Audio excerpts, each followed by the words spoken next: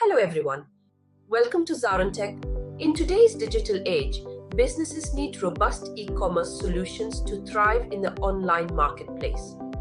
Today, we're diving into SAP Commerce Cloud V2, a powerful platform revolutionizing the way businesses manage their online presence. In simple terms, SAP Commerce Cloud V2 is a comprehensive e-commerce solution that helps businesses streamline their online sales and operations. SAP Commerce Cloud V2 is vital for staying competitive in the e-commerce realm. Prioritizing customer experience with platforms like this can lead to a 10-15% revenue increase. Understanding and leveraging SAP Commerce Cloud V2 is essential for businesses of all sizes, driving online presence, sales, and bottom-line growth in the digital age. In this course, we'll delve into SAP Commerce Cloud V2, covering its features, functionalities, and implementation best practices. By the end, you'll be equipped to maximize the benefits of SAP Commerce Cloud V2 for your business. But before we begin, please subscribe to our YouTube channel and hit the bell icon to receive regular updates from us. Now let us take a look at the agenda. Agenda 1, Introduction to SAP Commerce Cloud. 2, Installing the SAP Commerce System. 3, IMPEX. 4, Flexible Search. 5, Product Modeling. Let's dive in. So basically this is the curriculum they have shared. What we have agreed actually 42 hours. So it might exceed like 1 or 2 hours, depend upon sometimes like last training I conducted with the TCS, it was 42, but it extended to the 46. And some topics, sometimes we have more discussion, so it may extend. So generally we are going to cover it's not exact hour whatever they mentioned here, rather than some topic may take more hours, some topic may take less hours from here. Okay, because some topics may have more practical session. Okay, so today we are going to cover the overview, installation, and some out-of-box feature, not the data modeling, product modeling, some out-of-box feature. Okay. So I hope everyone already aware of the Java and Spring. Okay, so that is the basic requirement for this Hybris training, or basically Hybris this one. Now let's start with this one. So when we are talking about the Hybris, or basically nowadays its name is SAP Commerce. Okay, SAP Commerce Cloud, everything is same. Either Hybris, SAP Commerce, everything is the same for us. Okay. Now we're talking about the Hybris. So what do we understand? Does it a software? Is it a tool? Okay, or is something else? Okay, basically SAP Commerce is not a kind of technology like Java is technology where we are going to write something on. SAP Commerce is not a technology. It's not like a tool because it is just a combination of multiple technologies. SAP Commerce is just a combination. It uses Java, it uses Spring, it uses AngularJS, it uses JavaScript, it uses GSP, tag files, HTML, CSS, or for third-party integration, it uses a lot of other things. So basically, it's kind of things is combination of things. Okay, so SAP basically combine a lot of things. Plus, there's some own feature. So SAP Commerce, when we termize what is the term SAP Commerce known as, it is basically a solution. Solution means by using this, you can develop something like Amazon, Flipkart, Alibaba, basically a shopping site, basically e-commerce site. Okay, so SAP Commerce, rather than calling a tool, it is just an e-commerce solution plus PCM software. What does it mean by PCM software? We are going to discuss this one. So it's e-commerce solution plus software. Okay, content management. What is product? What is content? We are coming on that. So basically, by using this Commerce or Hybris, you can develop site something like Amazon or Flipkart. Plus, you can manage product and content. Product is whatever you are selling. Either you are selling services or any goods. Okay, or content means whatever you are seeing in the site. It's look and view. look and feel. So you can change, you can manage that. So by using this one, how you are going to manage that? For each management, they are providing the different sort of software. So e-commerce, this is SAP Commerce is nothing, is a solution. By using, you can develop plus you can manage. Just two things is that. Okay, these two things are totally different. How you are going to manage and how you are going to develop the site. Okay. Here is basically product content management. Okay.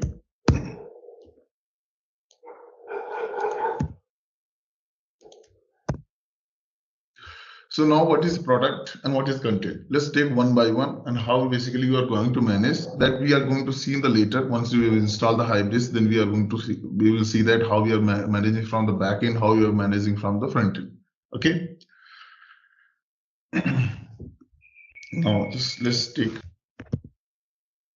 now here when you land on the home page for any shopping site, on the e-commerce site, this is the like home page for you.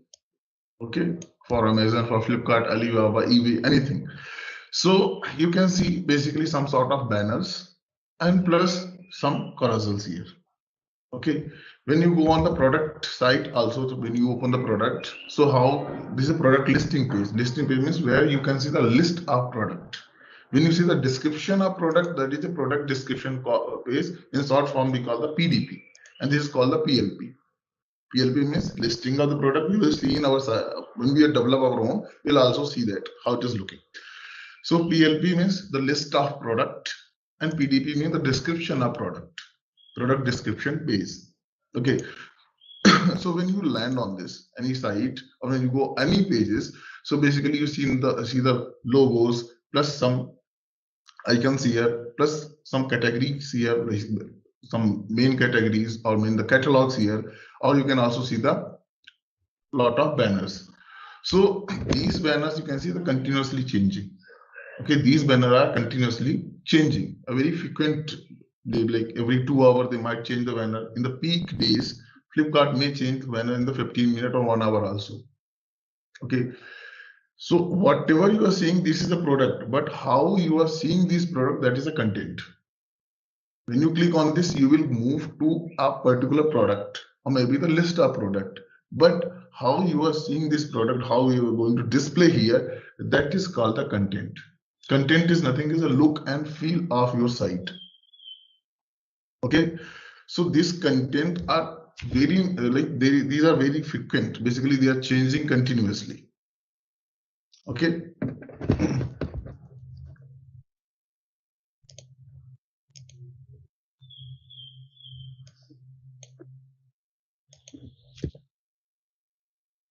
This content is nothing but whatever the look and feel of your site. Okay.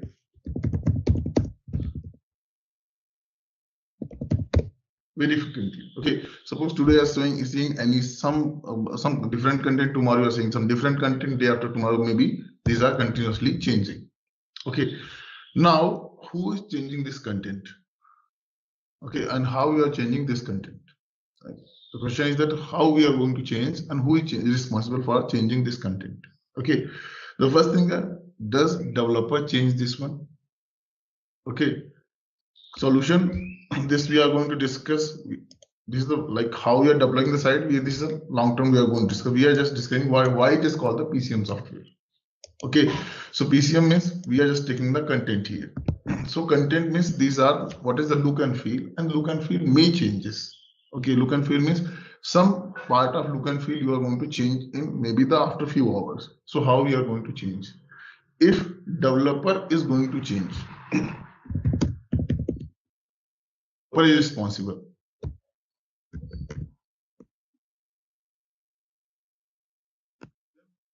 It will go with the entire developer life cycle. What is developer life cycle? Developer is going to change first in local. Then dev, then QA, then maybe if you have prod and pre-prod, and this is a normal. We have staging environment on different environment. It will move and then deploy into the prod, but it will take entire a sprint. It will take entire sprint to change anything. Developer life cycle is basically one sprint, or maybe more than one sprint. So it will take a lot of time. So if developer is responsible to change the banners or how it is looking like today is this best in electronics camera, tomorrow some phone will come.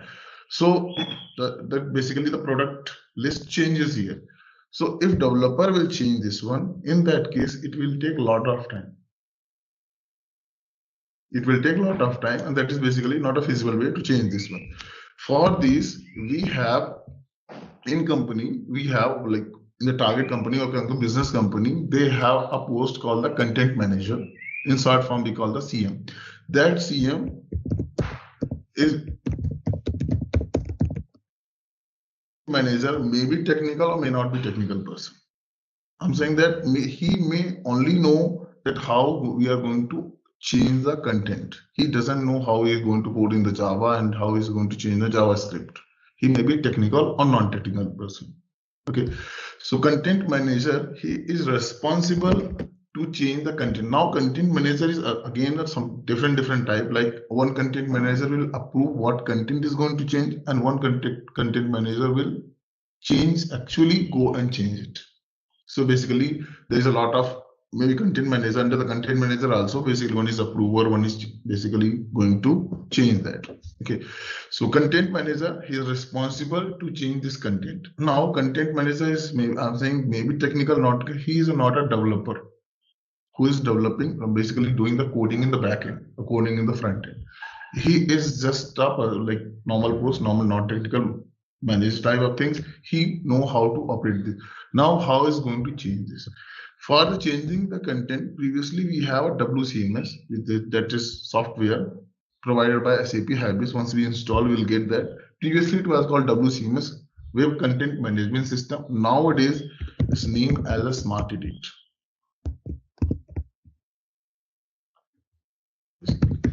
It's a software. The name is Smart Edit. By using this Smart Edit, anyone can change anything about the look and feel, and that's live. Okay, that's the live. You can change that. If you are changing anything immediately, it will reflect here. So content manager use Smart Edit to change the content of your site, or basically look and feel of site. I'm not saying that it is going to change the page structure at all, only something which is non-technical in things like just changing the banners, changing the list of product, he can change it. Okay, and we have one more software called back office also. From there we can also change, but back office is basically very lengthy software. We'll come on that also when you open that. So back office is very lengthy software. So Smart Edit is specially designed only for the content, while back office is basically designed to change anything related to the site. Anything related to the site. Either while in the back office, you can change anything. You can register a customer, you can create any product, you can create any pages, you can create like you can manage the orders. So many things you can do from here. Okay, so this is the basically very lengthy software, basically very large software. So Smart Edit is here only designed for the content purpose. So I'm not capturing any notes. I think it's already there. Okay, if anything is required extra, then I will share. Okay.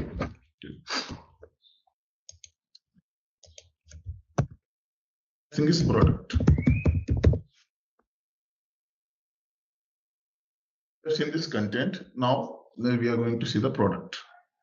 Product is something, anything, just take this one. Listing page, that is product.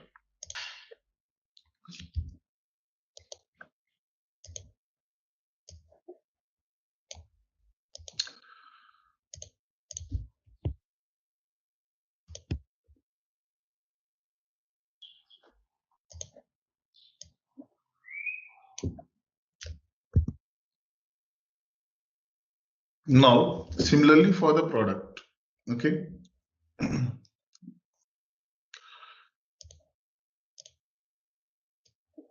Now, this is the some model M50 model camera. Okay, tomorrow M51 may be released. Okay, they are going to release them, and they don't want to continue with the M50. They want to discontinue this camera and they are going to launch the new camera here. Okay.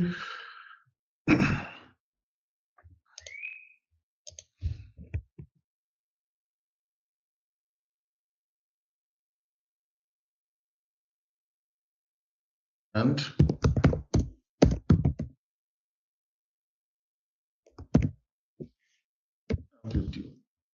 okay, so we need to display this one in the site, and we need to remove this product from the our site. Okay, we need to remove M50 and list the M51 in our site. Okay, now this is very one or two product changing here. We are changing the one or two product here. We are not changing the entire set of the product. There is one or two product. Now, who is responsible for this? Okay, who is responsible for this? Again, if developer is going on to change this, so developer will take again the entire developer life cycle, like changing in the from the local to the prod. It will move in a different environment. Lot of testing will require and lot of time will go. So for this, we have a post called product manager. In short form, we call the PM. Product manager. Now, product manager is basically responsible to manage the product. Manage the product means from creating to the product to enriching the product. Creating a product is basically giving us only some attribute about the product, like very special attribute, like this product ID, basically product code and product name. These are called the core attribute. Without that, product cannot be displayed. And after the enriching of the product is basically how you can make any product good on the marketing side. Okay, if product is approved, then we can show in the site. But marketing side means enriching the product means though we are changing those attribute which is may or may not responsible to show into the site. Like you are changing the images, that is enriching of the product. If the image is not present, still you can see this product. Okay, still you can see. But if the product ID is not there, product name is there, in that case, there may be the chance you cannot see the product. So product manager responsible for what? Product, we are coming now. When we discuss the product cockpit, we will discuss a lot of things in how we are enriching the product, how everything we can see that here. Okay, so enriching the product means giving the marketing attribute to them. Okay, we are giving the images, giving the like extra promotion and discounted. That is called the enriching of product. Okay, so PM is called product manager. He is managing the product. And how is managing from? He is managing by using the product cockpit. By using the product cockpit, he can manage. Product cockpit is again a small software provided by the Hybris to manage the product. Okay, and similarly, you can also manage this thing by the back office also. But again, it's a very lengthy software, basically very large software to load. It will take time to change from here. So that's why we have already small software provided for us. It's called the product cockpit. By using this one, product manager change any product, basically list product, or he can discontinue any product from here. Okay, clear? Yes, started it, and this is managing by the product manager and by using the product cockpit. Now we have seen these are the small software. When you install the Hybris, automatically these software will present. Okay, automatically the Hybris will give this software to us to manage the site. Okay, so like for managing content and managing product, they have given different software. Like that, we have some other software also provided by Hybris. Okay, so like if suppose tomorrow you have any problem after the placing order. Okay, you have placed any order and you are facing any problem. So basically customer related. For customer related, they again provided a small software which resolve the customer query or any complaint related, any product, any review, any order, anything is there. So they call CS cockpit. CF cockpit is cockpit means customer support cockpit. This is again a small software provided by Hybris to manage the customer related queries and complaints. So this is customer support cockpit. For this we have a customer support agents. Here we have manager also. So customer support agent or customer support manager, who is basically log into this software and take the customer related inquiry. It's quite similar to that. While you are raising the complaint when you have placed any order in Amazon, you want to give the return, and suppose some return you cannot do any return by using your from account, then you can call the customer care. It is quite similar to that customer support cockpit. Okay. Similarly, for admin purpose, we have admin cockpit. That means you can insert the data, you can retrieve the data, something like that, and you can maintain your site, basically maintenance. You can use some script. For that, we have a admin cockpit. Okay, normally we call the HAC, Hybris Administration Console. Okay, in short form, Hybris Administration Console. Okay, so like that, nowadays they have reduced the cockpit. Previously, we have a lot of cockpit they are providing. Nowadays, they have reduced the cockpit, but we have one or two more, like back office is there, integration cockpit is there for integration related stuff. We'll come on that once you install.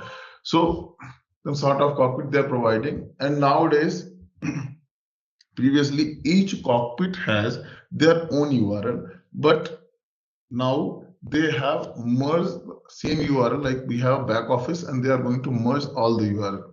This you can see in the practical, that's better to understanding. Okay. You can manage all these things from the back office also. That's everything you can manage from the back office also. But if for the light purpose, this is load faster, they are providing some small software. Kind of that one-to-one install on this, like it's not like a kind of not shared. It's not a shared kind of thing. We can install in the local or in the VDI anywhere, and you can do like in person. You can change, like for different person, they can install separately. Okay. So hybrid zip suite is kindly is quite too similar to like this. This is a two different version hybrid zip suite. One is 2205, one is 2211. Okay, this is the latest one. 2211 is the latest hybrid zip suite, like latest version of SAP Hybris, and this is just like prior to this one, 2205. Okay. And you can see _5 _7. This is called a patch release. For each version, they are defining giving the patch release of this one. Okay. So for 2211, this is the 5th patch release. They might give 6, 7, 8, 9, 10, maybe different patch releases. Basically, allow like small enhancement in each patch releases. So they either share, like when you are installing that, means the installation of Hybris is basically nothing. So we are basically installation of this zip suite only. Okay. In the local.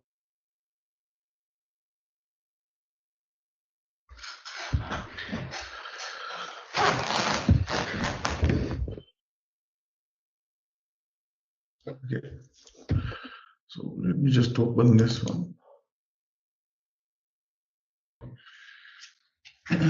So when we're talking about the Hybris suite here, okay, so the installation of Hybris basically nothing, installation of this one. Okay.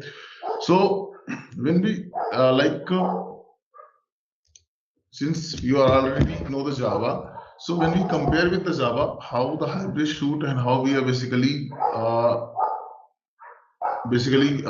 going to develop a normal site. So whatever the different technology provided by Hybris itself is integrated with the Hybris, and how we are going to develop around the Java, and how it is different with each one. Okay. So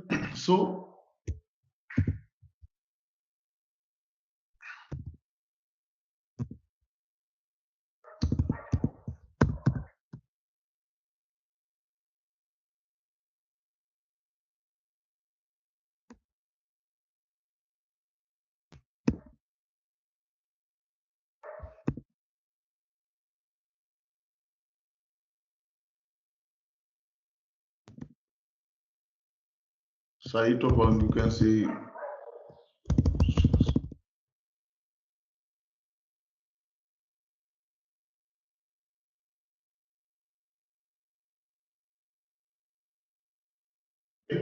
so basically by using Java and .NET, can you develop any site or basically any solution? The answer is basically clear. No, you cannot develop because and .NET is just a language, or just you are going to write a piece of code, but you cannot run it, you cannot deploy it. Okay, there's a lot of extra thing you need. Okay, so inside this one only, I'm just talking about that what different things you need for coding purpose. Of course, you have it doesn't need. They already providing Java and .NET. But for code building, compilation, building the code, you need some extra software. Okay, you might need Ant tool, might need Maven, okay, or whatever the different tool allowed into your project. You can use this one to build your project. Okay, again.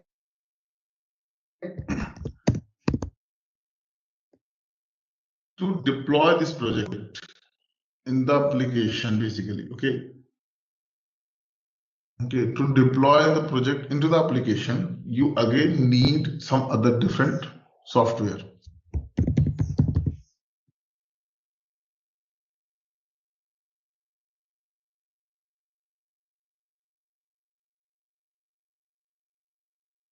Purpose you again need some different software, maybe from the Apache, Logic. Basically, you write the code, you are going to build the code. Then basically, when you are running the code, deploying into basically running, starting the server, basically how you can test the code, you need a different web server. Okay, maybe from the Tomcat Apache, WebLogic, anything you need to basically run your code or basically deploy your code. Running a code is nothing is the way of saying the deployment code. Okay, again. If you have some data, you are going to store in the DB. So DB is not coming with the Java itself. You need external DB. So it may be from the Oracle and maybe some other DB, MongoDB, MySQL. So other you need. So when you are going to develop by the Java and .NET, you need some sort of extra software to complete a particular solution, or you can develop any site. But while using into the Hybris, the coding, we have Java. Coding, we have Java. Okay. Till now, I will also extract the Hybris also for you. I'm just taking 2205. This is very common nowadays. If you are 2211, that's quite similar. Okay. Okay. To extract Hybris suite, basically this is zip suite. Either this is basically we download this from the SAP site. Okay, not all person, 1 or 2% from your project is authorized to download from the SAP site. Okay, you can download it. So to extract this one, you need external extractor. Don't use the window extractor because some file you might miss if you are extracting. So you use either the WinZip or 7-zip to extract this particular suite. Okay. I'm extracting.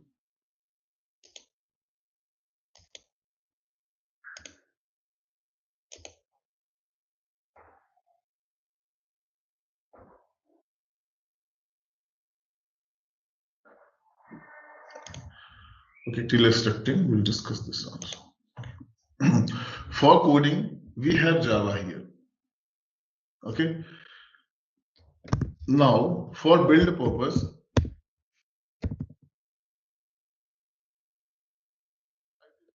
the AND tool for us. Okay, by default, Hybris provide AND tool for the building. How we are building the code, that will see. This is basically we are going to run the command. Okay, for coding, we have Java. For build purpose, we have AND tool. So where is the AND tool is that? Okay. These are the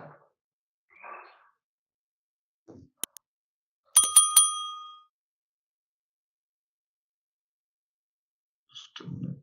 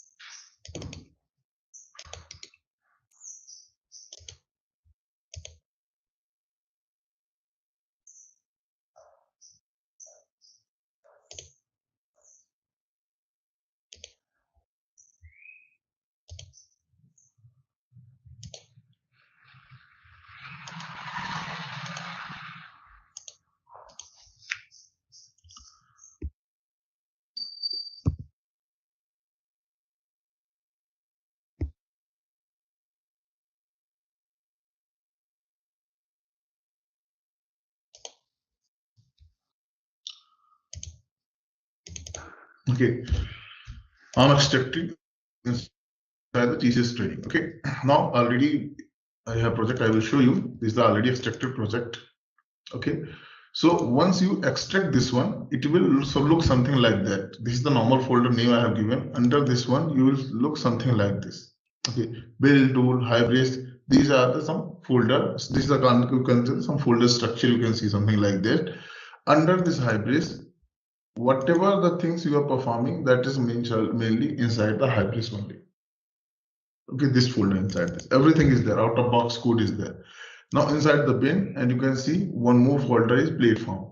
So under your folder, we have hybrids, then BIM, then platform. This platform folder is kind of the core folder of your project, any project. Whatever the out of box feature, we are going to run any application, anything in the hybrids that is running basically on the platform only. We are running in the platform only. So under the platform, you can see the Apache ANT folder. This Apache ANT folder is responsible for the, this is the out-of-box jar file is provided for from the ANT. This out-of-box code is already provided for you from by Hybris to build the code. So this Apache ANT, when we are building the code, means already we have ANT software with this integrated with this one. So for the build purpose, we have this already providing the ANT tool. And where it is that under the platform folder, hybrids, bin, platform, we can see the Apache ANT here. Okay. Thing is that deployment purpose.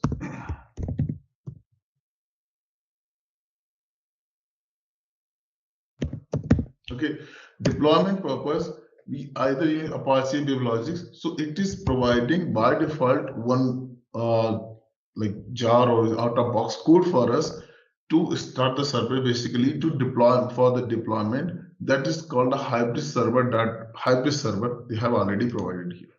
This hybrid server. Okay. So hybrid server is basically, it is built on the top of Apache Tomcat. Okay, it is just exactly quite similar to Apache Tomcat. Just normally some modification they did, and normally it's Apache Tomcat only. You can understand. So they basically you can see Tomcat is already there. So this Apache Tomcat they have already provided, and this hybrid server is nothing, is running on the top of Apache Tomcat. Is running on the top of Apache Tomcat only. So hybrid server they have provided. So you can see two different command also. Habit.sh. It is for the MacBook or Linux. This is for Mac or Linux, and this is for the Windows. This is a batch file, and this is a sh file. Okay. For deployment purpose, this server they have provided. This is basically built on the top of Tomcat. Okay. Now the last is DB. Okay. For DB, they have already provided HSQL DB. It's an out of box already provided DB for us to store the data anything. So HSQL DB, you cannot see here. It is basically inside the hybrids. You can see one data folder. Now we have gone for the bin and then platform. Now we have a data folder. Under this, you can see the HSQL DB. This is the basically database already provided to us. So whatever we are extracting now, once we install this Hybris, then we can see the HSQL DB. So HSQL DB is something, is the basically out-of-box DB provided by us. This DB, again, this is only for the local purpose. This DB is not that much mature enough, which we can perform any like sort of deployment into the dev, QA, or the prod. Okay, this DB, this data folder is basically responsible to hold the any type of data. It may be in the file format, it may be on DB, it may be the any images, anything you are going to store here. So this DB is only, HSQL DB is only for the local purpose. This DB you cannot use in dev and QA because this might get failed. Okay, that's why in the real-time project, you are going to use either MSQ, MySQL DB, SQL, any third-party DB. You're not going to use this DB. Okay, how we are going to attach that DB, we'll see that also. Okay. Okay. So for when we are doing the Hybris is already providing a lot of things to us. Okay, for coding, we have Java, build tool, earn tool, deployment, probably this one DB. And for the front end, they are nowadays Spartacus we are using. Previously, we are using the JSP files.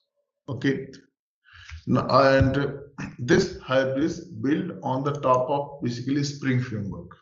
So whatever the Spring has, either Spring Batch, Spring MVC, Spring Dependency Injections, Spring Integrations, Spring AOP, everything we are using in the Hybris. Everything we are using here. Okay, whatever the Spring feature we have, all Spring features we have already in the Hybris only. Spring MVC means what, that model view controller, that flow entirely copied in Hybris, means all it is just built on the top of Spring framework. So whatever the security we have here, that is coming from the Spring security. Whatever the integration we are using, it is coming from the Spring integration. It has own also, but mainly coming from the Spring integration. Okay, AOP, dependency injection, everything is that coming from the Spring. Okay, it is just overview I'm giving that. Okay.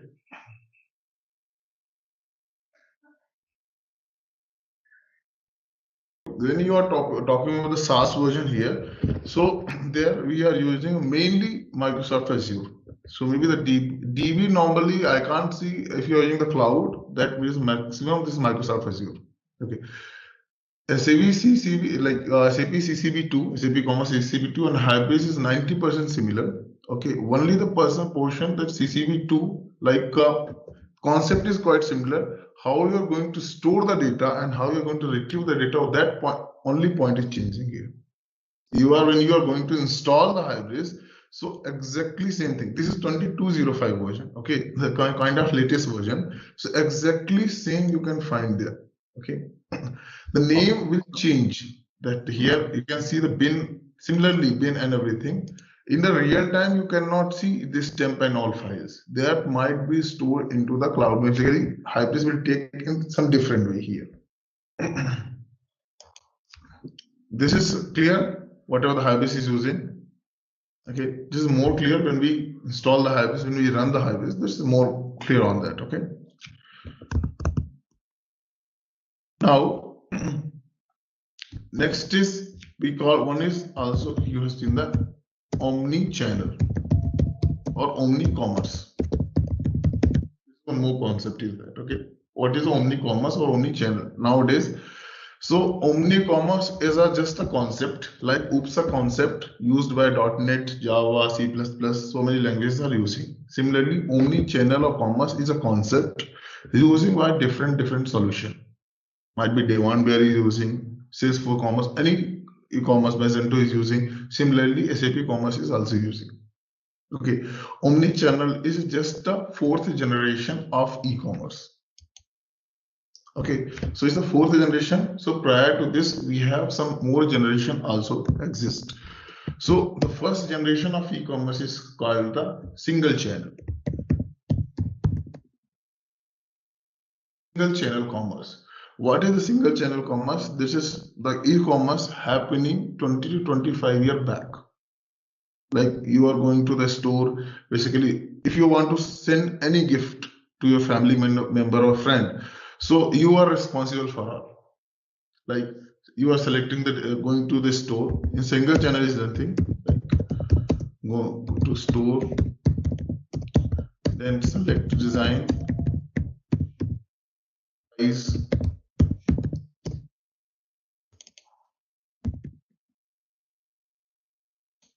Okay, then my, and then going to deliver. Or now it's delivering by the post and anything. Okay, whatever. So everything basically you are responsible for that. You are going to store, you are selecting the design, you are bargaining the price, paying and all. That after that you are going to post, basically do everything in order. That is called the single chain. Single chain means everything is responsible. We are not changing any channel here. A different way is not involved here. Okay, everything everywhere you are involving and you are performing all the actions. That is called the single channel commerce. Okay, then the e-commerce evolution done. Then we have come the multi-channel. Multi-channel e-commerce is that there is some different channel you are involving, some different way involving to ease of your work. Okay, so what you did, you have opened the website, selected design. Okay. Now you are going to store. After that, you have buy, and after that you have delivered. After you're giving the delivering to your friend by the post and some sort of couriers. Okay. If you are doing in this way, then this is called the multi-channel. Multi-channel means you are involving one more channel website where you are selecting the design, going to the store, showing the picture. This is the design I have selected. I want this one. Okay. Now again, this have a lot of problem is that similarly for single channel, like whatever the design you have selected, that may or may not available into the store. Okay. Payment mode, don't know what payment mode he is accepted. He will deliver. If your friend don't like then you give, what is the next step you are doing? Okay, so again there's a lot of things are not covered here. That's why there's a one more third generation come that is called the cross channel. Cross channel is nothing, it's a switching between different channel. Okay, again here kind of thing is multi-channel, but we are switching different plus extra functionalities we are coming here. Okay, so now we have a website here. From the website you have selected design online.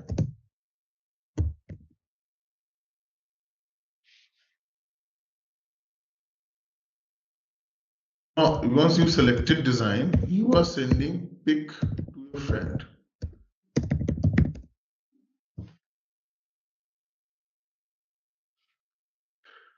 Now, suppose you have selected 4 to 5 designs or 10 designs and send it to a friend. Now, friend will select.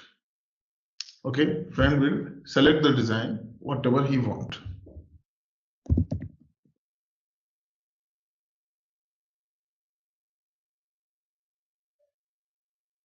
Okay. Once it is selected, then you are calling here to place order.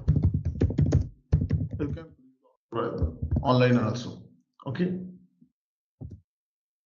Now, once the order is placed, there will be person to deliver. It's quite similar to that. 10 year back, you are seeing some Noctol ads, home shopping 18, something like that. 10 year back, we are getting something like e-commerce out like this. That is called the cross channel. You are basically overlapping one to different channel. You're first using website. Now till you are selecting everything, now sending the friend pick to friend. Again, the term coming to you, channel coming to you after selection, sending to you. Now again coming back to you. Again, you are calling the customer share and customer share will place the order. Okay. Now the problem with this cross channel is that you cannot apply the promotion and coupon. Okay, whatever the promotion coupon they have, they might apply. But suppose you have any promo code, or you have some sort of loyalty points, you cannot like redeem that do this thing. Okay.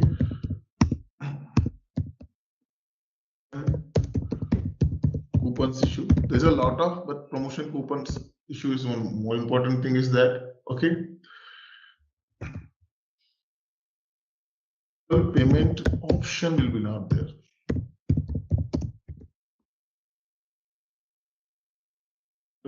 Was not there. Okay. And suppose your friend don't like this one, then return replacement is not as feasible as we have nowadays. Okay, nowadays we have return replacement policies very advanced, but in cross channel return replacement is not that much mature enough.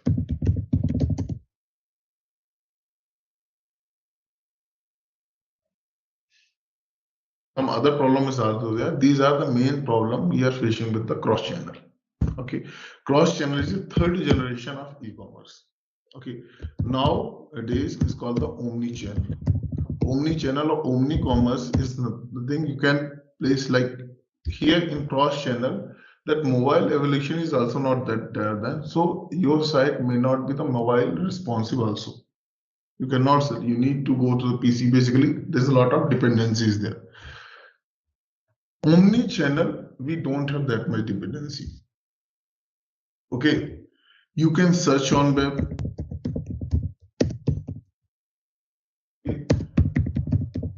Identify the best. Okay, now while the searching of web, in the images you have the URL to move to the particular site also. Okay, some very like high rated product are already by default come on the top. Okay, while a high rated site or trusted site already come on the top. So identify the lot of delivery option is that you want to deliver on the particular day. You have nowadays you have option to deliver on the particular day. So omni-channel is nothing, it's the normal days e-commerce practice. Whatever you can see in normal days e-commerce practice by the Amazon, Flipkart, eBay, any site. So that is called the omni-channel. Okay. Then identify, select, then payment. In payment also we have a lot of option.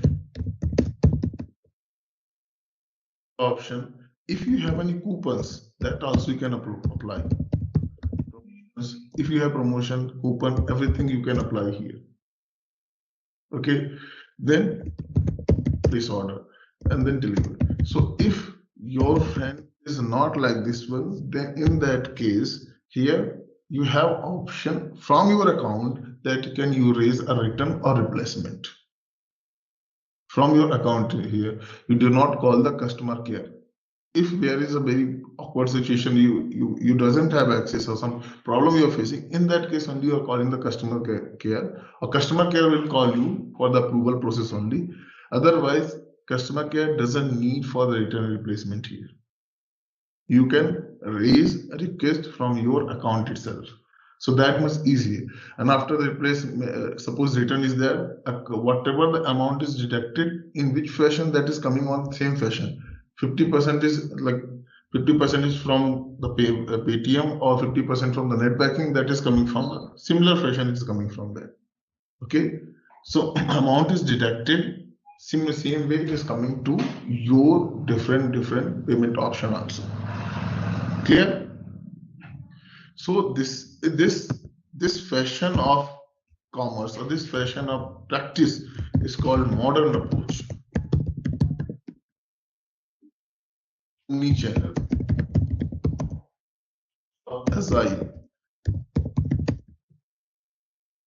agile approach, agile commerce, everything is the same. Everybody are pointing the same name, that omni-channel, omni-commerce.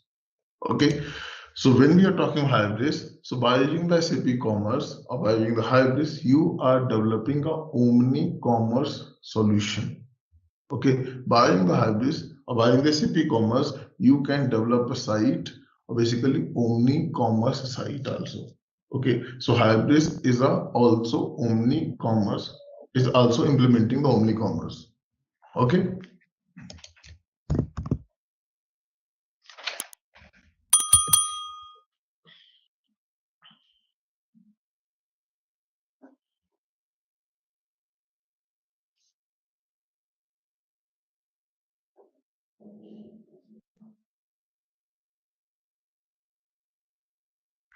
Let's see, do we have any?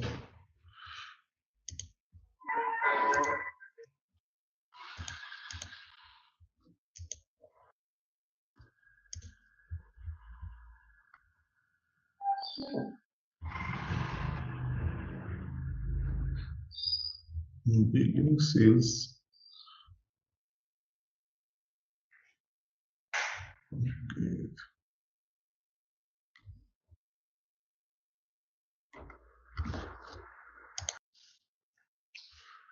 I think there's no point to discuss on any history related to this e-commerce more, like how the hybris evolved, because that is just consuming the time for us.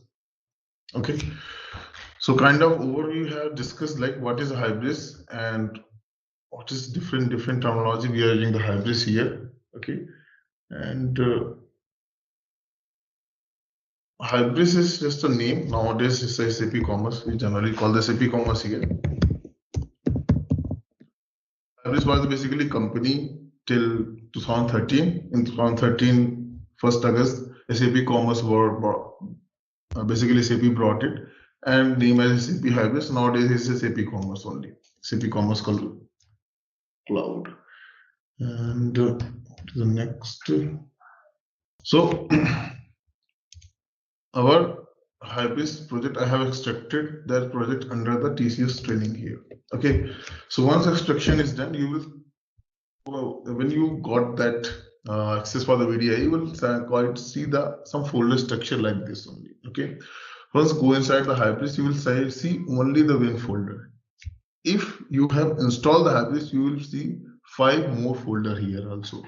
But since you have not installed, it is not installed yet. It is just fresh. I just extracted this one. This is out of box, so you can see only 1 folder. Under this, you can see modules and the platform. Okay. So this is how you can see that. Okay, now Hybris, let's discuss about the installation purpose here. Okay, Hybris installation purpose. We have like suppose for example customer support cockpit. Normally SAP customer support cockpit we do not use. Every site have their own customer support or raising the request on that. Right. So yeah, you can disable that thing and you can enable your own. Suppose for example, you cannot avoid everything. Like you cannot you cannot disable the back office. Okay, so back office basically core thing here. So you cannot disable. Yeah, suppose customer support cockpit you don't want to use. Okay, so either you can leave as it is since it is out of box. So you leave as it is, do not use, and you can whatever the new software you can integrate with this one. Basically, you are capturing the request in any third-party system. You are basically in third-party system. You are taking any request. You are basically dealing with there and updating into the Hybris database. There's a one way you can do by using the integration, doing in third-party, and you have provided basically is something like that.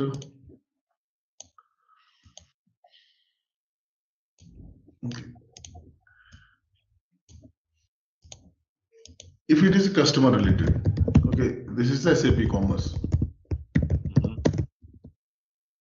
This SAP Commerce have some sort of data. Okay, some things you are not using here. Okay, you want to use a different UI structure only. You want some different platform or basically some different software itself. So in that case, what you can do, okay, you can use this one. Okay, so this is the third party. So here you need to provide a layout here itself. You will lay out some page is there. You will provide some page or layout there. This layout will take data from this department. When you are hitting this customer is hitting this one, then this data is coming from this party for particular. Suppose for the complaint and request only.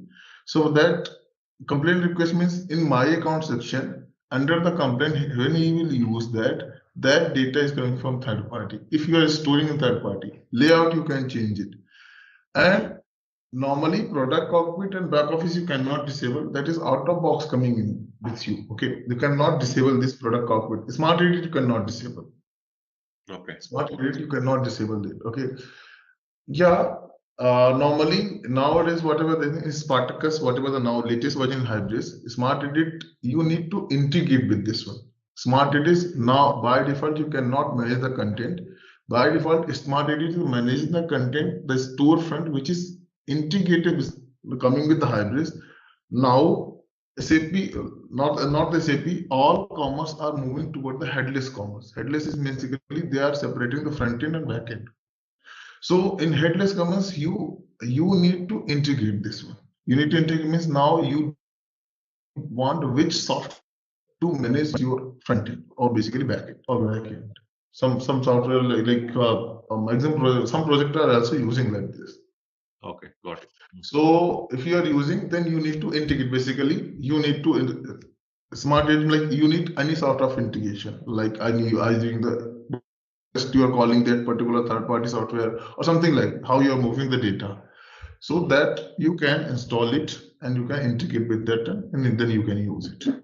Yeah, in backend you need just a URL point, how you are basically like in point URL, how you are integrating. Rest of the thing is third party will do. There's a lot of things to discuss the history and all of those things Hybris family, but I don't think that is important for project related because Hybris is nothing. It's like Hybris was a company, so there's a lot of software is there. So there's no point to discuss everything. Okay, so let's discuss about the installation part. Installation part, basically installing the Hybris, installing the SAP Commerce, how you are going to install. Okay, installation in local and installation in environment, different environment is different. How you're installing in local is not similar how you're installing into production. It's entirely different. Okay, because in production you don't have source code access. In local you have. Okay, so that why we have a different installation purpose. Okay. Now in the local, there's a two type of installation. One is traditional way, how we are installing the previous version of Hybris, like continues from 8 years to till now, and one is buying the recipe. Recipe is introduced nearly 16 or 17. So just basically shorten the part of installation. Okay, how you can sort the basically installation is called traditional way. Traditional is a normal installation.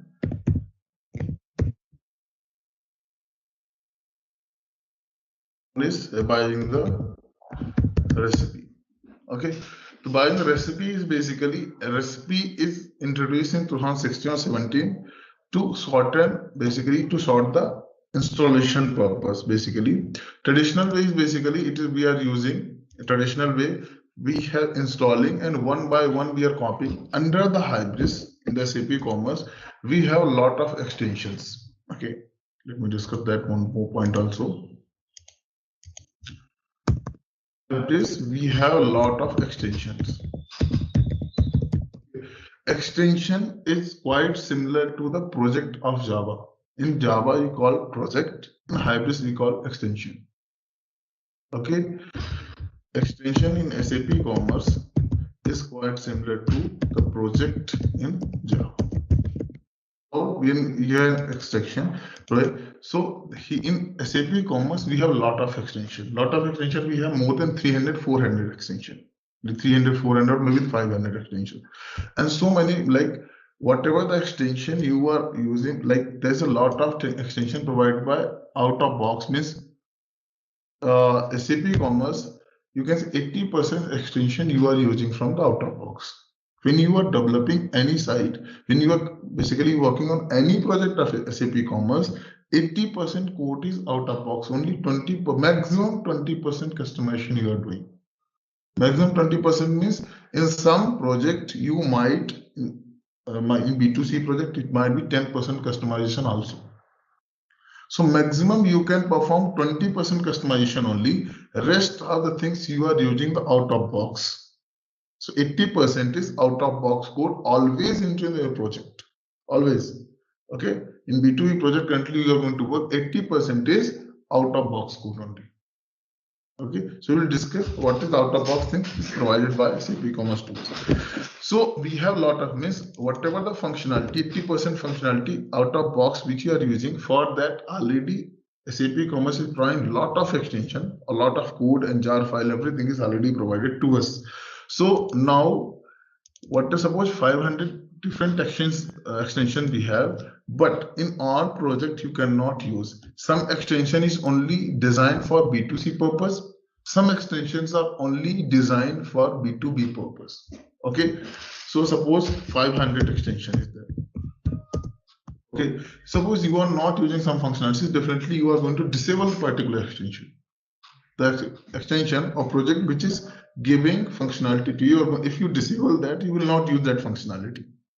Okay, so you have 500 extension. If you disable the back office extension, then you cannot use the back office functionality.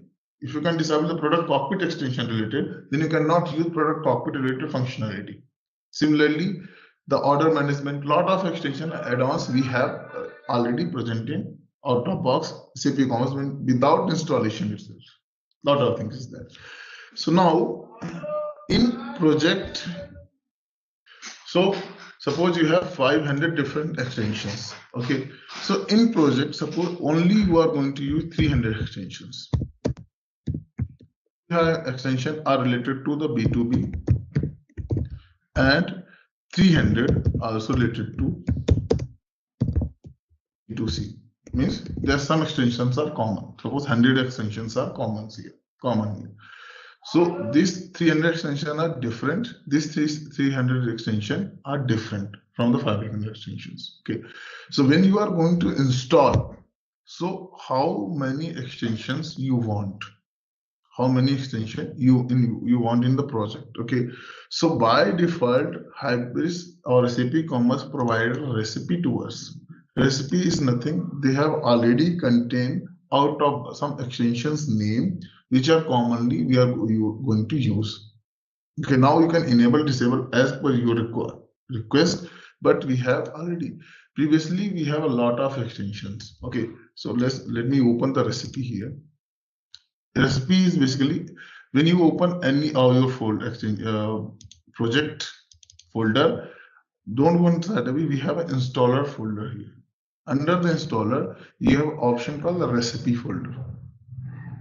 Under recipes, if you go here, so you find 4 different recipes. In 2 or 3 versions prior, we have nearly 10 to 15 recipes here. Okay, for B2C, different recipe, B2B, different recipe, B2B order management, we have different recipe, B2B order management, B2C order management. Sometimes site are B2B plus B2C. So for that we have different recipes. So different that is nothing, different extensions are listed there. So now they have combined and make normal recipe called CX recipe. This is for B2B or B2C also. You can see CX China, CX old OCC and CX old OCC V1. Now CX is a normally recipe which is called basically used for the Western purpose. Now Western commerce and Chinese Eastern commerce is currently different. Chinese e-commerce is not similar as we are using e-commerce in India, UK or USA. Okay, Chinese e-commerce is in some differences is there. So definitely their out-of-box code is slightly changed. So their out-of-box means their extension may be changed. Not all, but some extension will change. So whatever the extension are changed, those are listed inside this recipe. Okay. CX old OCC means whatever the old type of Omni Commerce Connect we are using, or some project may use in like V1, V2, they use V1. If they are using, they can use this recipe. Inside the recipe, nothing. You have 2 files. One file is called build.get and readme. Readme file is just the information about this recipe. Okay, whatever you are doing, run this command, then this command, after that run this command. This is nothing. And one is build.get. This is the main important file is there. In this file, you first see one is properties file. In this file, first some line from line number like this 2, 1 and 2 is a jar file first, one or two, where you can see the jar file, same under the installer folder. Go back to the installer folder again, and here you have lib. Under the lib, same two jar, you'll find these two jar. Platform plugin, add-on 2 plugin. Installer add-on 2 plugin and installer platform plugin. These two jar we are using. So basically, when you are running this recipe, so this builder, basically I'm using these two jar. Maybe some recipe using the HTTP core, maybe some recipe use the Jackson data bind, maybe. Okay, but normally for this recipe we are using these two jar. Okay, after that, this is installing the Maven related dependency, and then we have the properties. By using these properties from line number 18 to line 14, it will create one more file called local.properties, and it will, you can see, local properties. So basically local dot properties, and put all the data inside this, all these values inside that value. So properties is nothing, this is the key and this is value. This is key and this is value. Okay. After that, after setup, you can see extension. By using this one, it is creating the local extension.xml file, and here it is basically mentioning these extension, inserting these extension values. Okay. So if you open the Chinese recipe, so there may be maybe 80% extension are common, maybe 20% Chinese related extension they might change. Chinese related extension they might change. If you install the traditional way, in that case it will install the default one. So but in traditional way you are going to manually enter all these details. Okay, but if you run by using the recipe, automatically it will create file and put those values. Okay, so currently you have in TCS under the Hybris, you have only currently bin folder. Only bin folder is there. Okay, this is the before. I have not run any, just extracted. I got only bin folder, nothing else here. Okay, now I'm going to run by using the recipe. Okay, by using the recipe, you are running the recipe where the recipe located, right? Recipe located in the installer folder. So you are installing the recipe into the installer folder only. So open the command prompt in the installer folder. Okay, and similarly run the command. So what the command you are going to run in that is going to the recipe I'm running CX. Inside that you have command here. Already you have command here. So in place of install.sh, you will do install.bat. For the Windows, install, this is for the Linux purpose, Linux and the Mac related. For the Windows, we have a .bat file. Okay, this command will you will also see here. Install.bat, install.sh. Okay, install.bat, these two files you can also see here. Okay, these two commands. Okay, so in place of install.bat, on the install.sh, I'm using the install.bat. -r, the name of recipe. Then I'm going to set upping the recipe. Okay, I'm going to set up the recipe. You can see 3 commands. Setup, initialize, and start. Setup means basically you are creating file. After that, you can initialize your system and start the server. Okay, so setup means basically creating some folders, basically creating some files, setting your project. How you are setting your project. Setup -a initial password. Whatever the password I am going to give, just remove this and give any password. Okay, so this is my recipe. This is my recipe for the setup. This install.bat, this is the command, -r, then recipe name, and what you are doing. I'm doing the setup, setting the recipe, basically setting the project, and after that password. Password you are going to set. Previously version the password is automatically set, that is Nimda. Nowadays password you need to mention. Okay. Similarly, into the build.gradle file only, here in the local properties, you will see ensure admin password state. This is nothing. Whatever you are running, it is taking and inserting into local.properties file. Okay, let's run it.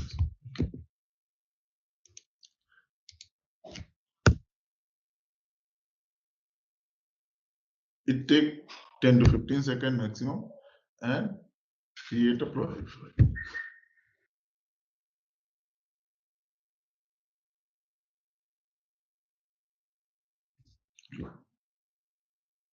Now it's done. Recipe setup done. Now go back again here under the Hybris. Now you can see 5 extra folder. Means total 6. Previously it was only 1 folder. Now you have 6 folder. Okay.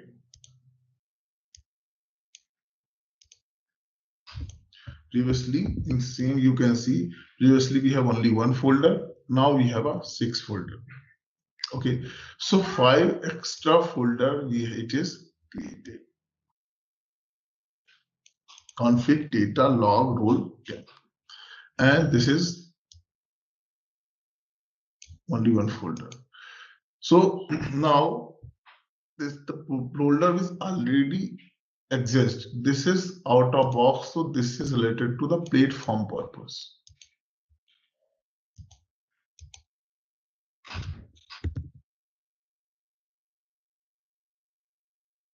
Platform purpose. These are created custom by using recipes, so this is for our purpose.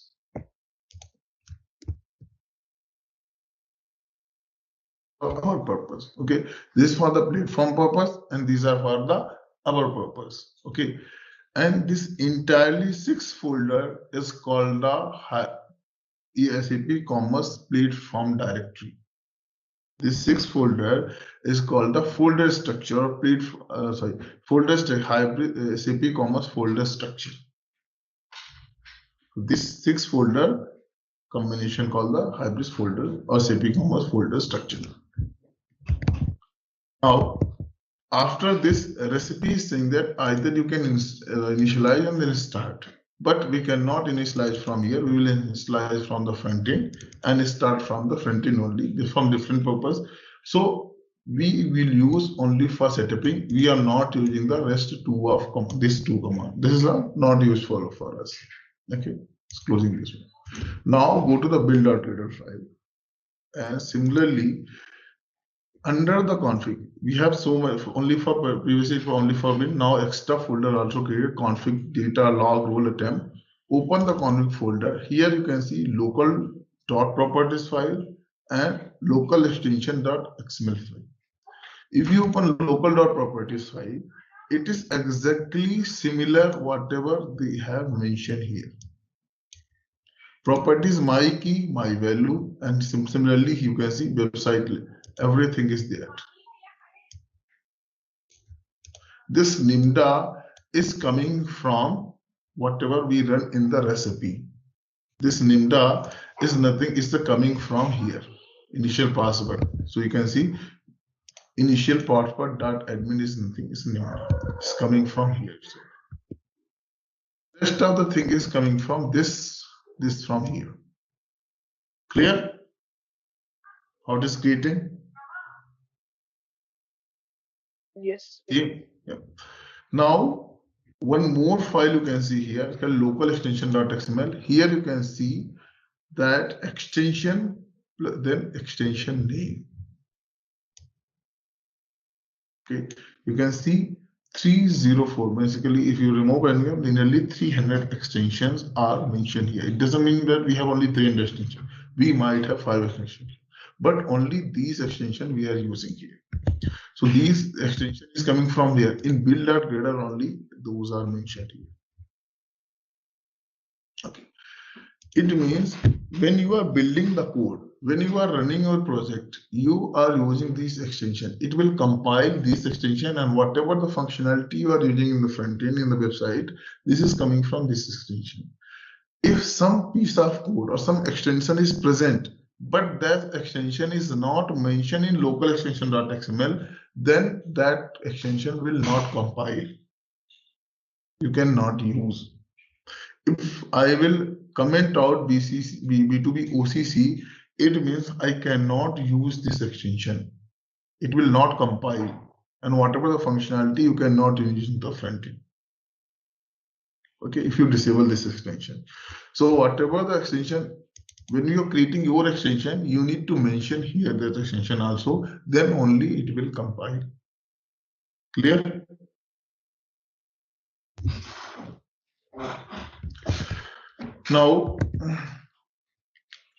Now recipe installation is done, setup is done, then I'm closing this. I'm not using rest of the command of recipe. Rather, after that, in the Hybris, we have been go inside that. One more folder is called the custom.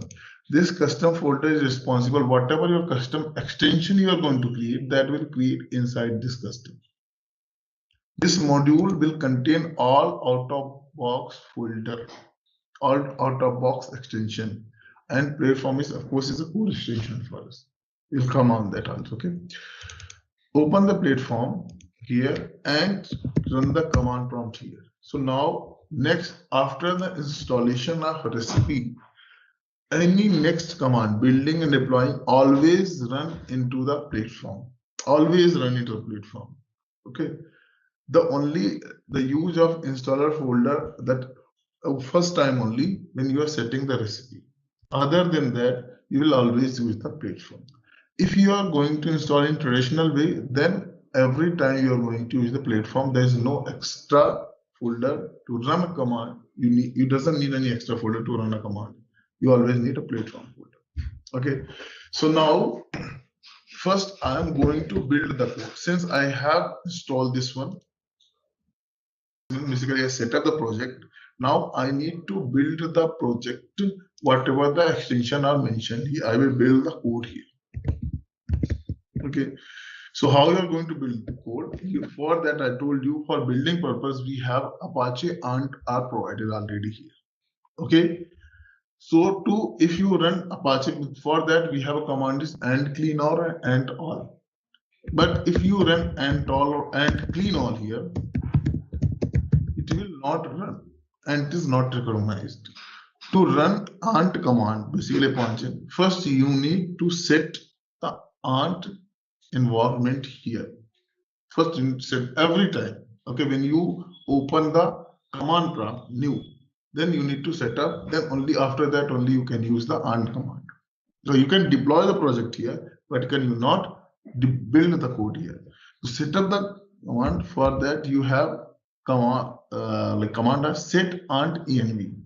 Okay, just press S, then tab button. That's set ant env dot byte. Similarly, set ant env dot sh is also there for Mac and the Linux. So this is not set ant environment.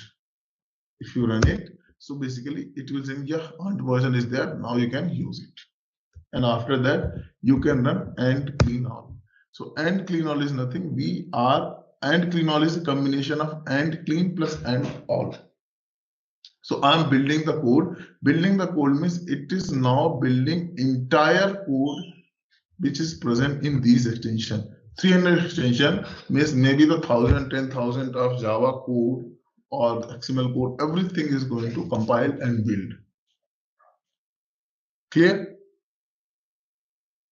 And we have a lot of command. Okay, so ant clean all is nothing. It's a combination of ant clean plus ant all. Okay, ant clean means it will cleaning for the project. It will clean all the generated file. Ant all means regenerate those files. Okay, so you will not understand this one. We will discuss the data modeling part. Then you will understand on better way. These are the command basically we will normally run. If you are cleaning already generated file, you use ant clean. Ant all will regenerate those files which are clean, plus compile the rest of the code. That is not clean all. Okay. So there's a lot of generated file also. Basically POSO classes and all. We have by using the XML, we have generated some sort of Java code also. So that is done by the ant all. Ant all is nothing, it's for the building purpose. It will just compile your entire code plus generate some file. Okay, what are those files? Will come down that also. Okay. So it will take some time, nearly 10 to 15 minutes, because first time we are running. So it will take 10 to 15 minutes to compile entire code. Okay. So this is the command provided by, there's a lot of command also. So normally what command you are using, and clean, you use and all, and clean all. Okay. And clean for the cleaning purpose, already generated classes, Pojo classes will delete, and all is basically will do any type of changes, anything. Basically generate those file again. And clean all is basically, and clean all means and clean plus all and all, combination of this one. When to use when, we will come on that also. That one also when we go on the practical. So when to use when, we will discuss these things. After that, we have so many and command also, and production for the production related, so many other commands also we have. So till it's running, so it is this and clean all is nothing, is basically compiling these many extensions, whatever the extension we have mentioned here. The overview and everything is done. The system requirement. Okay. System requirement is installation and everything is. So whatever the BDI they are providing, that is already, I think, up to mark. Okay. So system requirement is basically we need minimum i5 version of processor. So and then it is from next Monday. So you have time to get that VDS. Okay.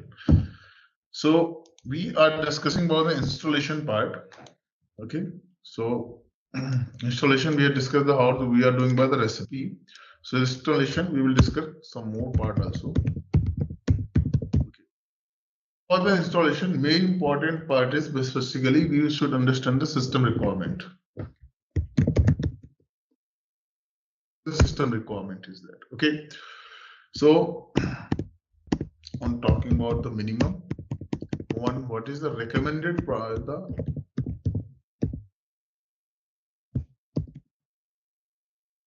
recommended by SAP? Okay. Minimum should be i5 and recommended is basically i7. So we'll enough if you have RAM minimum is minimum requirement. GB is recommended basically. Okay. Okay. Below 8 GB you cannot start the server. If you have 4 GB RAM, you cannot start. Even 8 GB nowadays we are facing the problem. 16 GB is recommended. Okay. GB is minimum and actually recommended by the 40 GB. This is recommended for SAP, and this is the minimum requirement to start the server or basically load the SAP Commerce. Okay. So for installing in local, or if installing in the VDI also, you need Hybris or SAP Commerce zip suite.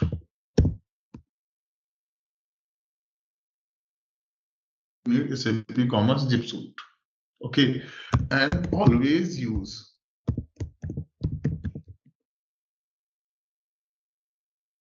party here. Don't use the window one because sometimes we miss that. And here I have given the name as TCS training. Don't give the spaces TCS space training. In any point of time, there should not be space because you are running the command. So if you are giving any space, it will fail. Command, you cannot run the command. Okay. So space should not be, space is basically not allowed. Okay. So now we have already seen now how we are going to install. Okay. So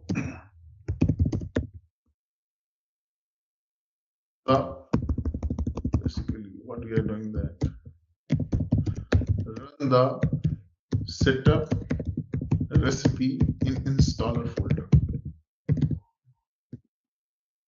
Installer folder is here.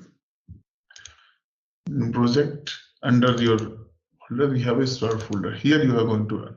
And what command we have run, that is under the build dot, that is basically under the readme file. Okay, once this is done, then env. Everyone has Windows, right? In platform directory. What is platform directory? Basically, go here. This is training, Hybris, bin, and this is the platform. So you are going to run like this. This is basically nothing. This is just setting the environment like this. Okay, you are going to run something like this.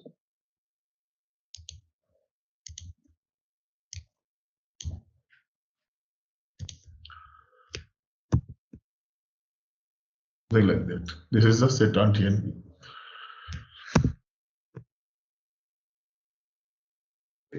After that, run and clean all.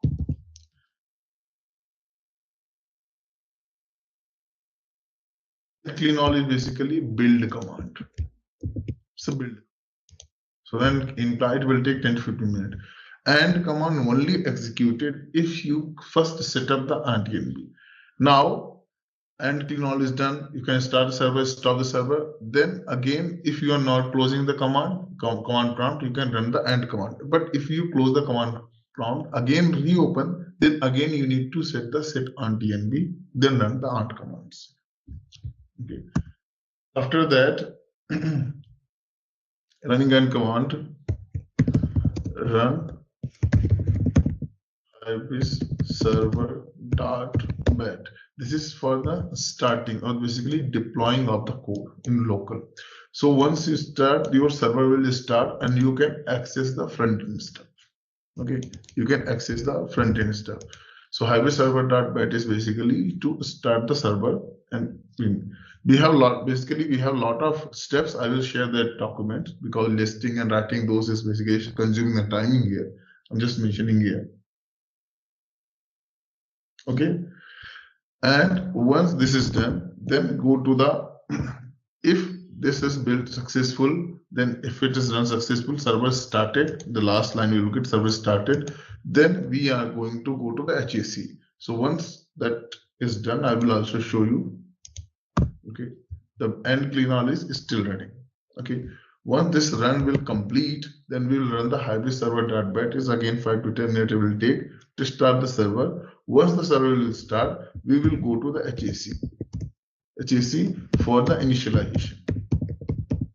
Why the initialization? Initialization is basically, it is setting your entire project. Initialization means here is basically deleting all existing data and recreating all the data. It is for the DB purpose related. It will create all the OTB data into your project. Whatever the OTB data, product, customer, anything is that, it will take, and initialization will take nearly 3 to 4 hours. It will take 3 to 4 hours initialization. Okay, so this is done by using HAC. We can do from here also. After the end clean all, we can run the end initialize also for initialization, and we can initialize from here also. There's a multiple ways to do the initialization, and initialization will do only once in the entire project. Okay, you cannot do the initialization again and again. Initialization is, if you have a lot of data, it will take 1 or 2 days to complete this initialization process. Okay, so initialization is nothing, it's removing entire data of your project and recreating those data, table structure and everything. This is called initialization. Once initialization is done, your project is set up, ready, and you can use it. Okay, you can use it. One more term is called update. We'll discuss that. What is update is basically. So we'll do initialization after this one. Once this will complete, I will do that also. Okay. So we are discussing here and clean all commands. Okay. Now I have already project. I will show you basically. All right, let's test your knowledge. Here's a question for you. What is the primary function of SAP Commerce Cloud V2? Option A, content management. Option B, customer relationship management. Option C, enterprise resource planning. Option D, e-commerce platform and digital experience management. Take a moment to think, and when you're ready, choose the correct option. Remember, each choice holds a key to unlocking the answer. Good luck. Type the correct answer in the comments section. Hey there, want to become a whiz at managing supplies? Our SAP Commerce Cloud V2 course is here to guide you. You can take it at your own pace on our platform. In this course, you'll dive into SAP Commerce Cloud V2, your ultimate toolkit for planning everything from making sure we have enough products to get them where they need to go. Our course covers everything you need, from the basics to advanced tricks, all taught by experts who know their stuff. Your teachers are seasoned pros, ready to guide you through and answer any questions you have. And guess what? Our students love it too. People just like you have found our course super helpful. The best part? It's budget friendly. This fantastic opportunity to learn won't break the bank. Ready to become a SAP Commerce Cloud V2 Pro? Sign up on our page now. For more info, check out ZaranTech's website. Written for the TCS only.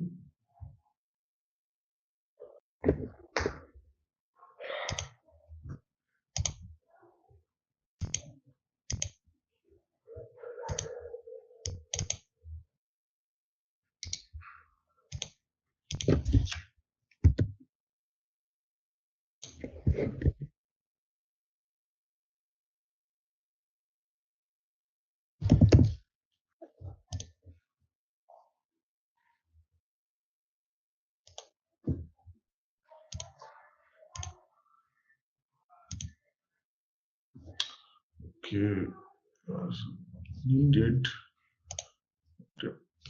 So actually, we have a lot of extension, but I'm not importing all extension to the Eclipse. So this is basically already existing project. I'm not showing that. So we can import those projects into the Eclipse. These are some. We have 300 extension, but we are not importing 300 because it will become a lot. So whatever we think this is important, we are changing. So we are importing into all custom folder plus some out of box extension we are importing here. Okay, this is already imported. This is for the previous project, previous training only. So these are, you can see, this is same config folder I have imported. Config folder is nothing, you can see here. Under this one, this is the training. This is the nothing is the config folder. Same, I have imported here. So under the config folder, you can see here. You can change from here. So local properties, local extension.xml. Like that. Okay, you can see. This one.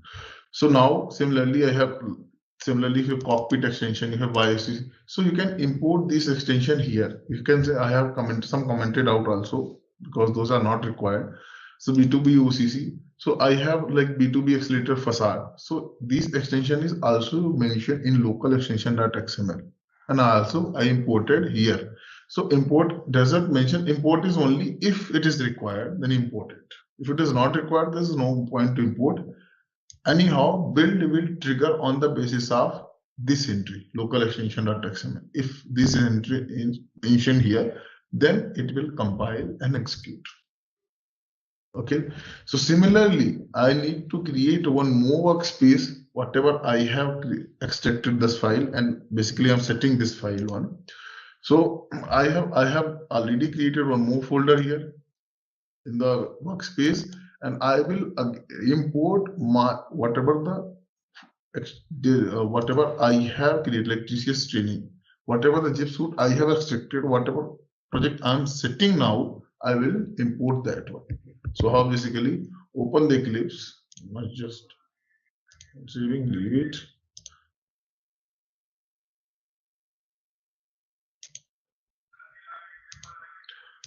TCS training, select. Yeah. Okay. Oh, this is the new Eclipse.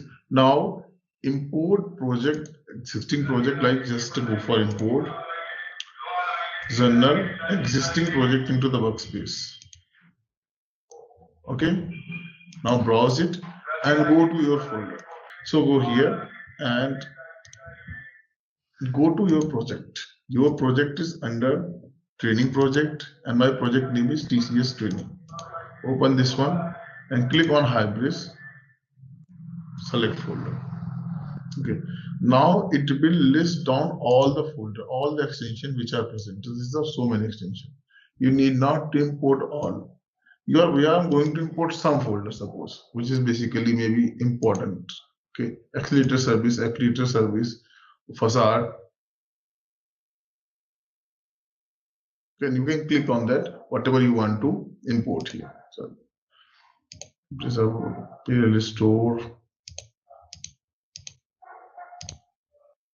I'm just importing. You can again, if you're not importing, then you can import later also. Like you have imported 50 now. Tomorrow you think 2 more I want. You can import rest up like 2 more also later. Okay. Suppose I have imported only these many extensions.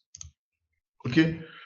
So you can see if you open any extension, there's a lot of things. We'll cover this thing. What are they in the extension and add-on chapter?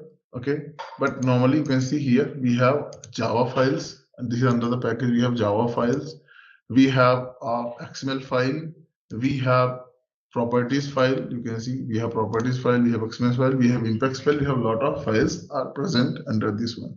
It's quite similar to the Java project. How Java project we are creating. Okay, so there's a lot of things there. So as per our changes, we are executing these commands. As per our changes, we are executing all and clean or any commands is there. Okay, so now we are discussing the installation part. So after installation, you are going to import these folders or basically these extension in your Eclipse for any changing purpose or basically development purpose. Now you are going to change anything here. Okay, so make sure when in VDI when you are logging, so there should you install the Eclipse also. And more thing here, we are currently using 22.5 version of version. The maximum chance is that we are using either 22.5 version or 22.11 version. Okay, so this is basically, I told you this is basically using the Java, SAP Commerce using Java and built on the top of Spring framework. So before installing this one, you need a Java installation also, Java version. So for this one, we need Java 17. Okay, 22.05 and 22.11, we need Java 17. Prior to this version, we were using Java 11. Okay, so prior to this version is 21.05, 9.05, 18.11. So that name is one, and for this we are using the Java 11. And prior to this 18.11, this one 18.08, we were using the Java 8. Okay, so on the latest we are using the Java 17. So you need to install the Java 17, or SAP also provide the JDK, SAP JDK, that is SAP Machine JDK, that is also compatible with this one, so that you can also install. So normally we install the Java 11, Java 17 from Oracle, and for this purpose. So maximum we are using the Oracle only, but if a project is also saying SAP you can use, so you can go and use it. Okay. So now we are using this one. So Java is must for this. Java, first you install the Java, then only we are going to install the rest of the things. Okay. So you can see here, I have like imported some of extension here. In some of extension, this is after installation. We have a lot of extension. Some of extension I have imported here. So you can see here. So platform is one of the core extension. Okay, one of the core extension is all out of box. The maximum things are provided in the platform extension, like maximum configuration of file. What is the like any limit in the set? Anything is that are mentioned in the platform. And in platform, we have a platform properties file. Platform, under the platform, we have a properties file. Name is here, project.properties. This properties file is basically responsible for all the OOTB things. Okay, so platform is basically code on the on the which everything is built. Okay, just in it's basically the core where you are building anything. Okay, but you are not changing platform folder extension. This is out of extension. So whatever the out of box code is there, if you are not using that, don't change it. Okay, leave it as it is. You are not changing anything. Rather, if you want to do anything, you are creating your custom extension. How you are creating, that is the next point. So you are going to create your custom extension, and there you are going to change anything, Java code, anything is that you can override your method, everything is there. But you cannot change the existing code. Not the Java, not XML, not properties file, nothing you can change. If you are changing anything, change in your custom folder. Custom folder means whatever extension you are going to create. How to create extension, we will discuss at the time of extension versus add-on. Okay, and industry domain, just leave it here. So now the main core thing is here. You can see the database. Database, as per choice, you can select any database. Okay, as per choice. So it is not mandatory that which database you are using. MySQL, NoSQL, any database you can use it. Okay, by default they are using HSQL, but I told you it is not performing well in the high environment, and performance, or it is not performance oriented. It is just a local practical. So for other than when you are moving to upward, as per your project, you are choosing the database. If it's the cloud related, definitely you use some different database. If it is normal, then you use the MySQL, Oracle, SQL 11, something, some database is there. Okay. For application services, so deployment purpose, we are using the Apache Tomcat. Now, if you are not using Apache Tomcat, suppose you don't, then you have option to deattach also that. Okay, you have option to remove that one and use another deployment tool. You can use the deployment tool. Then in the core platform is basically, it is for the core related things, whatever the out of box things are present. Like for searching functionality, any things are present for you, caching functionality, searching functionality, security, whatever the out of box things are present, that is the core platform. Okay. Then business logic is whatever you are going to write, or already some services class is already written and you are going to write, that comes under the business logic. Okay, that commerce, under this you are going to your logic. P means platform, product integration management, or order management system. So product information management, order management system, these are comes under the business logic. Business logic means maybe any third-party integration or your own code. Okay, this is not exactly I'm looking. And presentation is basically all the sort of software provided, back office, cockpits, and everything is that, or third-party cockpits if you are using that also. Domain industry means what flavor of e-commerce you are using. Flavor of commerce, business to business, business to customer, telecom related, retail related, customer to administrator, customer to customer. There's a lot of e-commerce flavor is that, which flavor you are using. This is not exactly what I'm looking. This is the topmost. Nowadays, HMC is not the, in place of HMC is back office. Okay, back office is advanced version of HMC. Okay, web services, cockpit, others, these are the like front end, what I was saying. Before this one, we have a storefront. Above the web services and cockpit, we have a storefront. Basically, the front end, home page, PDP page, PLP page, those are there. Business services means any type of business services means any type of things where either integration tag is that, price related calculation, everything you are doing, the business services that comes under here. Infrastructure services means core functionalities, cache, security, transactions, session management. Those are comes under infrastructure services. Now, after the service layer framework, here the exact code you are going to write.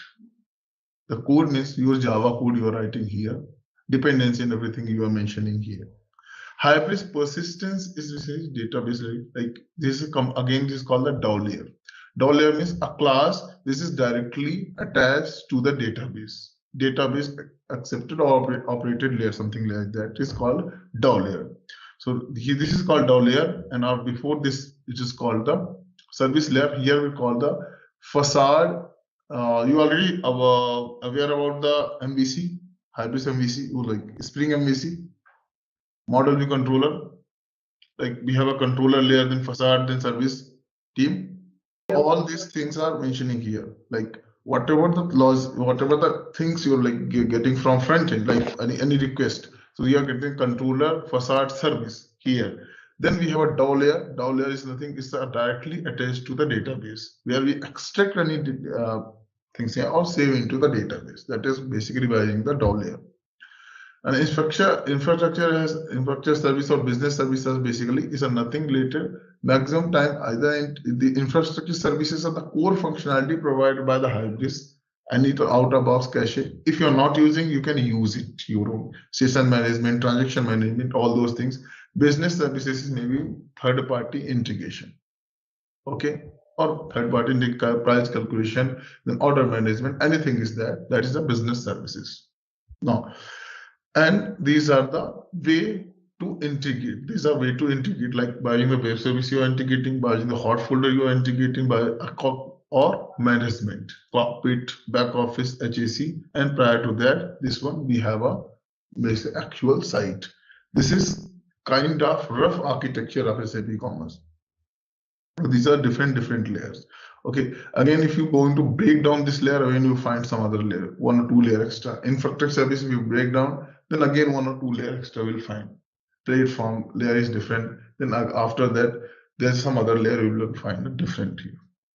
It is, see, it took 52 minutes actually. It's a lot of time. So it is build successful. Build successful means your code compilation is done and there is no error at all. Okay. And now I'm running Hybris server.bat. How you're running? Just tap, press H, then tap Hybris server.bat. Enter it. It will take some time to start the server. It will take some time to start the server. Okay. Now I'm using SAP Hybris and SAP Commerce. Architecture. I'm saying that. Okay. It's quite similar to that. So not okay, it's visual for you, right? So here, this is SAP Commerce Cloud. Okay, how we are basically using in CCV2. It's quite similar here. This is a customization, API, business logic, platform logic, application server. Till here, everything is fine. As the CCV1 we are using here. Same administration, same integration extensions, business logic, platform logic, the core, how you're writing the Java code, everything is quite similar till here. Okay. Now, when you are talking on the CCV2, CCTV2 is basically mainly on the cloud side. So it's basically built on the top of or maybe deployed into the cloud. So by default, the cloud we SAP Commerce use is Azure, Microsoft Azure by default. Either for the cloud folder means file storing or the application storing. By default, you are using the Microsoft Azure, the by default support. Okay. So for that, how you are going to build those things? Okay. So is it exactly similar this part? Only the thing is that since it is in cloud CCV2, so by default use the Microsoft Azure. Since now it is a cloud, so by this you are going to enter some extra thing. We will discuss later these things. What is exactly? So these are extra some files like one manifestation. That build manifest is nothing. So build manifest dot build file. You need to mention that basically how you are going to deploy your project. All information from version to everything. It is basically we are mentioning this file. Okay, some other artifacts, code repository, we are going to mention this one. And these things all managed by the SAP on-demand portal. Okay, these are one software provided by that. How basically build automation you are going to trigger that for this SAP is providing portal where you can manage entire build or entire project in even logging, everything you can mention or manage by using that portal only. Basically that particular URL. It's on-demand URL provided by this one. Okay. And after that, by using this is for the backend related. Front end, nowadays they are using the Spartacus. Okay, that is a SPA. SPA means storefront related thing like front end. We have a JavaScript to storefront. This is nothing is Spartacus. Okay. Nowadays it's called the configurable storefront front end. Okay, configurable front end. It's nothing. It's a Spartacus only previous name. Nowadays a configurable front end. So by using the OCC, by using the JSON only, we are getting the data from in the backend. The front end is entirely detached.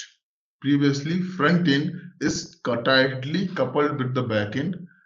We have a entirely like now normally these are extensions. Similarly, we have one front end extension, but nowadays that front end extension have detached, removed, deprecated, and now they have set up as a Spartacus as a front end. And how we are communicating front end back end, that is OCC API. This is nothing, is a JSON by using the JSON. Okay, OCC API is nothing by sending a request and response. Okay, so in JSON format, we are sending the data and receiving the data from the front end. Okay, this is how SAP Commerce basically talk between like front end and back end. Okay, other than that, we have a business term back end and everything, or any third party. If you are using anything, then we have this is not a mandatory, but if you are using, then you can use it here. Okay, other service and system is using the third parties. Okay, for order management, you are using IBM Sterling. For order management, you maybe use some third party, SAP ERP, anything is that. So how you are basically integrating? You are integrating from here, from this layer. Okay, suppose you for the DB purpose, you are storing into some different database. So how you are basically integrating, how you are receiving the data. So these are everything is like that. Okay, so this is kind of architecture here. Okay, this is kind of architecture here. It depends that which integration you are using. Suppose for payment you are using the Paymetric or Adyen, suppose you are using, okay, a third party. So though they will provide extension to you, okay, they will provide their extension which is compatible with SAP Commerce. Okay, so they will like 1, 2, 3, whatever, how many extension they will provide to you. You are going to install. Basically, you are going to list those extension basically under your custom folder, and you can use it. Then you after that you are going to mention that endpoint URL, this is endpoint URL and everything is that class. So out of box class for the integration purpose be provided by the integration provider. Okay, so if you are Sterling, suppose IBM Sterling you are using, in that case some sort of code will provide by IBM Sterling to you. They will provide, because basically when you are integrating, so there's one gateway here, another gateway is here. Okay, so the third party gateway should provide, a third party system should provide this. This is the out of box code. This is some code which is compatible with SAP Commerce, and we can integrate by using that. Nowadays every partners are like maximum partners are approved. Okay, and if they are not approved, so nowadays so many whatever the partners as per the project they are creating extensions, and they are also sending to you, like they are continuously developing as the new version of Hybris, or if any new partner is coming, so they will create and they will send to you either the jar file or the extensions to you. They will provide to you. So they will provide it entirely extension only to you. Inside that jar file and out of box Java code will be there. Whatever the like configuration code will be there. They will provide to you. For example, if you are doing the localization integration unloop by there's a lot of localized, like global link is one of them. So in that case, global link will provide 1 or 2 extension with you for the communication purpose. And of course, you are going to create some entire flow for you. In your project, you will create one entire flow. This is how you're capturing the request, how you're sending that. But for how basically integrating and how communication is done, for that they should provide to you. Okay, how you are basically capturing and sending to the front end, that is your flow. That you get the data, now sending to the front end. You are writing your own code, entire your own code. But how you are getting the data, that should they will provide. Okay, they will create extension, they will create jar files, basically out of box and everything, they will provide to you. That is a kind of CCB2 architecture. Also, yeah. I run the hybrid server.bat and it's started. How do I know that server started? That is when you will got a server started in this like this, you will get, then there is that server is started. Now, after here, it is after this line, there's nothing else is coming. But in real-time project, you will got in server started, even the in back, if some background process is running, then you will get continuously logs here. Okay, continuously log, you will get continuously log.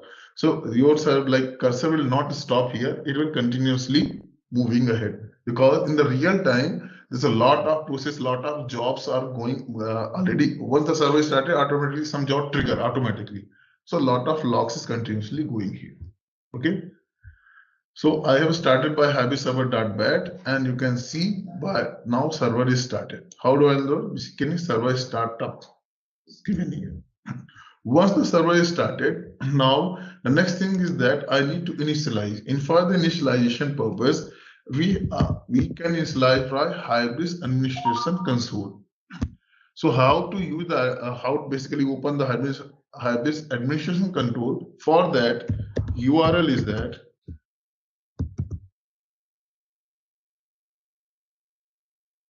localhost 9002. Okay, advance, proceed to the localhost 2. Okay, now since this is the first time, automatically it is move on the initialize. Automatically is move on the initialize. Okay, if it is again next time once the initialization will done, they will see some 4 to 5 menu here. Okay, and we have a lot of other menus will also come. But this is the first time, automatically it is asking initialization. The first initialization is nothing, is a setup of your entire project. Means creating the data, importing the data, creating tables and everything in the DB, everything is sitting here. So if you click on the initialize, then it is asking, are you sure want to initialize? Okay. Now, initialization means deleting entire thing, repeating again all the things. So this initialization is very crucial things. So you cannot enable initialization to all of the person in higher environment.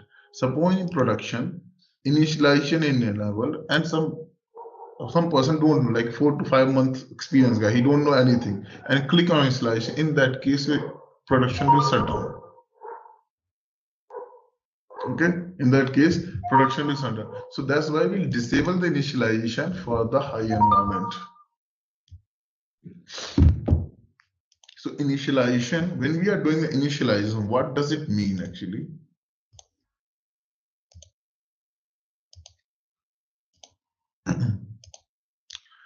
You have project, your own project, you have SAP Commerce. SAP Commerce, in this project, you have a lot of configuration you did. Okay, so you have data. Data means you have product data, you have prices, you have customer. After the customer, a lot of data is there. Customer, then orders, cards, lot of data we have. After that, we have configuration. We have also did some configuration for front end. Like I have created the pages. I have did some configurations. Okay, and other than data, you have the data is stored into the tables in the database. Okay, tables is schema or table column, everything is there. So initialization means deleting everything. Okay, deleting all existing data. All existing data means entire everything, configuration, table, product, everything, schema, everything is it is going to delete. Then what is the next thing is that deleting and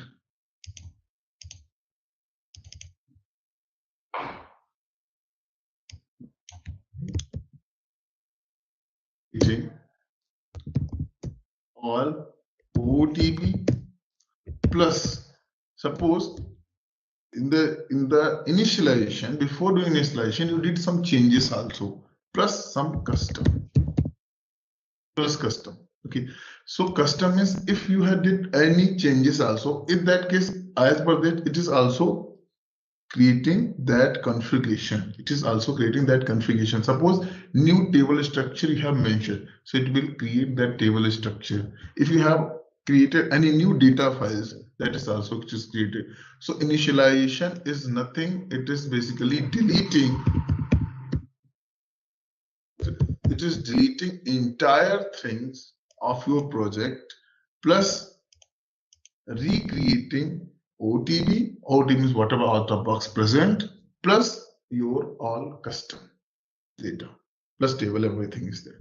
Clear? So initialization will only perform the two cases. The first time you are going to perform the initialization or your database got corrupted. Then only you can perform initialization. Otherwise, there is no point to perform the initialization because it takes a lot of time and it will be shut down entire your project. In local, you can perform to any time, but in the high environment, there's not recommended to perform the initialization till if your database is corrupted. Accelerator, in base accelerator, we have Y. When we create, actually, there's one folder called initialize data, basically. Accelerator. Well, this is basically Y accelerator initial data. We have initial data. Why don't know the Y accelerator? This is initial data folder.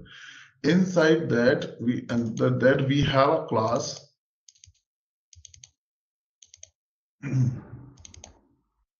initial data setup class. Now, this class is basically responsible what data is going to create. Okay, so in this class, you have seen that there's a one is called get initialization option, and one is called the create essential data. We will come on this create project data. There are three methods that. So we are doing the get initialization option. So it is basically after get initialization, it is import core data, import sample data, activate solar cron jobs. These three things are doing. Now tomorrow you want to customize. So this is the out of box class. But when you create your extension, this class is also present in your custom extension.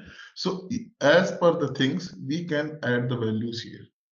See what we are going to perform, what extra data, what extra folder I want to import at the time of initialization or at the time of update. Yeah. So basically it is importing after like this one means recreating all the OTB. OTB means like it's a table schema. It is creating the tables, OTB data, whatever the data basically mentioned under the particular file data, which like we can call the sample data. Okay. Custom data. If the custom data is also mentioned here, the custom data also here. Custom data, custom tables, with these things. Okay. Now custom data, custom tables, how creating that is next one. Basically data under data modeling. I will show you how basically tables and data columns we are going to create in the real time. Okay. So this OOTB table, the custom data, custom table, everything is going to create. Now this data and tables comes. These are basically this data is under the Impex file. Impex is basically import and export file. Okay. So there we have option. And again, import and export file is basically copying of Oracle only. It is taken from the Oracle data and the things.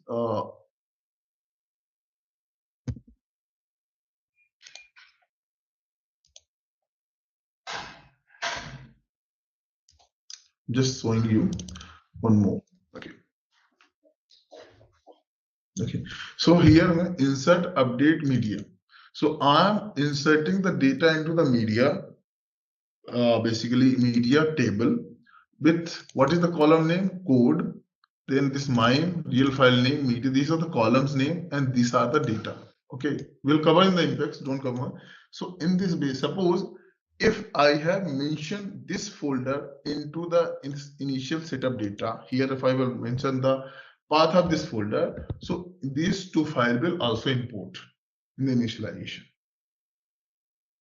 Okay. Similarly so I have imported this one, so definitely import core data from the in some folder it is coming from there. Okay.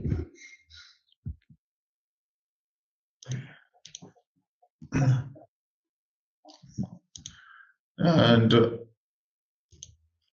Yeah, and this is just, you can see it is importing one by one. It is importing because anyhow it doesn't have any to delete thing. It doesn't have anything to delete because it's first time. So you can say it is importing one by one. 4 line imported, 5 line imported. So basically in backend it is running some indexes in backend.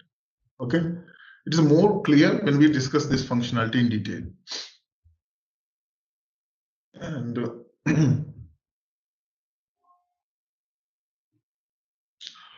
things we can cover. Initialization is done. Okay. This properties file will cover tomorrow because we have something. Okay. So this is, you can say, creating essential data from platform service, creating one by one data, lot of data. Okay. So this is basically platform or localhost 9002 is basically for like 9002 is given to us. It is basically port number for us. And this is for HAC URL, localhost 9002. If you want to open the back office, then after / back office, it will open the back office. So back office URL, once the server is started, you can open /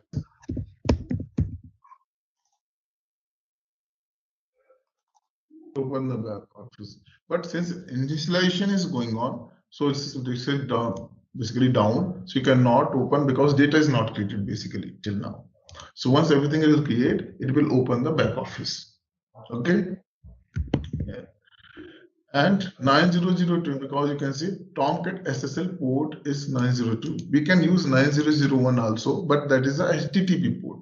So for HTTPS, we have 900 port. Tomorrow, if you want to change, you can change it, but not here. Okay. Tomorrow, if you want to use some different port, you can change it, but not here in your custom file. So in custom file, config is created after the installation. Means config is our file. So in config, you can change it in local properties. Means you will copy entire these things, go to properties, and tomorrow if you're changing 903, so it will use the 903 port. This is key is same here and project.properties also, but I have changed the value. So this local dot properties have higher importance than project dot properties. That's why it will take the value from here. Okay.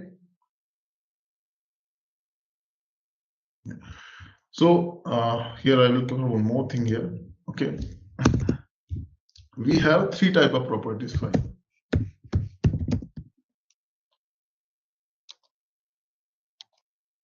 One under the platform.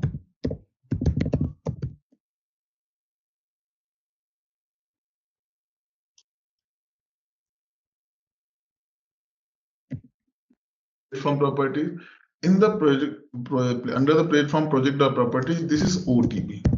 OTP all configurations. OTP all, now you are not going to touch it. Okay, all configuration. What is the port number? What is the media number? Everything is going to mention that 9002 port coming from out of box project dot properties. Now, in each extension, project dot properties. Each extension. When I'm saying that B2B accelerator facade, it has project dot properties. B2B accelerator service, it has project dot properties. If you are creating your own extension, that has also project dot properties. Okay. Then the last is that under the config folder, we have local dot properties.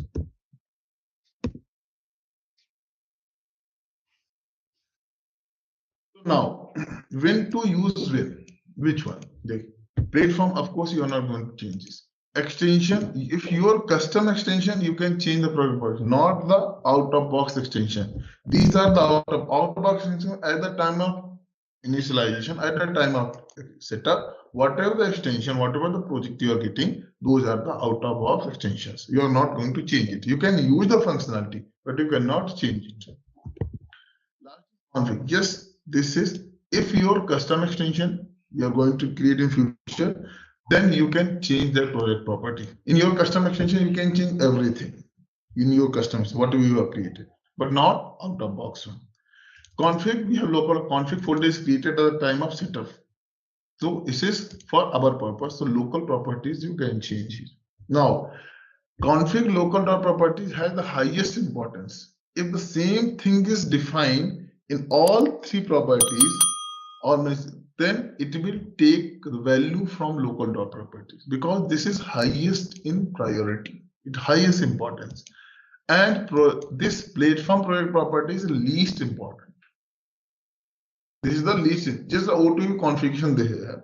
So if suppose tomorrow you are changing any configuration, just I have told you this is a project.property also. Tomorrow I want to change the port number. So I'm not changing here. I just copy here and change the value. Since the key is same, now it will take the pick. Why? Because local.properties has more important than project.properties or platform. Okay, same thing you can define into the project.properties of extension also, what is your custom extension, but it will always take from local.properties because it has highest importance. Similarly, Tomcat stop thread is 0. Tomorrow you want to change the thread to 1. So you can copy this entire value here and paste here and change the value to 1. That's it. The value has changed. Basically, when you have to stop the server and restart again. For this, if you're changing the local.properties, any properties file, so in that case, you can change the value. Okay. Now, the question here arises, why you are not changing the project.properties? See, of platform. Why you are not changing the platform? The thing is that when you are going for the first thing is that it's very lengthy. You can see that. Already 1800 line, but that is not a case actually. The main case is that in future, today you are using 2211 version. Okay, in future, maybe you are going for 2511 version. Okay, so you are moving your custom code, not the out of box code. You are not moving, its out of box code is entirely different. It out of box code is coming with its zip suite. And 2211 version, the out of box code is coming with its zip suite. So when you are moving that, you are moving your custom code, not the out of box code.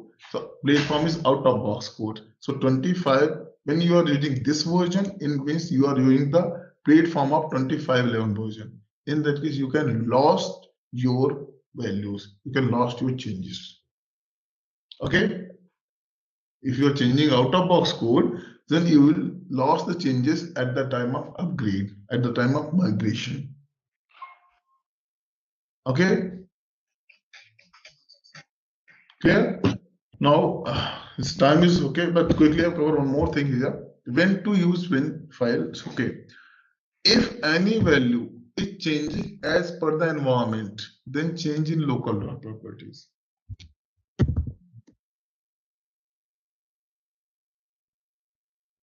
Suppose the value in dev is different, value in QA it is different, and value in prod it is different.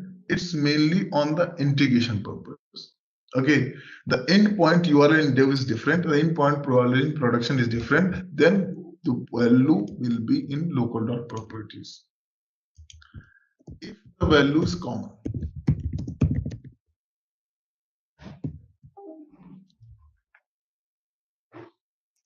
what values are common? The value are common, suppose any things are using in the Java code. Okay, any value you are using Java code, except some messages, anything is that. So those are value are common in the all. Values are common in the all environment. In that case, use the project or property or custom extension. And of course, platform is OTP. Clear? Yeah. This is the most importance. This is the least importance. So, and this is the first session. So of course, next session from we will take like more on details because it will take some time. Once this is done initialization, we will take on the front end side, how it is looking, then how the site we are getting this one. Okay, this is the first session. That's the overview and the installation purpose. Tomorrow we are going to cover the like OTB, back office, HAC, plus flexible search and indexes. Data modeling part will cover on the next Monday, coming Monday, because these are very lengthy topic. Other things we will cover later. This one, data modeling and product modeling. Okay, first come the here when you are running project, I told you 80% code is OTB. You first understand the 80% code, what is OTB. Then we have a 20% is customization. We will do the customization for a 20%. How do I going to 20% customization? Okay. Here. So yesterday we are installing the software. Okay. So installation is basically we are running the recipe. After that, doing the ant clean all, let's say on TNB, then we are running the ant clean all, and after that service start on. After that, the initialization we perform. Okay. Once the initialization complete, you will get HAC something like this. Okay, something like just a logout. So username is admin. Always admin means the person who has the administration permission in the entire application. So admin is nothing, is the employee who can access the all by default software. Admin and the password whatever I have mentioned at the time of recipe, when we have set the recipe. So at that time I have admin password I have set up. And if suppose you didn't remember the password, then config file local.property, you have the initial password.admin, and this is your password named. So whatever password you have set at the time of recipe installation or setup, that you can use as a password here. So admin is a username and password is a name. Since this password was set at the time of recipe setup. So this is HAC. HAC means administration console. So here you confirm lot of activities. So once the installation complete, basically once the initialization complete, so you will get something like one software like this. This is HAC. And one more software like back office. So the URL for back office is till localhost / back office. 9002 the port number / back office, and again is okay. So this is the back office. Similarly, we got the product cockpit, CS cockpit, lot of different cockpits also, plus some websites. By default, Hybris also provided some websites. What are those sites? So you can see here it listed nearly 6 to 7 websites here. We are not going to use 9001, rather we are going to use 9002. So you can see electronics local, apparel UK, apparel DE, apparel UK, and power tools. So here electronics apparel are the B2C site, while power tool are the B2B site. So by default, 3 sites they have given. Apparel D, apparel UK is nothing. It's just a localized version of one is apparel UK is an English version, and apparel D is a German version. Internally, the product and everything is same. So this site is internally same. So electronics and these are the power tool. So we are getting 2 sites, B2C and 1 B2B site. So by default, they're giving at the time of after the initialization, these sites are set up and up and running. Okay. Now, to access this site, to access the local host, you need to change the your host file as well. You need to put the like either host like this, either electronics local, or if you don't have permission, then of course by using the local host, you can access the site also. So you need to change the host file also like this. Okay. So if you have access admin permission, so you can change the host file something like this. I'm using the host, this one, electronics local, apparel UK local, power tool, apparel DE local. Okay. If you don't have, so anyhow you can access the local host. Okay. So if you have changed that, then you can access the site exactly like this. This is the key and this is value. So you can copy this one and remove extra slash. I'm opening electronics local. And suppose you don't have permission to change, so generally electronics local I'm using. if you don't have permission to change, so simply use the localhost. So localhost, after the localhost, this storefront. Storefront is an extension basically which is related to front end. Which is related to front end. And site equal to whatever the site name is there, electronics.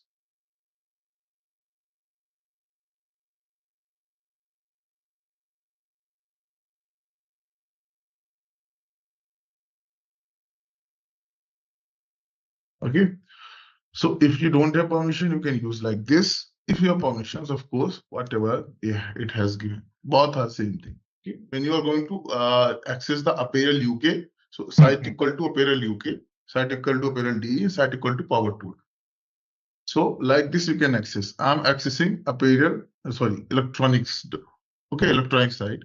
So now you are getting just something, whatever the out of box thing you are getting. Similarly, you are getting the rest of the sites also. Similarly, okay, with this small software, I log in the back office. So you can see this is the back office you have now.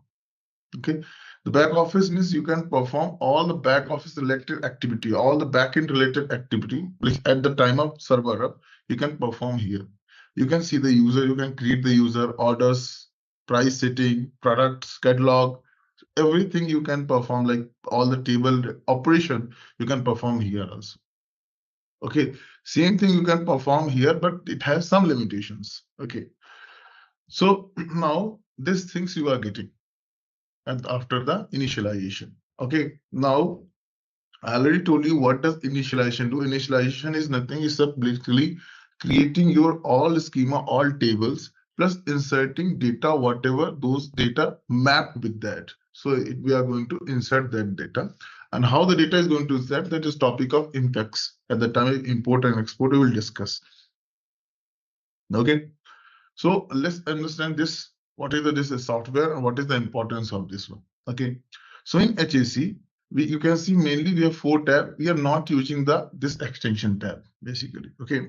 Normally at the time of project, you might see this tab is disabled. You cannot see. Okay. Here you just see the extension. So it is normally we are not using this one. Okay. And in real time, if you are using the Spartacus, then the port number will change. Okay, Spartacus use 4002, 4008, some different port number, and it doesn't need any extra extension here.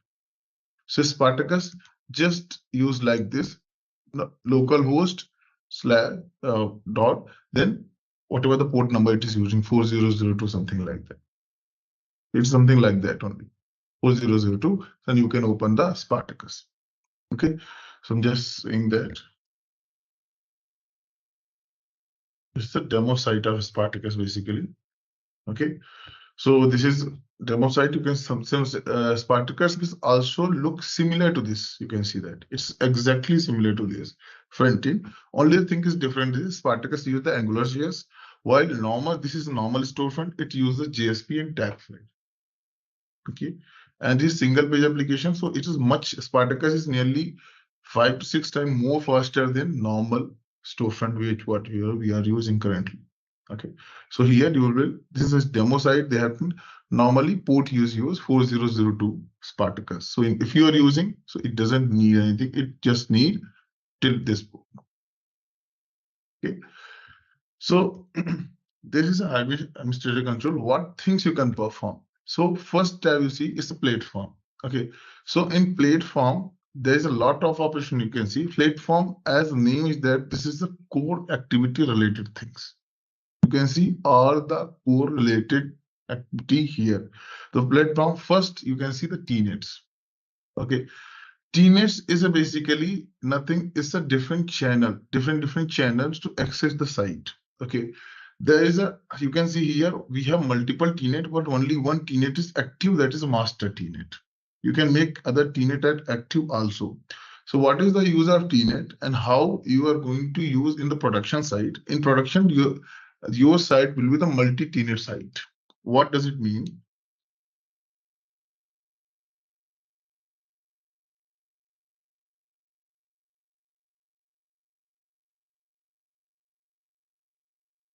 In the local,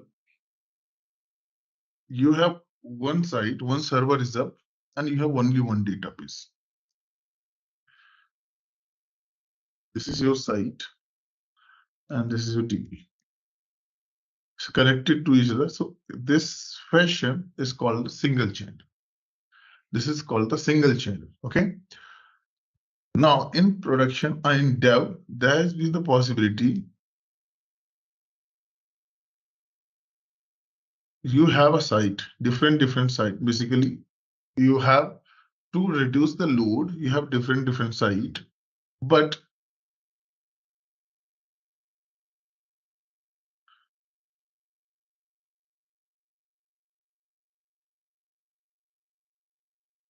this is nothing different port number you have. Okay, and these may be the similar site. Okay, you are just like this is to reduce the burden. Like some customer accessing this port number, some customer access this port number like this. But internally, every site is accessing the same database.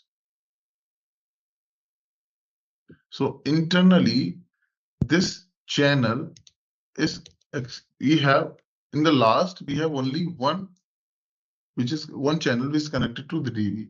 So this fashion of business is called the multi-channel business, or basically multi-channel site. Okay, so you have multiple channel, but multiple channel means internally these are accessing only one DB. Okay, so whatever the data have, this is accessing from one DB. Now something is coming from this side, something comes from some this node, something coming from this node, something comes from this node. So sometimes called the multi-node system or multi-channel system. Okay, we have multiple node, but internally these are connected to only one DB. This is called the multi-node. Okay, there is one more fashion of business where you have this side. Now you have DB. Internally, internal a DB, you have some set of data.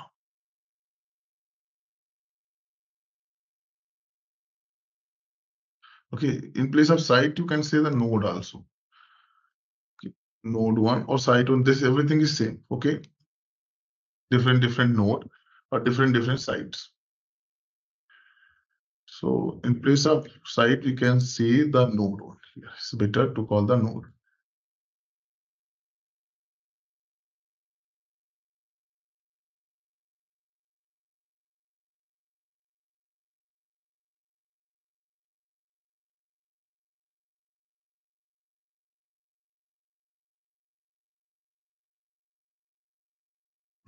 Now, this is common DB. Okay, internally, I have created set of DB, DB1, DB2, DB3. Okay, node. So in place of node, we have a site here. Just okay. Suppose we have a site here.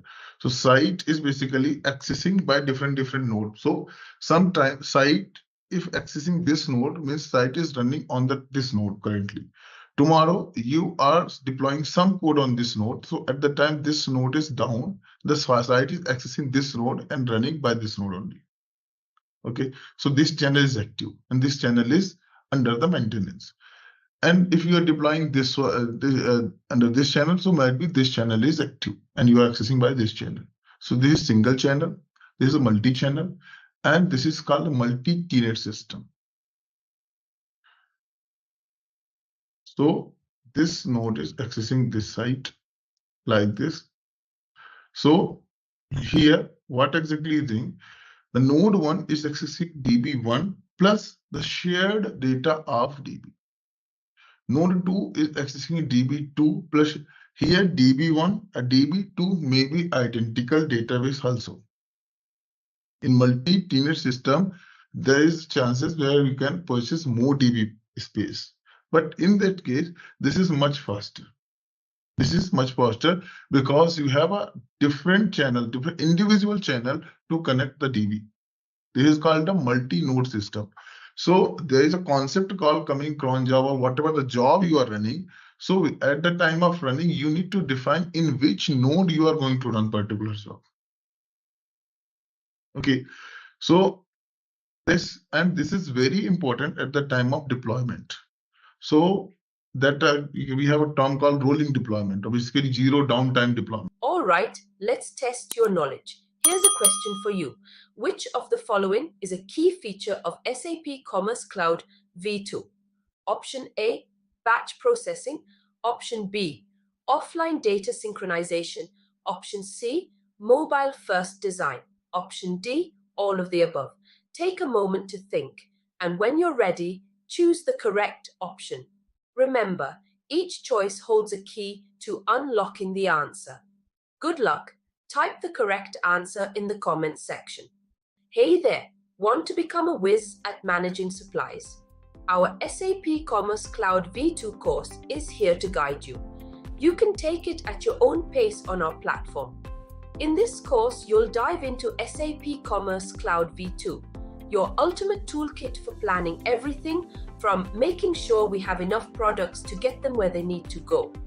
Our course covers everything you need, from the basics to advanced tricks, all taught by experts who know their stuff. Your teachers are seasoned pros, ready to guide you through and answer any questions you have. And guess what? Our students love it too. People just like you have found our course super helpful. The best part? It's budget friendly. This fantastic opportunity to learn won't break the bank. Ready to become a SAP Commerce Cloud V2 Pro? Sign up on our page now. For more info, check out ZaranTech's website. That only happen if you have a multi-node system, multi-TNet system. So one TNet on one node is down, so another node can serve the definitely purpose of this site. Okay. Similarly, node 3, and these things currently when this is on-premise system, so you need to maintain, but in the cloud, this should be maintained by, of course, the cloud provider. They will provide the different server. They need to provide the load balancer, whatever the things they have, they will provide with this extra nodes and all. So it's nothing. It's if the traffic increase on your side, so it is basically diverted to different node. Okay, so only the difference between multi-channel and multi-TNet system is here. So in multi-channel system, we have only one connection between DB, while in multi-TNet system, we have how many nodes you have, that many connection you have. So this is a multi-TNet system. Okay, so this is single node, multi-channel, this is single channel, multi-channel, and multi-node system or multi-TNet system. So this is how you can see here. If you have multiple nodes, so you can maintain these nodes here. You can make some node active, deactive, everything you can make here. Okay, so this is my local system. So you can see only one node is active. Okay, but in the real-time production, you can see 2, 3, maybe more than the 3 also node you can see there. Okay, so this is first thing is what is TNet here. Okay, TNet is nothing, it's a set of kind of data, basically a channel where you're connecting the DB. After that, you can see the configuration. Okay, configuration is basically it contains all the properties file. Okay, configuration properties is basically all the properties file. Yesterday, I have discussed you with the 3 properties file: project.properties of the platform, project.property of extension, and local.properties. So all these value in the front end, how can see here? Okay, so in the here, can you see here like initial password admin? Okay. So definitely it should be there somewhere. So you can search it by the key. So you can see this NIMDA. So you can change it from here also. NIMDA 1, NIMDA 2, anything, and make check mark. Okay, so it will apply. But this will apply till your server is up. Once you stop the server, again restart, then this value will override. This value will override. Okay, for example, I'm just using this. Okay, this is false. I'm making true. Okay, after true, either you can put apply all, so it will apply, basically change, and all if you are putting individually check mark, that is also apply. Okay, so if you are going true, now is a true. it is true till your server is up. If you stop, restart, then again it will come false. So if you want to change permanently kind of thing, then you are going to change here, basically in your code. Okay. Yeah. So under the platform configuration, you will see all the properties related. So here you can see key and here is value. And you can add any key also here. Suppose you have started server and you forget, you have mentioned any property value in Java or in JSP or Angular file, but you forget to mention that value into the properties file to access it. So in that case, you can add that value at the runtime to not get a null pointer or some exception. So you can add the value at the time runtime also. Okay, like abc.abc, and here the value is 123. I'm just adding, and after that apply here. So this value is added till your server is up.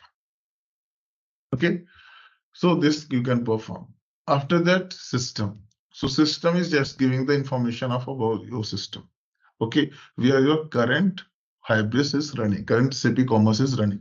So if you're running local, so it is, you can see where it is giving the all information about my local file and where the Java install and everything. If it is your cloud, so basically it gives the information about that particular server. Okay. After that, logging. Logging is previously we are using some, this is logging basically. This is used if you have put any logger into particular Java class.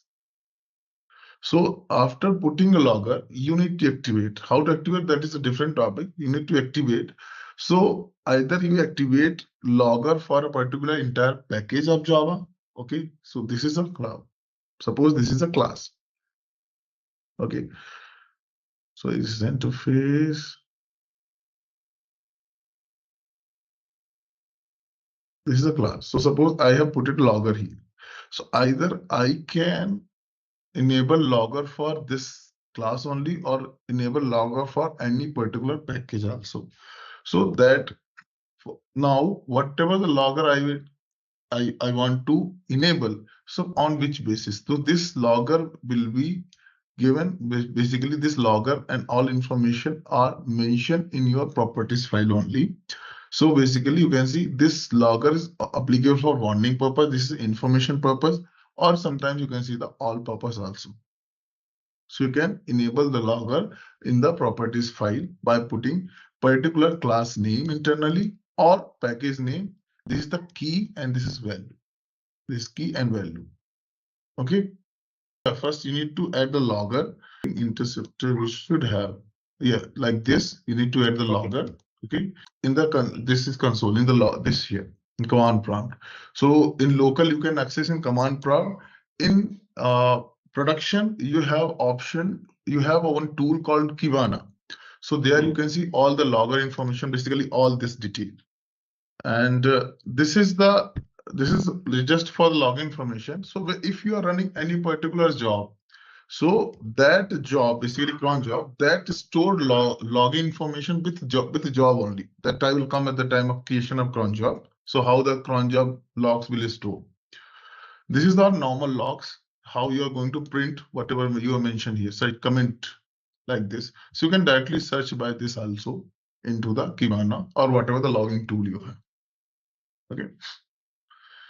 So after logging, you can see extension. That is not a very useful. This is extension is just whatever the you have mentioned in local extension.xml. So that list of extension with its version, it will display here. Okay. List of extension with my version 2205.7. Okay. So this is the extension. If any extension is the extension is basically two type. I will come on that, core and web. Core extension is like basically business logic related, where you're writing the Java code and everything. Web is basically the front end related, where you write the controllers to access the request, any XML configurations, and GSP files. So that is web related extensions. Okay, I will come on that part also. So you can see whatever the extension you are using and with its version. Okay. After that, you can see initialization that I have already performed. Initialization is nothing, is you are initializing, deleting entire set of data, entire dropping all tables, schema and everything, and recreating those again. That is called the initialization. Okay. This, I think there's no need to mention in word. I think the notes is already available for this. I will share this next to you. Okay. After the update is there. Okay, so update, normally you will use update. Update is basically use, normally it is not do anything with your existing data. Rather, it will just check if any modification in the table, then it will update that only.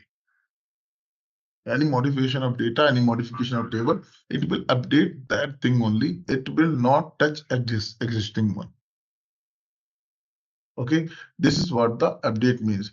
Initialization will delete internally, recreate, while update just check any modification and update into the your tables or maybe the data also. Okay, so you can see update here. Three options we have. Update running system, this is very commonly used. Update running system is used if you have done any changes for the tables. You have already created new tables or you have added any extra column to the existing table. That is called the update running system we use. Create essential data is used basically to create or basically import the data for particular folder. So create essential data.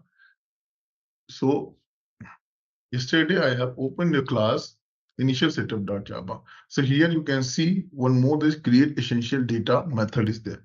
If you are checking that one, so internally it is running this method. Okay, so this method, whatever you mention that you are going to import the data from such folder, something like that. So it will import, basically it will run this. Okay. Previously we have create project data will also run with create essential data. So, but you need to configure here. After that, you have option for localized type. So localized type, if you have enter anything localization properties file on anything, then you can need to check the localized file. If you change localization file, particular file, then you can localize it properties file, then you put on the localized type. This is three types. Previously, one more we have to dump all the configuration. Nowadays they have disabled and they have given here dump configuration. So that configuration is basically, it is used, whatever the configuration you have changed from front end, it is basically delete that, basically dump that. And this is mainly on the back office related. Okay. And if you look at SQL script, so it will generate the script, same script, and you can run that script. And running the script is from the scripting language console. So if you are running from here, it's okay. If you want to run as a script, so you can generate a script and same script you can run by using the scripting language. You can see. After the update, you have SQL script again, generate a script for update and generate a script for the initialization. So you can initialize or update by using the script. Okay. After that, license will show you which license you are currently using. I'm using, by default is coming the temp license for us. Okay, temporary license. Okay, for 30 days validation. So if you want to use basically the permanent license is for lifetime. So if you install, so normally it will get this is the license and this is for this much time. For permanent license, it will show. Okay. This is the demo license or temp license for us. Support, this is not currently in use. Support is just to download the logs, but generally this is disabled in production because we are using different logging tool to capture the log real time. This is why here basically you are going to download this logging. You can download the log, and this is not downloading means it is just downloading this console file. Okay, generally this console file. So this download as a zip file, you can extract it and you can track it. But this is a very time-taking process, and this is not be the real-time tracking. You can see. So here you can also see the logs for the previous days also. So this is by the traditional way when we are using the on-premise project. Nowadays cloud-based, so this is normally disabled. Okay. After that, PK analyzer. Okay, PK analyzer is basically important. By using the PK, you can track the data is from which table. Okay, for example, I'm just running a select start from. PK is unique to entire project. PK always unique to entire product. Tomorrow you have only PK here. Okay, you got only PK. It doesn't know from which table it is that. So you just go here and search. So it will tell you it is coming from the product. It's coming from the product type code. Okay. So by using the PK analyzer, just find that this is not much useful, but you can class path analyzer normally you are not using. But in the monitoring, this platform, this is our core activity. You can see this everything is out of box here. Okay, and you have all 4 activities out of box, but here is all are the configuration related core activities: initialization, update, extension, tnet, and everything. So this is a core class which is basically totally dependent upon the platform folder, platform extension. After the monitoring tab, so monitoring tab is basically, again, the name is to monitor your application. The first thing is cache. So you can monitor a cache. So monitor if you are, this is out of box. But if you are using your any cache, you can also monitor the cache, clear the cache, everything you can perform here.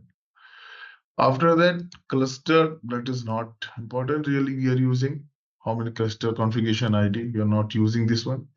Database, which database you are using. Okay, and you got the table size, you can see any loggings, everything you can see. Currently I'm using HSQL DB. This is the by default we are getting with the local installation, and which is the DB version is that. Tomorrow if you are using the MySQL, it will give the all information about this table size. Then you need to calculate how many tables you have, and everything you will get here. JDB login and all, that is again you need to calculate this clear log and all.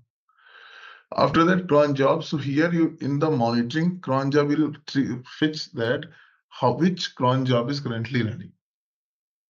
Cron job is basically job which run on a particular interval of time. Okay. So if you want to update the product, if you want to import the product, if you want to export the product, okay, export the order, get some detail from a third party. So if you are doing by the cron job, so cron job is running a particular interval every 3 hours. It is suppose running some job is running a particular day, some job is every 10 minutes, some job is running in 1 month. So this is called the cron jobs. Okay. So you can monitor the cron job. This is very useful that monitoring cron jobs. If your system suppose using very high use of memory, the first thing you are coming here in the monitoring tab and check the cron job, which cron job is running, from how much time is running, and how much memory it will take basically. So maybe the some job is stuck. So that is basically taking so much memory of your application.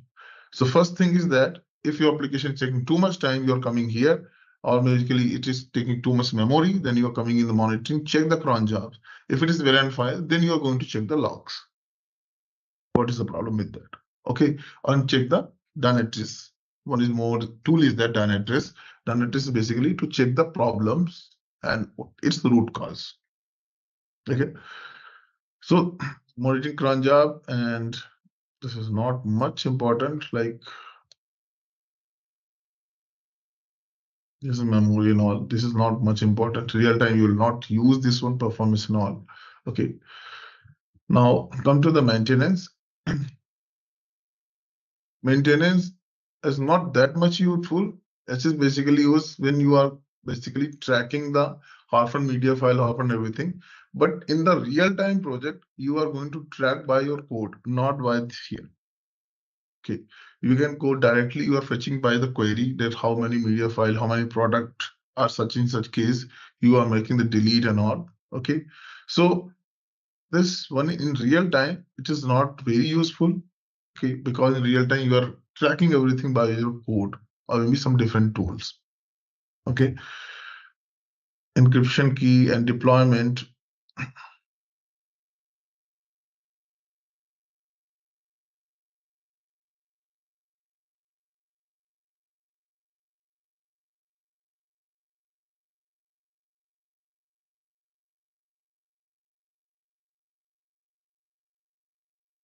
Deployment is basically, let's see here.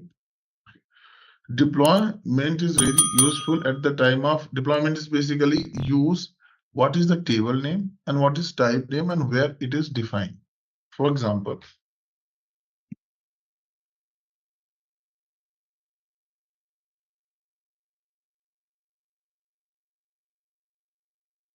this is the this item.xml. Item.xml is a file where you are going to define all the DB related, basically table, relations, collections, everything you are going to define here.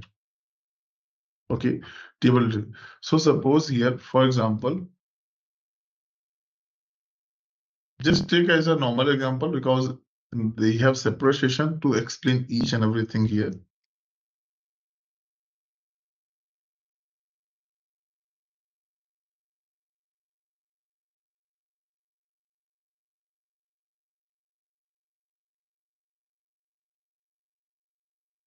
Okay, this is a product. So for Hybris, is product. It's a product. Okay. For deployment, you can see deployment tag is there.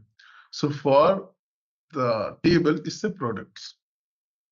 In the DB, basically real-time DB, whatever MySQL, it will store as a product. Table is created as a products.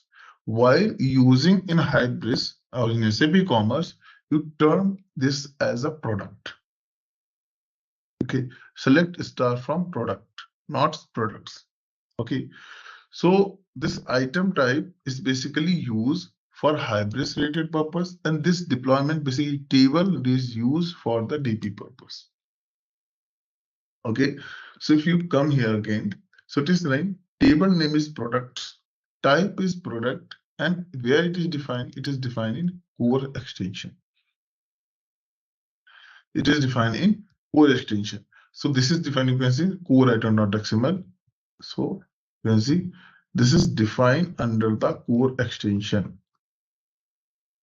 Under platform core extension it is defined. Okay. Similarly, same way you can see this is the table product tools.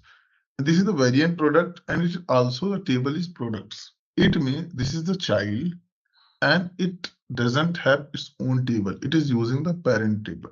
How I'm seeing that? I'm just taking the subscription product. Now subscription is not there. Catalog, so variant product.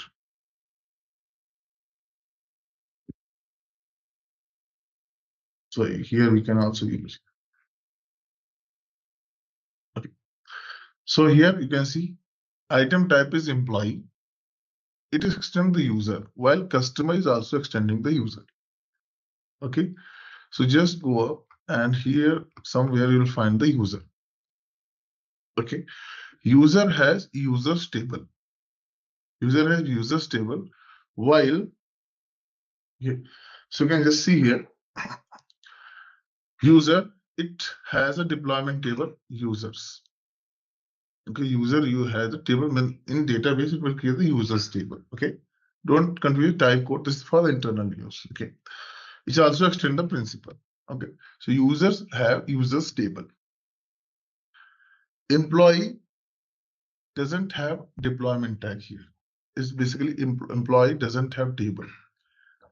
So it extend the user.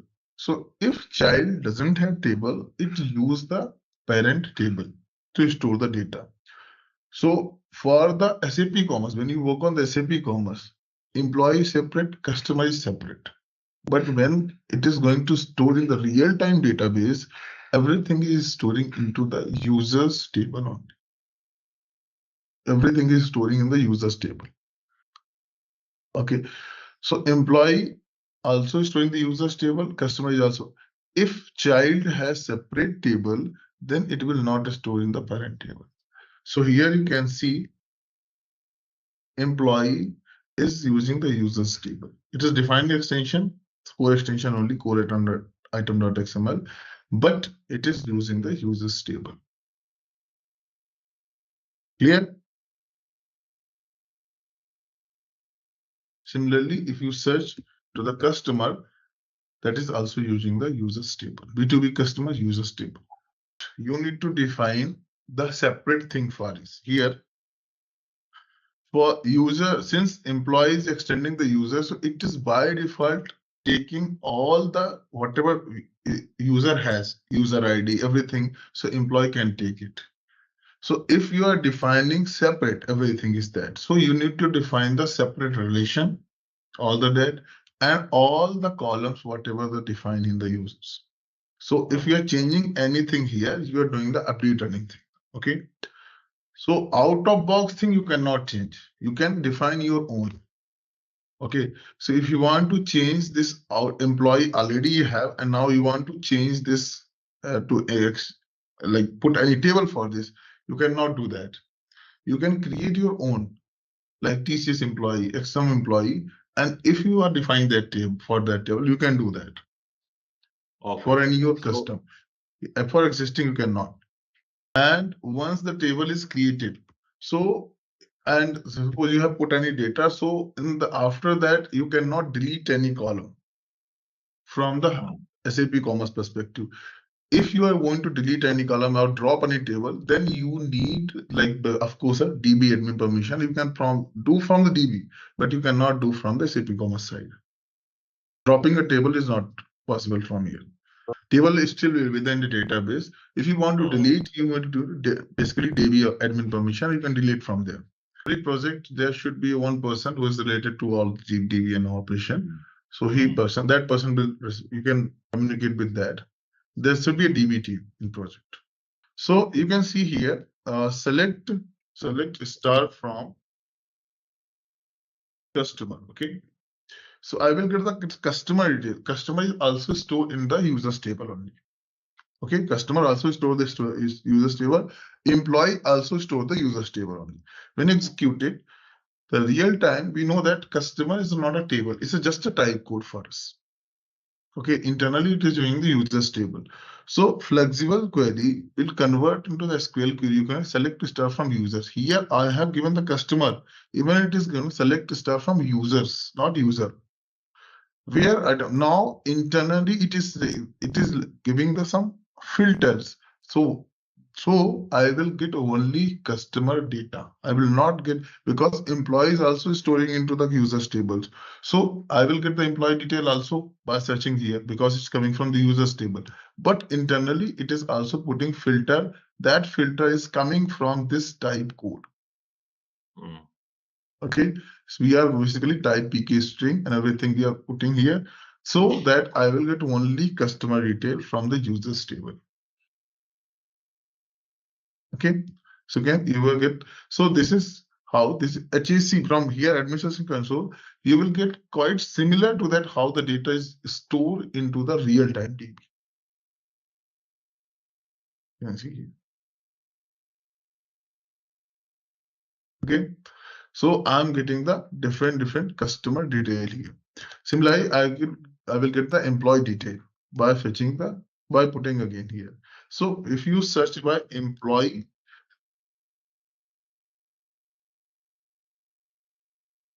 okay, so you will get again internally it is calling users only. Okay, it is again internally calling the users detail only and getting the detail here. Similarly, if you fetch the product, so it is calling product. Okay, so now product is a type code. Products is a table. So if you search by products here, it will not understand. It will not understand because product is invalid. It only understands the products. So flexible search query is work with type code, while SQL query will always work with the table name. If you search by product, it will give the error. Okay. Okay.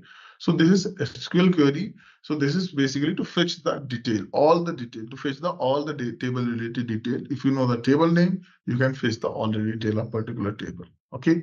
So we have separate session, like we are doing the different conditions, group by different clauses. But this is basically to fetch all the details. Flexible search query. This console is basically very commonly used tab into this HAC. Okay. After that, scripting language. Scripting language is basically used to run any type of scripting at the time real time. This is very useful in the production because you don't have code access, but you want to see what is the output of your code or you want to debug that. So how can you do that? That is by the scripting language. So you have three types of here: Groovy, Beanscell, and JavaScript. So most commonly used is Groovy script. Okay, most commonly Groovy script you are going to use, or Beanscell. JavaScript very rare we are going to use. Okay, so if you are saving, there's some script is already saved, you can go and browse here. So those script is already saved. You can go and load a script. So a script is nothing, it's a kind of simplified Java code here. You can directly calling by the bean ID or directly calling particular method. Yes, if you think that particular method has some problems, so you're calling particular method, you can get the output on that. This is very long, but you can write some shorter type of script also. You want to check the integration points, you can check the, suppose you are getting the deflection in prices, you can check the, you can get the prices. And this all detail is coming from database. Okay, this will not take any value from the cache, it will always come the value from database. Okay. So this is the thing, you can execute it, and once this is executed, that you will get the result and output. Okay, it is giving the error because maybe some problem in that. Otherwise, in the result and output, you will get the value whatever you have the what as per expectation. Okay. So this scripting language, then after that flexible search, then you have impacts import. Impacts import and impacts export is basically it is basically used to import the data, to insert the data in particular table. This will also work with type code, not the table. You are inserting the indirectly, it is going to insert into the table only in the database, but you are doing by the type. So suppose insert in product. Okay, the table name is products. So your code already know that product is mapped with products. So you are inserting into the product. So by using impacts import, you are going to import the data into your DB. And import script is there. So if you have already script, the file is already written, text file, impacts file already, then you can choose import the file and import it. Okay, all these jargons we will cover at the time of impacts import, separate topic. Okay, after that impacts export. So impacts export is basically used if you want to export the data. Okay, so export the data as a backup, export the data to send the sub client to the client for particular set of data, or export the data from the production and re-import in your local. So anything is possible. Okay, so you can export. This is basically used to the export the data, exporting the data. It has also exporting. Okay, so this we have a script basically will cover the time of impacts only. Okay, so this is how you are going to choose this hybrid administration control. This is the use of this. So you can perform so many things from here. And the most commonly used is basically this console tab. This all for scripting, flexible search, impacts import export. In monitoring, you maximum use the cron jobs monitoring, and in platform, you will maximum use the update. Okay, or configuration. Okay, so this is HSC. I will quickly move on the back office part. Okay, so this is the back office. So in back office, you will also get the data, but since it's a back office, so it's more on the business perspective. So you will see the data in more organized form. Basically, customer, basically business perspective. Business won't understand this one mainly. Select star from product. As a developer, you will understand that how the data is storing or not. But for the business, it is not. So here you can go and under the catalog, I'm searching the products. You can see we have products. Could not execute search, no issue. Search it. Now here, this is a one entry. This is a one entry, one product code. This is another entry. If you open this one,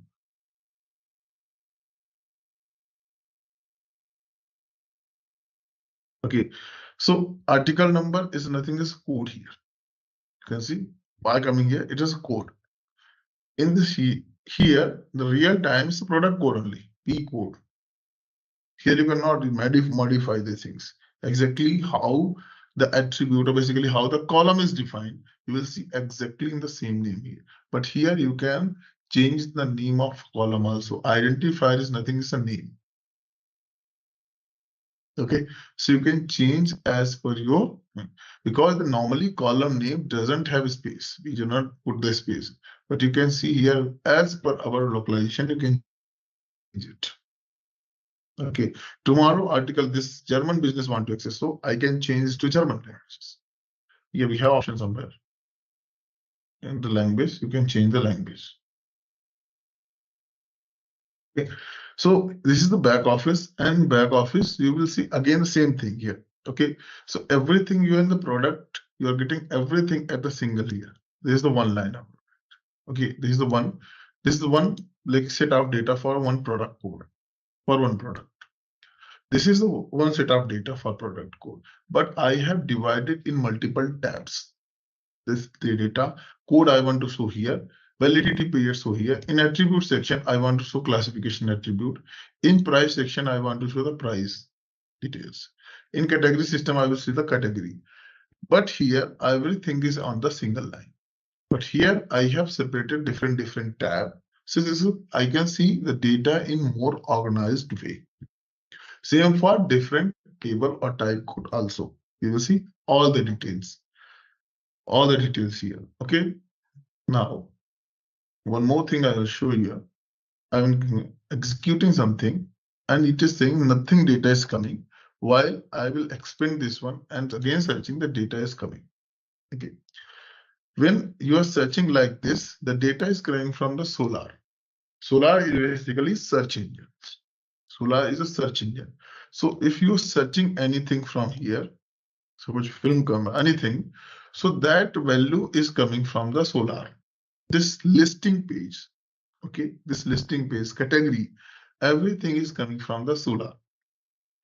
While you expanding this one, then now this is called the advanced search, and now the data is coming from DB. If you search is data is present in DB, that's why it is coming. But data is not present in Solar, that's why here it is not coming anything.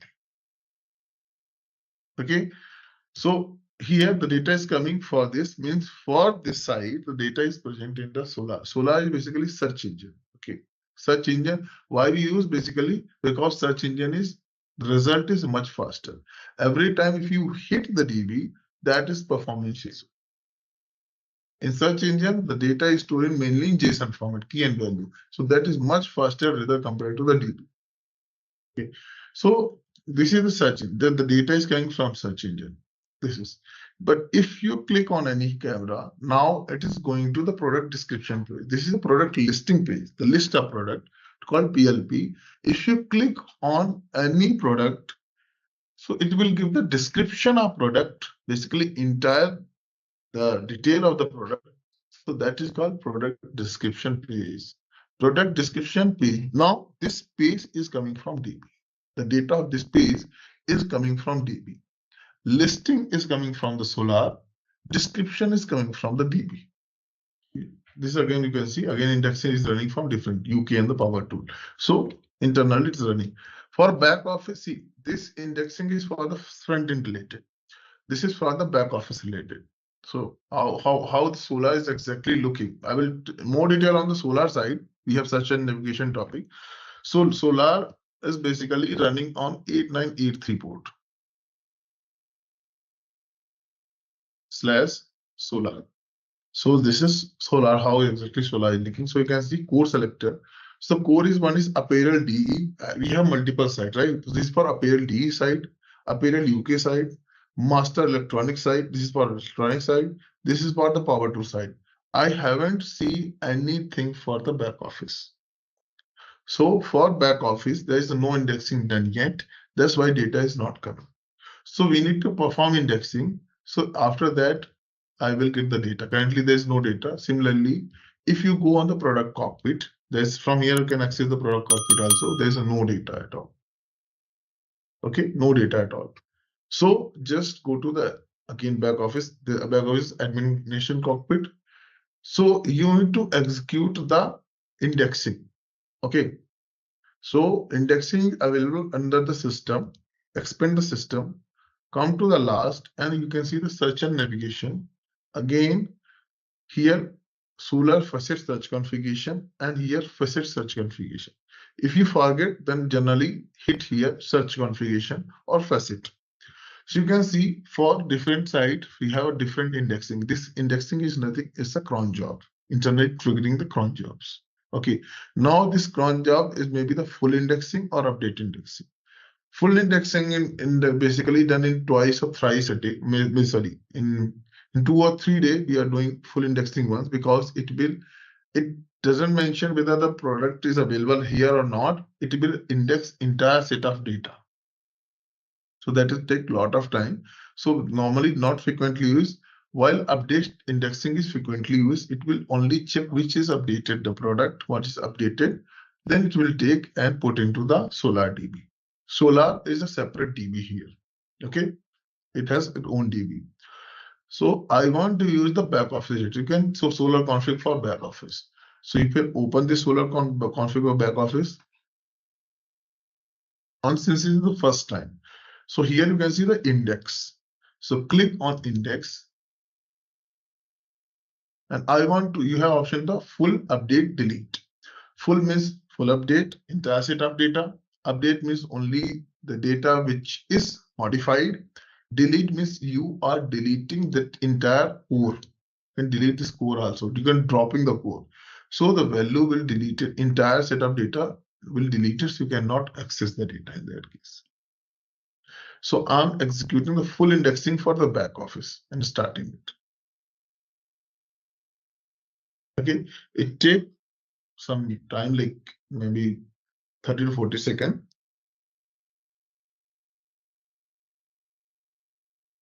Just wait a minute. Okay, so you can see indexing is completed. Okay, so finish it. So once indexing is completed, you can go to Solar Admin and you can see, just refresh this one, and you will see extra core is created. That's back office core. Extra core is created. It means back office data is imported here basically. Now go here in back office again under the catalog and product. You will switch. You can see there the products are coming. Now these products are coming. Products are coming. How the product? Why is the product coming? But now the data is present into the Solar DB. Similarly, from here go to the product cockpit.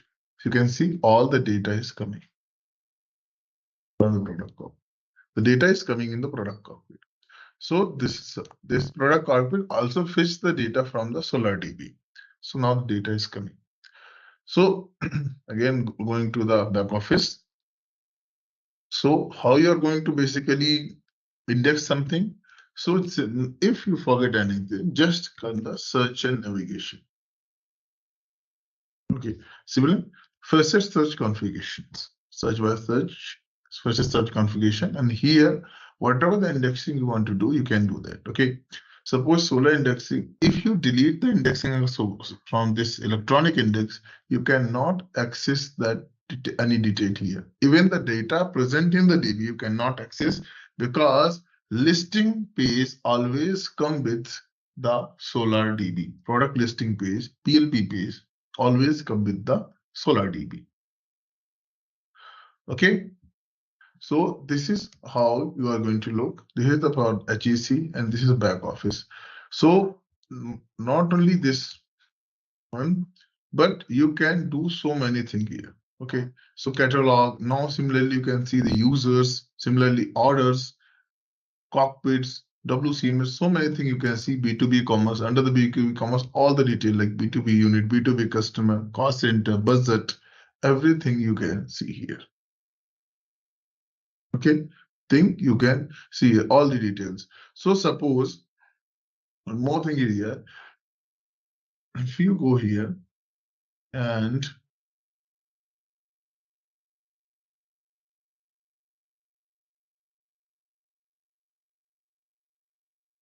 payment info is a table. Payment info is also a table. Okay. So you can search here from product also. So you will find product and you can just click and go there. Similarly, I'm searching for payment info, but payment info is not there. Okay. It means it is not necessary that all table lists. Your table has more, maybe 1,000 table. It doesn't mean that 1,000 table you will list here. It was very lengthy.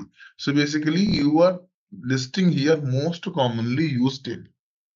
And tomorrow you are creating your own table. So you can list your table also. So that comes under the back office customization. Suppose any table you have created, any item type, and you want to list, you want to create like a catalog, you want to create one more node here, tree node, or you have already user, under that you will list your also. Under this tree node, you will also add some under one more navigation node here.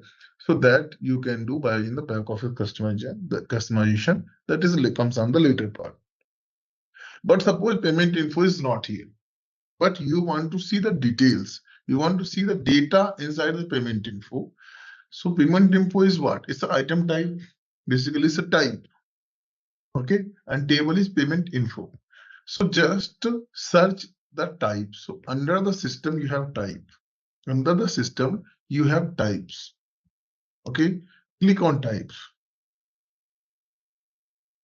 and search that particular item type, payment info. You will get that payment info here. Just check it. If you are more confused, then identify equal to exactly equal search by this, and you will get payment info where it is defined. Double click, open it, and search by type. Search by type. If you click on search by type, you will redirect it to the particular table. It is redirected to this table. Okay. Although it doesn't have any data, but if it has some data, then it will display you. Again, click on search type. I'm searching to the product. Anyhow, product is there already. Okay. The convention is not equal in this case. Yeah. Product. Click on this product again. Search by type. You can delete it. Okay. And search by type. If you search by type means going inside particular table or inside type. Click on this. So you will get exactly same thing here. What you are doing by clicking the product table. So in 3 ways you can see the data. One is by searching in flexible search.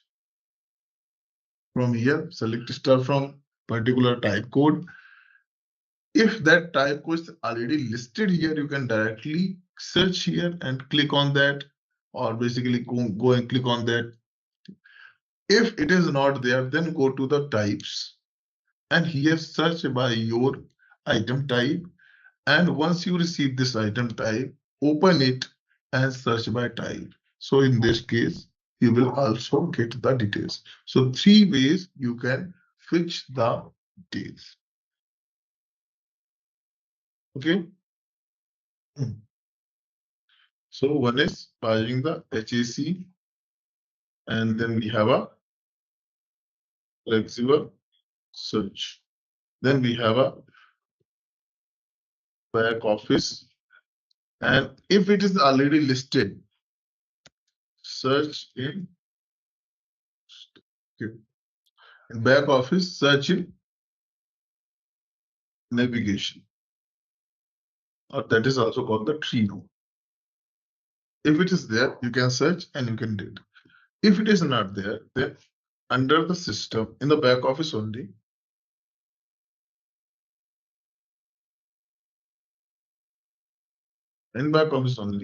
we have system node. Under system, you will go and search by type. In the type, insert the name, and once you receive that value, then search by type. This is the 3 way you can search the detail of tables, basically data of any table. Okay, now you have seen HAC, this is the back office. From here also you can see the product cockpit. Okay, you have seen the also product cockpit, adaptive search integration. These are again a small software provider. Okay. Similarly, we have CS cockpit also. CS cockpit can be accessed by only content manager, basically a customer support manager, customer support agent. Admin cannot access CS cockpit. Admin cannot access CS cockpit. Okay. Similarly, one more tool we have called Smart Edit. Okay. Smart Edit is basically front-end related. Okay. So Smart Edit is totally front-end related. Okay. So this site is electronics. So I will go and search the electronics site. Okay, here we have, don't confuse with the stage and online. Stage is basically backup, and whatever data you are seeing here is that is coming from the online. It is for the product, it is for the content also.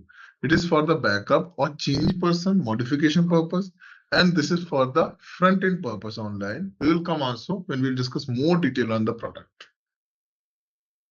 So suppose I want to modify this home page. This is the home page. I want to modify this one.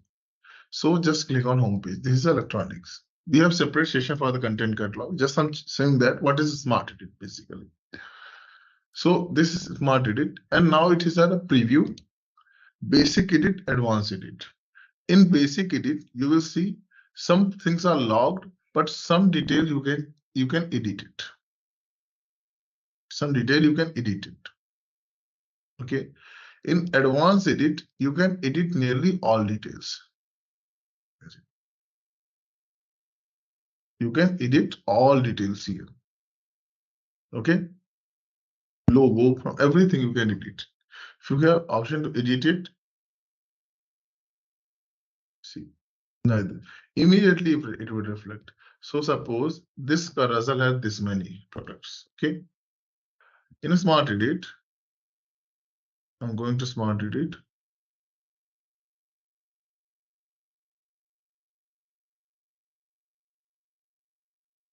Okay. And this from this carousel, I'm just removing this one. Delete. Delete. This is from this carousel. Okay. And now it is only 5 products. I'm saving it. Go here, refresh it, and you will just see only 5 products. I have deleted this. What's new? Carousel, I have deleted. Tomorrow I will add something new. We will come new product also. So this is the useful. This is the use of Smart Edit. Runtime, you can change anything related to the content.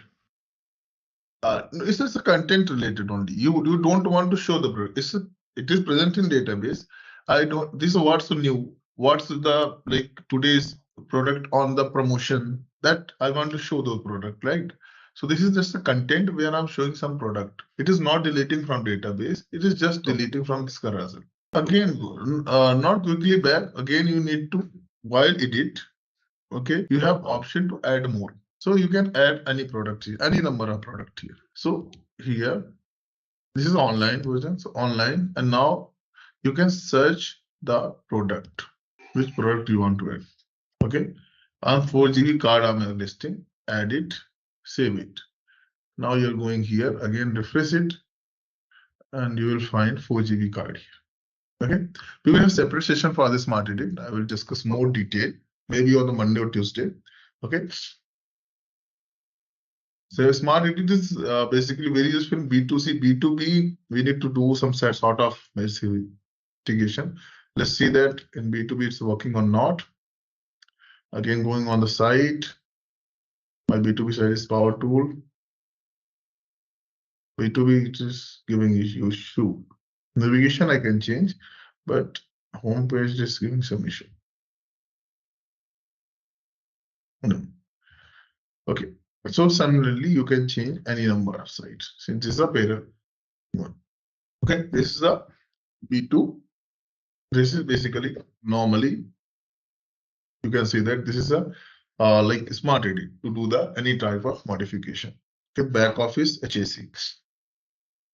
This is the electronic side. Okay. Now, electronic side, this is the B2C side. Similarly, we have power tool B2B side. So let's open the B2B side as well.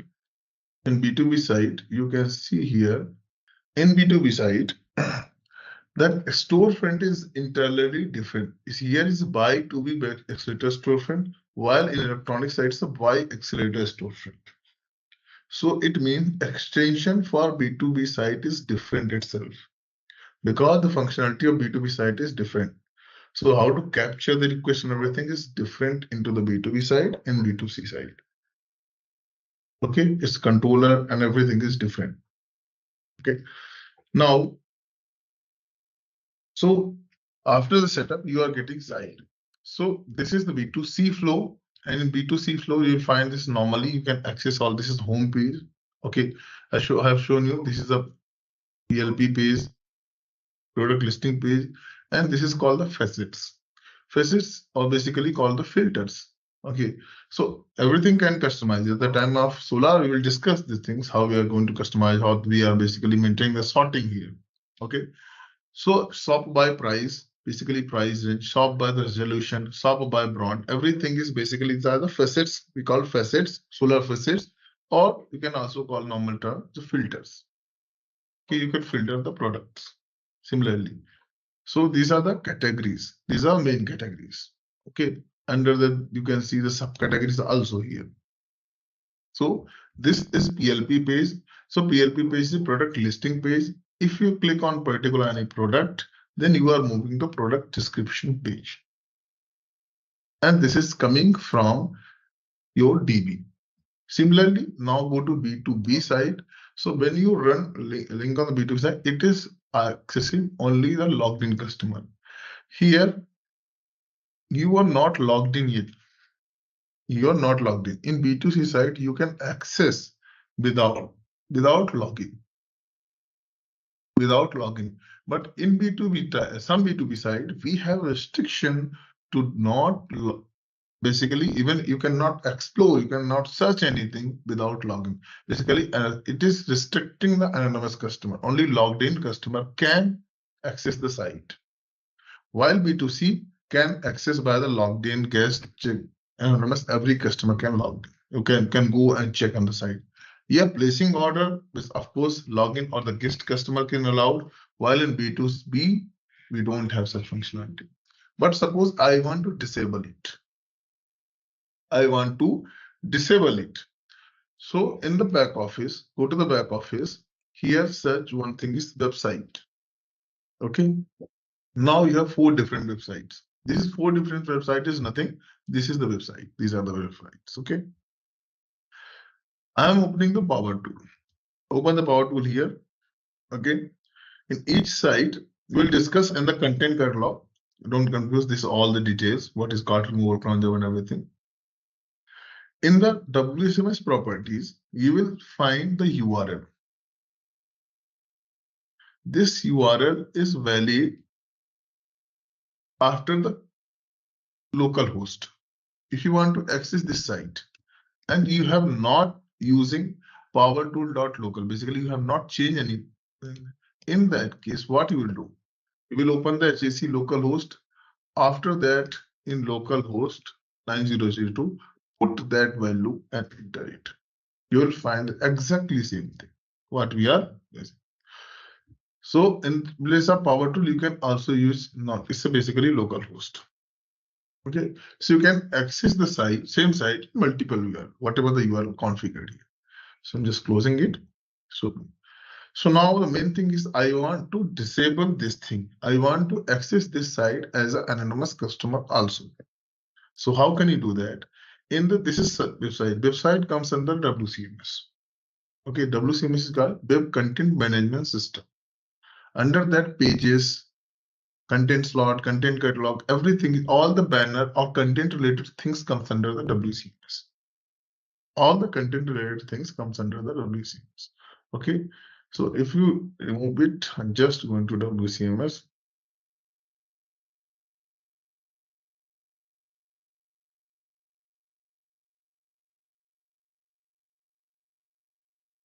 Yeah.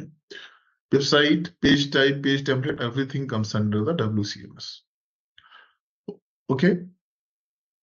Now, I want to disable it. This is the Power Tool site. All right, let's test your knowledge. Here's a question for you. SAP Commerce Cloud V2 uses which of the following technologies as its underlying platform? Option A, Java. Option B, Net. Option C, PHP. Option D, Ruby on Rails. Take a moment to think, and when you're ready, choose the correct option. Remember, each choice holds a key to unlocking the answer. Good luck. Type the correct answer in the comment section. Hey there, want to become a whiz at managing supplies? Our SAP Commerce Cloud V2 course is here to guide you. You can take it at your own pace on our platform. In this course, you'll dive into SAP Commerce Cloud V2, your ultimate toolkit for planning everything from making sure we have enough products to get them where they need to go. Our course covers everything you need, from the basics to advanced tricks, all taught by experts who know their stuff. Your teachers are seasoned pros, ready to guide you through and answer any questions you have. And guess what? Our students love it too. People just like you have found our course super helpful. The best part? It's budget friendly. This fantastic opportunity to learn won't break the bank. Ready to become a SAP Commerce Cloud V2 Pro? Sign up on our page now. For more info, check out ZaranTech's website. I have opened. From where? Website, WCMS website. I open the Power Tool site. In the Administrator tab, okay, here option we have, if you make as false, then this site is not active. So currently it's active, that's why you can see the site. Go to the Administrator tab. Here you have some called of require authentication. If you make as false, save it. Go here and again refresh it. Now you can see you can access B2B site without any login.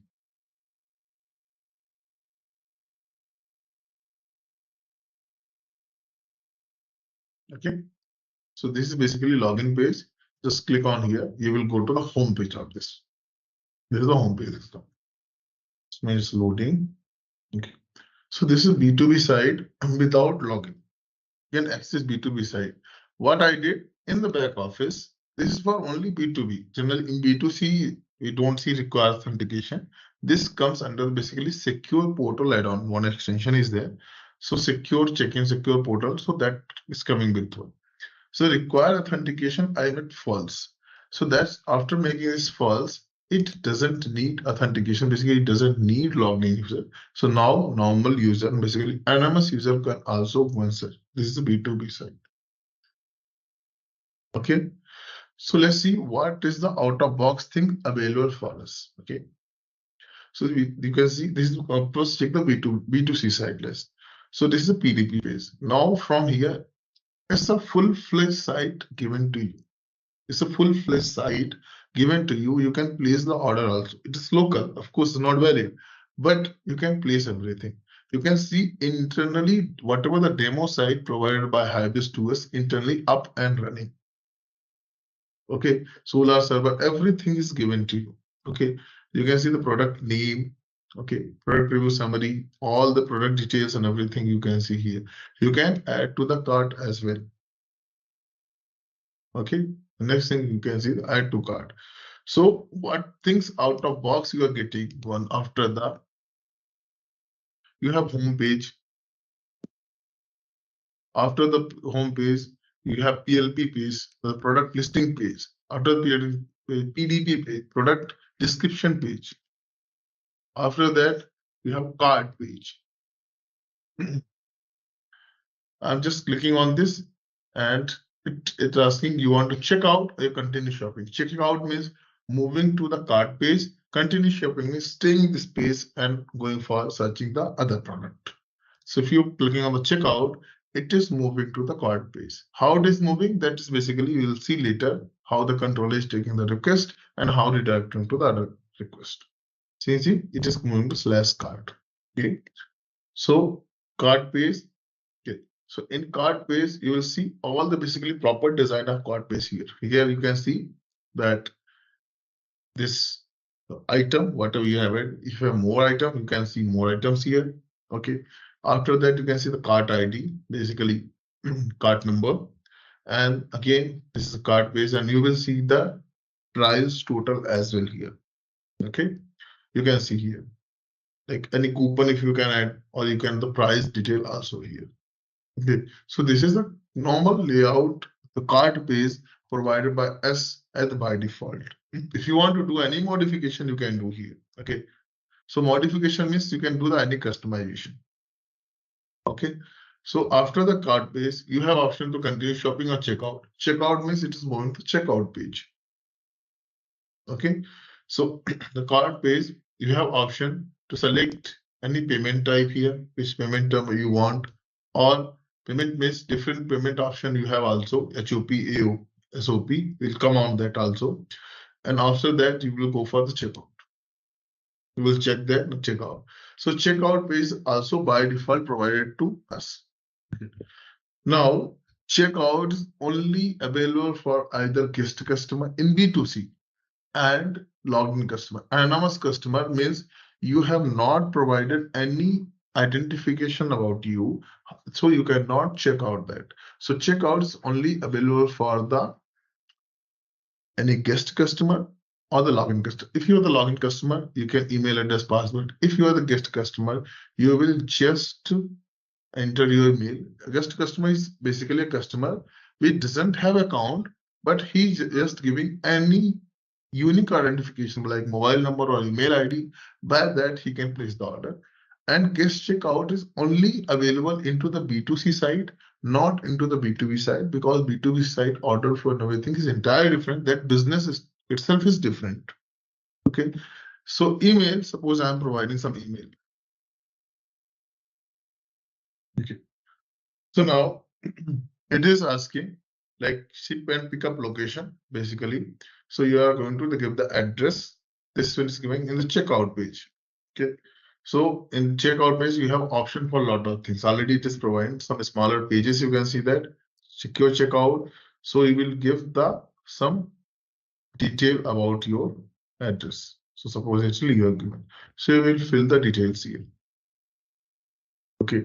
Name, anything you can. Okay. Name.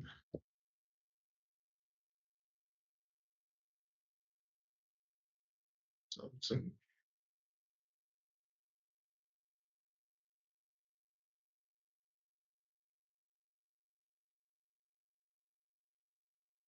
Anything you can just text. Okay. It is not sending any API calls because local, so it will not validate address. But in the real time, definitely some integration will be there which will validate your address. Okay. After shipping method, so shipping method by default is you can see the provider, like we have the prime, non-prime kind of thing is there, express delivery or standard delivery, with premium and standard. Similarly, you can also shipping method, you can also change. This is by default provided for you. Good for the next.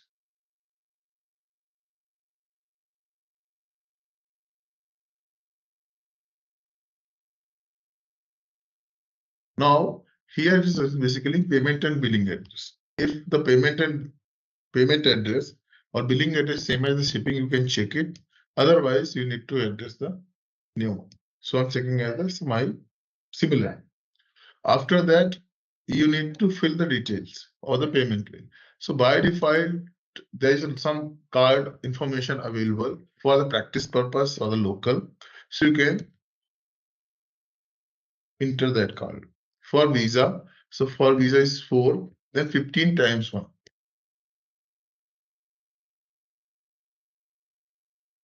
Okay, give an expiry date and month on this. Verification is 1, 2, 3, and just next. Okay. So now you can see here in the SOP mock process, what is the value it is basically accessing 9002 accelerator service SAP mock process and processes. So definitely there is some problem at the in the URL in the properties. So we should go and check that if there any problem is there. Okay. Runtime I can also change it. So basically SOP. Okay. SOP mock enable payment, it is basically false. So you're making true. This is just for local purpose.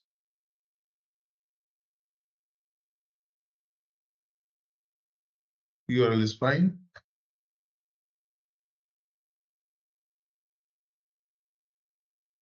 Okay. So it's basically transferring the amount. This is just local. So whatever the dummy purpose, you can go and check their dummy card.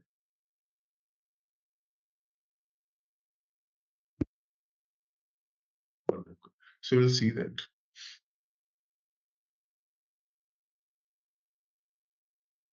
So these menus are provided for. Okay. For Visa, then MasterCard, so many things that. So for MasterCard, will start from 5 or Visa start from 4. So that validation also we are doing in the code. So this is, you can see that. By default, you can choose anything and anyone and put it here. So after the payment is done, by final review, you are just placing the order.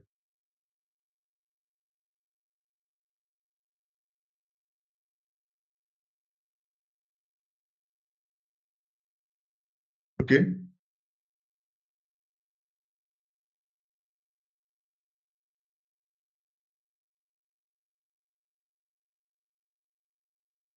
Okay. So now your order is, now you want to continue as a registered customer, you want to basically it is asking, or you want to continue as a guest customer, so you can move to again. So now your order is placed. Okay, since you are a guest customer, you don't have any profile here, so you can check that what's your order and all, but your order is properly placed here. However, you can see that order, go here, under the orders, under the order you have orders in the back office. So you can check that order here. You can see only one order placed by, okay, Deepa Singh. So placed by this, and this is the total price, and this is the order number. When we have placed, every detail you will find. This is the user, this order number. In position and pricing, you will find the detail about the which product he is purchased and what is the value. If he has more than one product, so you will find more than one entry here. Currently only one product, so only one entry is here. So you'll find the delivery cost, total price, includes everything you will find here. Payment and delivery, which payment type he has used, and what is the payment is that. Everything is mentioned here. I use Visa plus encrypted and last 4 digits you can see here. Okay. Similarly, address and everything is that. Then out. So like this, you can find all the details about the orders here. Similarly, this is the B2C. Okay, there's a lot of things, as you can see, entire full-fledged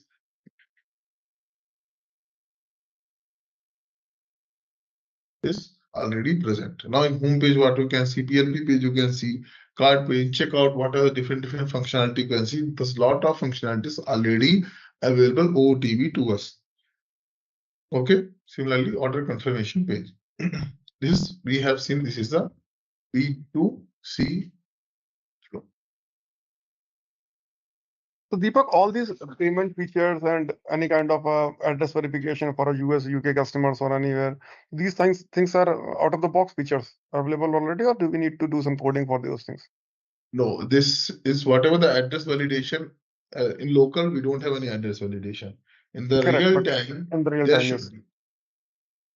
There should be. There should be some integration. You are going to basically integrate with third-party system which will validate address. So it means for a payment also there will be kind of integration for a particular payment gateway and all. Yes, yes. In the real time, yes, there is a payment integration. We will use Paymetric, ADN, PayPal, any integration we will use. Correct. All kind of these things are, and if any kind of a separate discounts needs to be enabled or disabled on any product, this will be can be configured by customization. that comes under the promotion and coupon. We'll come on that. Okay. I hope this is a promotion and coupon that comes under the marketing module. We'll come on that. Okay. Okay. So we'll enable, like, there's a lot of promotion. Like in real time, you will say this bank promotion or normal promotion, bunch promotions, a bundle promotion, customer related promotion. So everything we will see that. Okay. So this is B2C flow. Similarly, you can see in the B2B. Okay. So in B2B, you have option like this is the listing page again, from home page to the listing page and going to any particular product. Add to cart and check out. Again, it is moving to the cart page. Here, the flow is internally same, either in B2B and B2C cart page.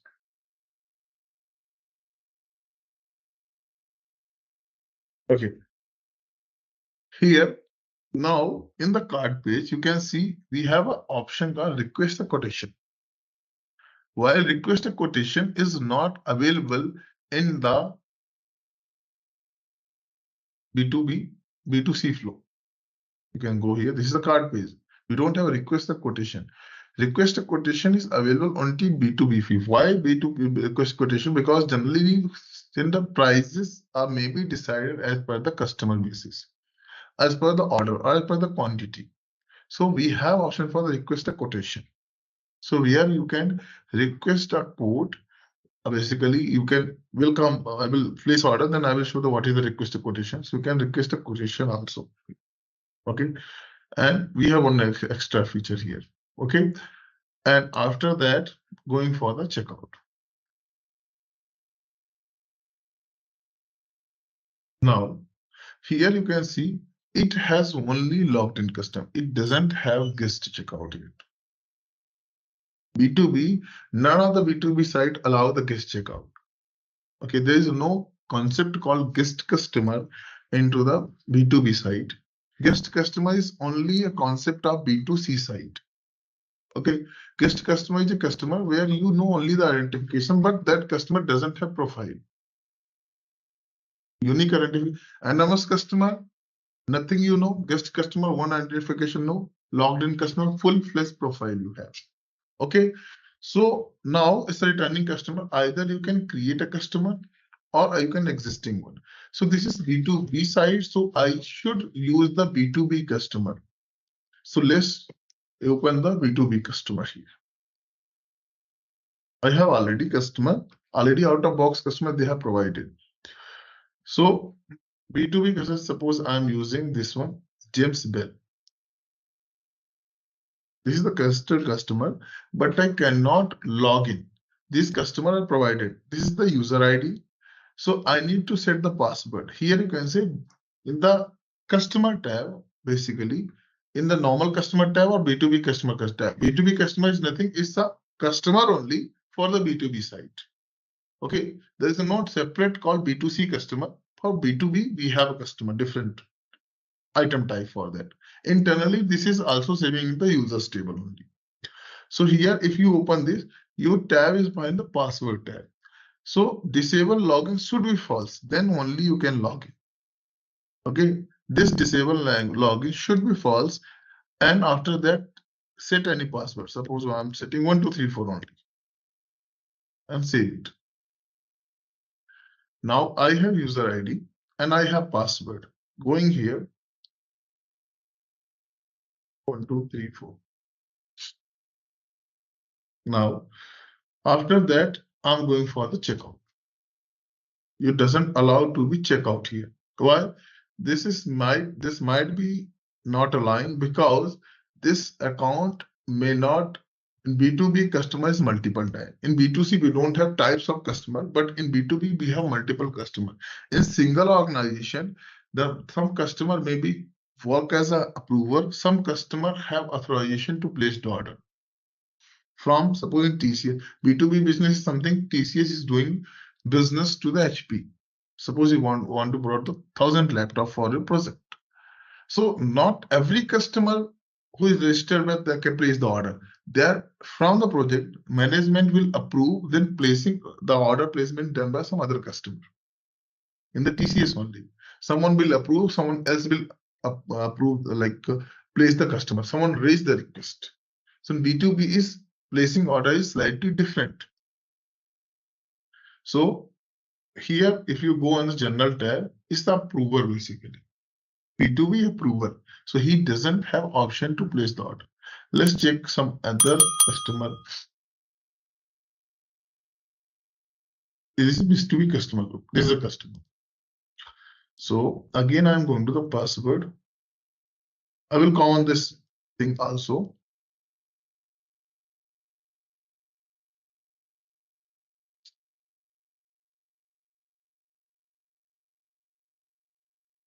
Okay. I'm just signing in here.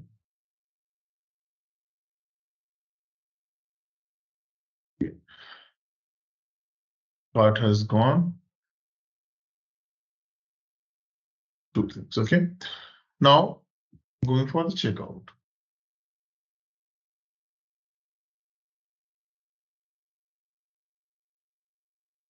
Okay. Now here you have card payment and account payment option. Okay.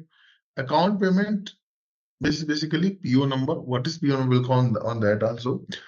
PO number is basically a agreement generation by two business. Okay. Agreement generated by two business. PO number is something.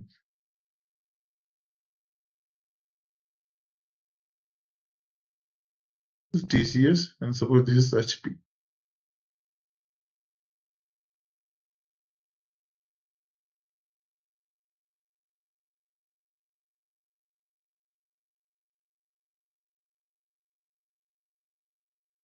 Okay. So TCS has some requirement, basically want to some laptop or some stuff from the HP. Okay. So basically there should be a business meeting between these two. They will agree with some terms and condition, okay, and agree with the delivery date. So many things are there: quotation, price, promotion, everything they will agree, okay, in B2B. And once this is done, they will sign with some agreement.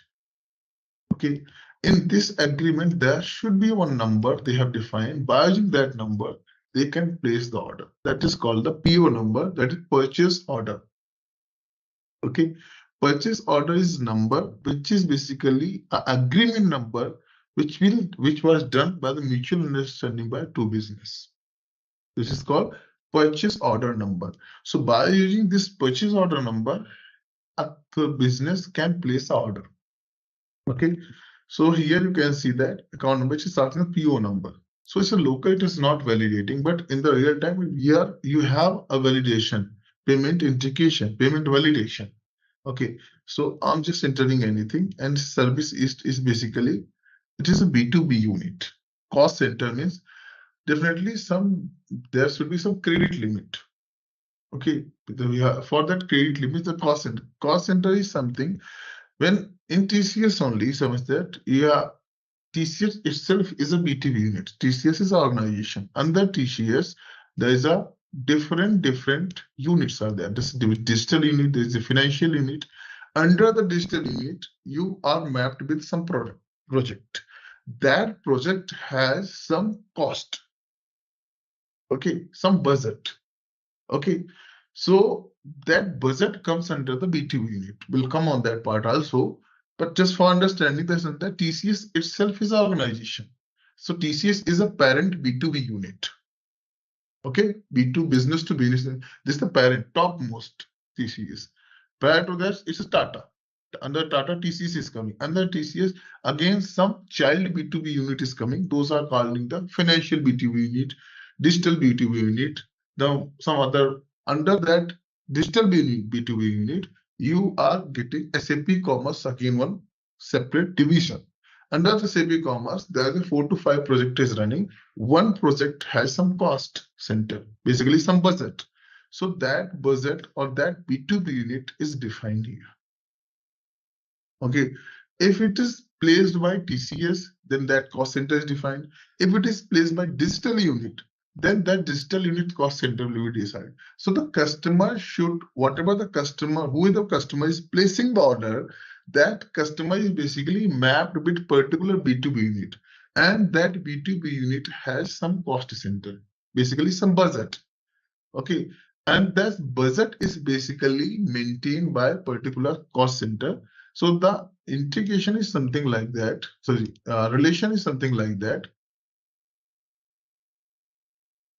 This is a B2B unit. For B2B unit, just understand your project. Okay, so suppose your project name is Shell. Okay, sale B2B. It's a project you. This project has some cost, basically some budget. Okay, might be this project has two budgets, maybe one budget also, budget 1 and budget 2.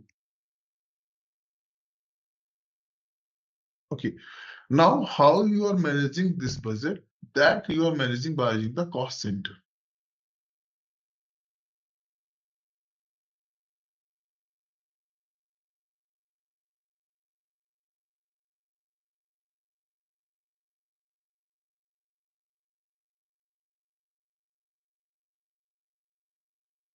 So this budget is this cost center is also mapped with B2B unit. This is also mapped with B2B unit because ultimately B2B unit has this B2B unit has a budget and this B2B unit has a cost center. So by using this cost center, you are managing this budget, where you are going to spend this budget and how. Where basically for party this much is budget, for purchase this much, for certification this much is budget.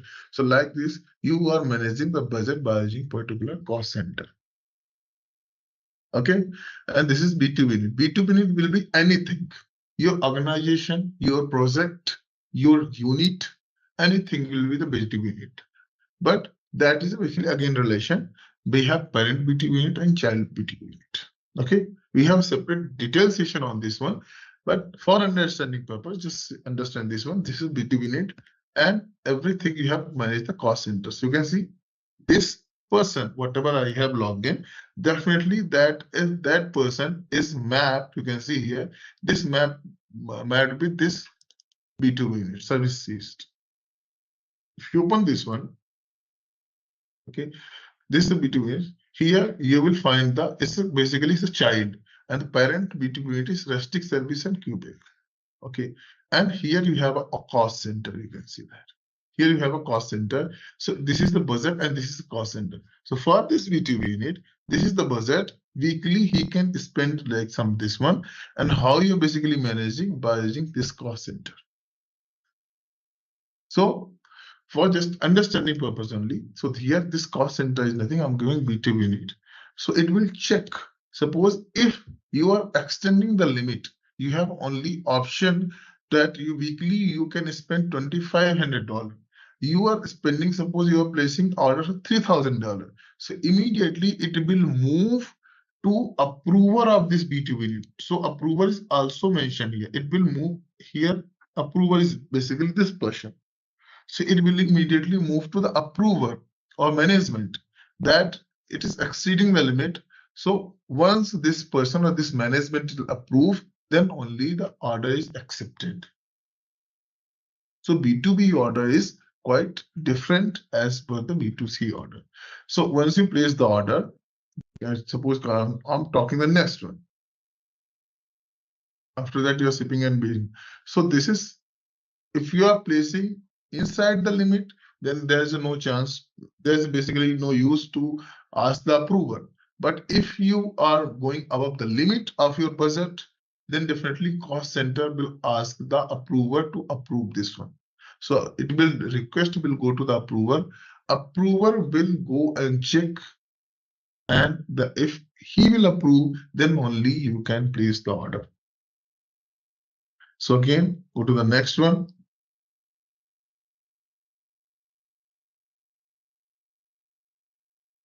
Shipping and shipping method. So here layout is totally different here.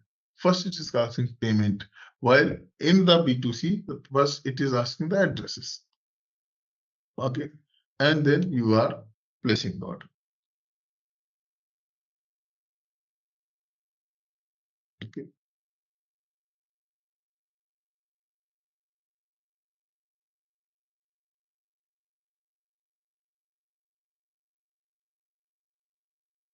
Okay, so your order is placed now. Okay, now this is the person. I'm going here, going to my account, and I'm going to order history here. Okay, so now order, click on order. Here we have option called reorder. While in B2C, we don't have option called reorder. Reorder means it will immediately move to the checkout page. If you click on reorder, so it will move to the checkout page immediately. And you can place it. Here, one more option you can see that schedule replacement order. This is replacement order means you want to repeat order on a particular interval of time. If you click on this one, so daily you want to place this order, weekly you want to place this order, monthly you want to place this order. Weekly means how many days are in the week and which day you want to receive this order. Monthly means in which date of particular month you want. Suppose you want to take some like 10 laptop every month from the HP. So you can decide a date for that. So that comes under the schedule replacement. And this is called a reorder. No, this is basically called the scheduled order. This is by default is coming. So this is a scheduled order. Clear? I'm just giving a functional overview. I'm not giving a technical overview for you. It's just a functional overview to you. Okay. So this is how you are under. This is the B2B. B2B functionality order replacement. Similarly, I now go to the cart page. This is the cart page. Here option for the request a quotation. Okay. So if you click on the request a quotation, okay, minimum $2,500, 25,000 request, then only place. I will reduce this amount. This is very large amount. So how can I reduce the amount? That quotation amount is also set into the configuration, basically properties file. Okay. The value is 25,000, right? This one. Questions initial threshold power tool for this is $25,000. So in place, I'm taking the $250. It's enough for us. Okay. Just $250. After that, I will add this one to 10, and this one is also 50. So that's enough. Okay. So now it will not submit anyhow, but oh, this one. Okay. This.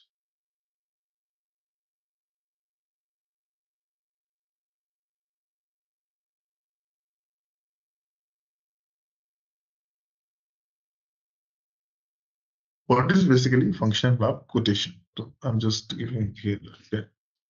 Okay. So now I have $455. Just a request a quotation. Okay. Minimum 250 to submit a quotation. So I basically have 250 plus. So now this is the quotation and description. What a description you want to do? You can just description. Previous estimated total is, this is the first time I'm doing that, this quotation. So previous estimation total is not there. Okay. So I can comment here also, like I want on this price. Okay. And this is the quotation. Basically, I just submitting this for quotation. I just submitting this. Okay, my quotation is submitted now. My quotation has submitted now. Now, who can access the quotation? Now, this quotation, this is your TCS employee, basically. Your TCS employee, you have submitted a quotation to the HP that I want this. Okay, this much amount value I want it. Now, quotation, this value, you want this quotation. Now, HP employee will take that quotation, okay, will see that quotation and will modify that. Okay, this is the quotation. Then I will. This is the allowed or not allowed, something like that. He will modify the values. Okay. Now I will open the same Power Tool site into the here. I will open as a prover here. Okay. So in place of customer here, I am just opening. Don't confuse it. ASM. ASM is an assisted service manager. Okay. ASM is assisted service manager. It's an employee which can impersonate the other customer. Which can impersonate other customer. Okay. And how we'll find that which is the employee? This is employee. This is employee, not a customer. ASM is a basically employee assisted service management. Basically, he can log in on the behalf of other customer. First, he will log in, then he can impersonate, he can check the order, he can place the order on the behalf of other customer. This is for the front end related. You can see it kind of customer support, but from the front end related. Okay, so after ending your site, question mark ASM equal to true. So it will open this window, assisted service mode. Okay, so definitely it is the employee. Employee who manage the site, customer who use the site. So he is managing the site. So he is an employee.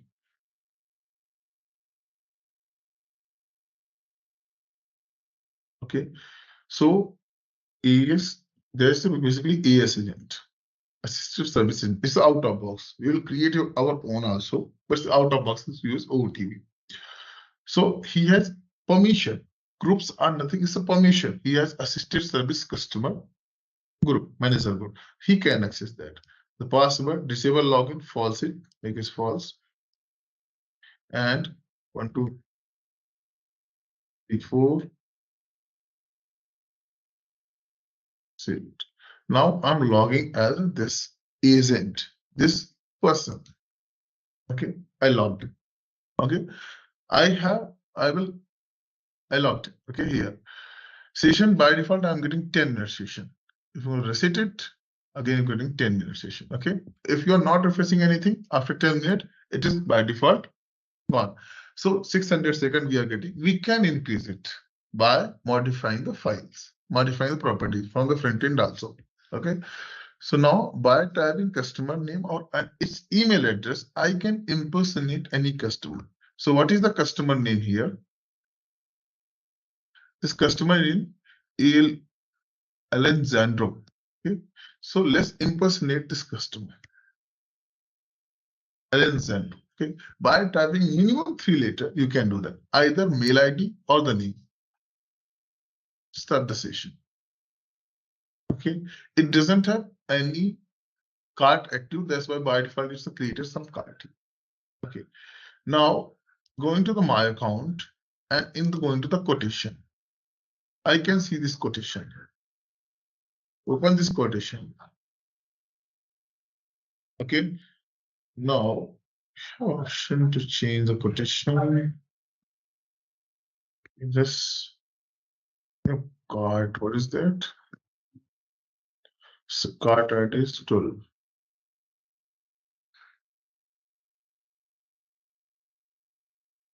Should be option is coming to record the quotation. The customer list. Yes, this might be this customer has access for that. This customer name, my account, quotation. Okay, got it. My account. Maybe some different. Okay. DSM doesn't have permission. I can leave. Okay.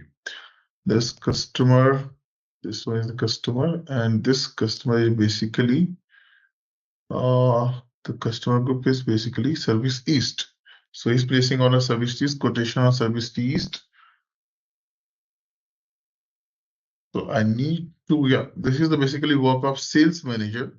So I will get the sales manager. Sales manager is basically employee only. And there's service manager like this one. This one is from, yeah, say this is sales employee. Okay. So I can log in by this sales employee. ASM cannot access this one. Sales employee can access. So I can log in sales employee as a ASM, sign in, then ALE. I impersonate that particular customer. Okay, this is the customer. Okay, and my account quotation, open this quotation, and I have option to edit the quotation. Okay, so this customer has given the quotation. Basically, this customer has submitted some quotation. Now, as a sales employee, I can log in. ASM employee cannot log in. Sales employee can log in and see the quotation because this is the work of sales employee. So sales employee can log in and see the quotation. So now he can see this the quotation and edit the quotation. So in editing the quotation, suppose I'm giving discount. I'm giving discount, or you are giving some comment on this. So suppose I'm giving discount on discount by percentage, discount by amount, or adjusted total. What I want to give. Suppose I'm giving 10% discount and done. So 10% discount I'm giving. So now it's 409 total. This is done. This is done by sales employee. And after that he has entered this one, submit the quotation. Now quotation is submitted for this one. Now employee will again log in. Employee will again log in and open the quotation, and you can see that this quotation has changed. Previously it's the 455, 454. Now the quotation has changed. They have given the discount of $45. The employee can also see under this quotation. Now either employee accept the quotation, edit the quotation, or cancel it. Suppose employee TCS still want that. No, this is 10% is not even. So again, they have option to edit, and here they want to like edit like I want some extra quotation or something like that. Some comment he want to enter that, and after that again submit this quotation. I have submitted now. Again, that employee will log in. I'm just refreshing this. Again, that employee will log in, impersonate this customer, going here and in the quotation, and after this quotation, open again that quotation, and he has again 45 days. Means that employee has not accepted the 10% discount, basically in the quotation. So again, he can edit the quotation, and this time, suppose I'm discount is giving that 15%, and done. And again, submit the quotation. Once this is done, again, employee will log in here. Basically, I'm just refreshing because login will take again time, too much time. So he will see that, and this time he will see just 15% discount he can see here. Okay, so now he again cancel quotation, edit the question, or accept the. So suppose if accept and check out, so if yes, so immediately it will become your cart. It will immediately become your card, and you directly move to the checkout page. So like that, normally after this is the normal process you will do, checkout, normally payment and all, and you can place the order. Clear? Okay. So this is kind of like there's a lot of difference in B2B and B2C. So this is one sometime that. So let's list some differences between B2B and B2C. Okay, I will take, you have 5 to 10 minutes extra, so I will cover that quickly. So this is the basically criteria by which they have doing, and B2C and B2B. Okay, so first thing,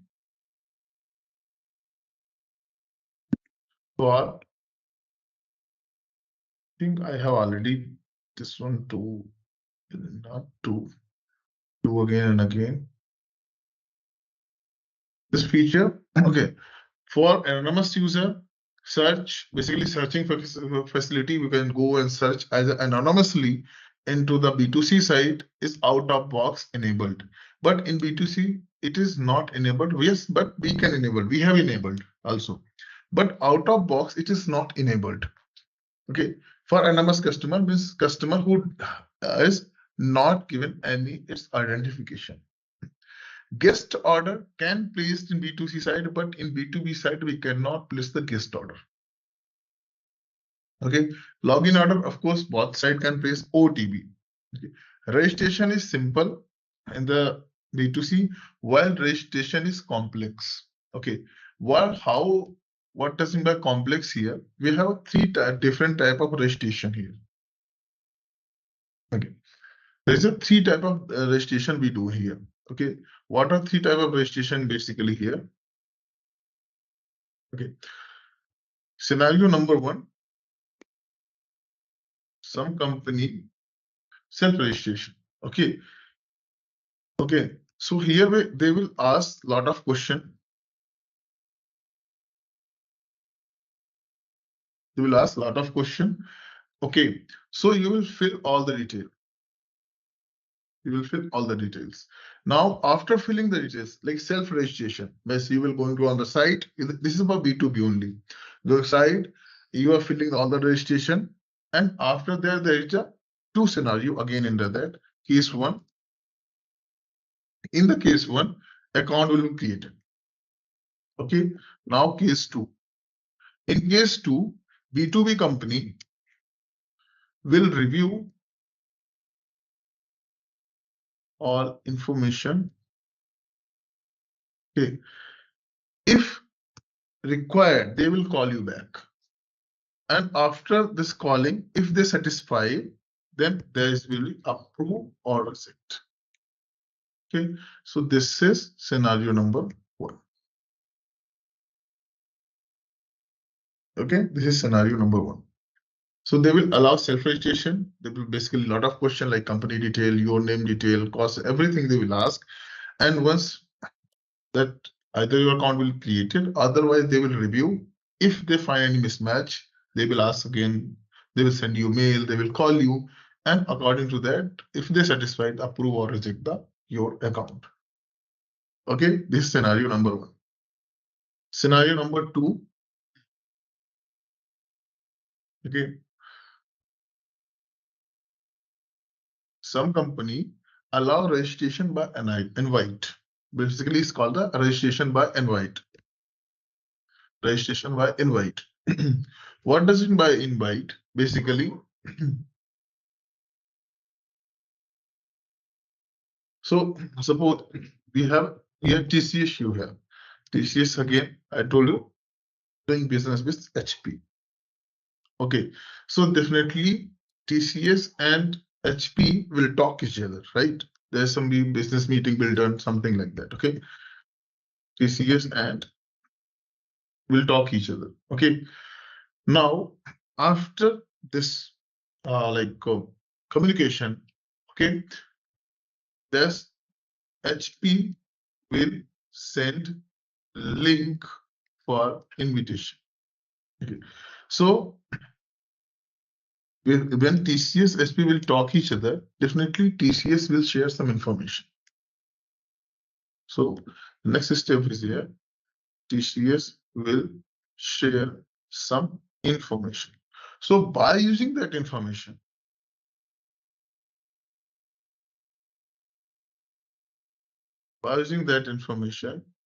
HP will send link for invitation as link for registration. Okay, so TCS has provided some information, not all information. So rest of information TCS need to fill. Okay, so whatever the information TCS has provided, HP will fill and send an invite link for you. So once TCS will receive that link, okay, so TCS will fill extra detail on this, all the detail. Okay, TCS will click and add other details. Okay, whatever the additional detail is required, they will add. After that, of course, they will submit. So accept and result. That is again in ANDA for HP. Okay, if they are not satisfied, they will again call you like this. Accept and result. Now, scenario number three. Okay. Here, this scenario number three is quite similar to scenario number two only. So HP will create account for TCS and share the detail. These are the three registration scenario possible. First is self-registration, registration by invite, and registration by basically vendor, third party. This is like third party business, register and share the detail. Okay, so anything is fine. Like it depends upon the project to project which registration is allowed in the business flow. Okay, again registration, once the registration done, so this registration is approved. Sometimes if the TCS only register, so TCS sometimes approval also done from the TCS only. They will approve, yes, this is our employee, they will approve, then sending to the third party also. Okay, so registration is quite complex in nature into the B2B side. Okay, quotation is a no OTB quotation. While quotation is very important here because price might change as per the customer volume and reason. Okay, so there we have a customer pricing, user pricing, contract pricing. So that's why quotation is very important in the B2B flow. Okay, checkout step, we have similar, only extra checkout step, we have a PO number payment. Okay, we have in order place, we have only order place here, but here you can order place, recurring order, schedule order, reorder, everything is available into the B2B side. Okay, so we can enable these things also in B2C, but there's no use for recurring order and reorder. While in B2B, that is very important, recurring order and reorders. Okay, these are the there's technical or maybe functional difference. There's a lot of difference also. Like here in B2C, normally we place the order as a small amount, one order, if you are going to order a phone, one phone to a phone, one laptop to laptop maximum. But in B2C side, order are always in bulk in nature. If Hindustan Petroleum is buying petrol from ONGC or the Shell, so definitely there's not 1 or 2 liters, definitely millions of liters. So that is again bulk of order, and there's a lot of technical difference also we'll cover later. Okay, I'm going to cover the product modeling. Okay, and data modeling we'll cover later. Product modeling, after that we will going to cover the order, checkout, card and order. Okay, so this is kind of functional part, product modeling. Okay, so in session 1, we just see that what the main thing in a site is basically product and content. Here we are going to discuss about the product modeling, means all the things related to the product only. We have product and contents. Okay, so today we are going to discuss all the things related to the product. Okay, now when we are going to discuss about the product, so it means there's something out of box already provided by SAP Commerce related to the product. There are so many tables, so much data or product related, all the attributes is already provided by SAP Commerce. When we are going to work the customization, we will just going to extend that, we can reuse that also. So SAP Commerce is already providing so many tables for it. Like it's providing the product table, its category, prices, catalog version, units. So like that, it already provided lot of tables to us.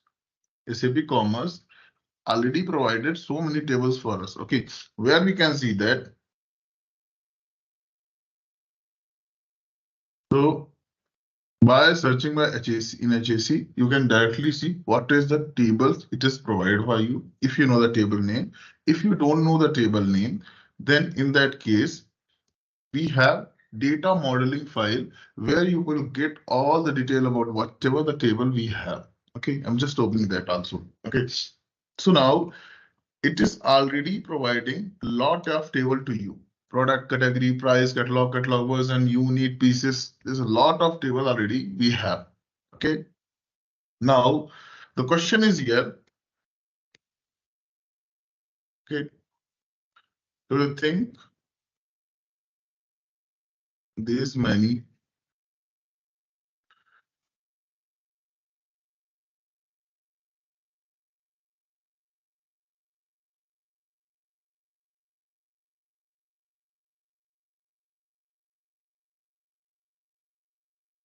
okay.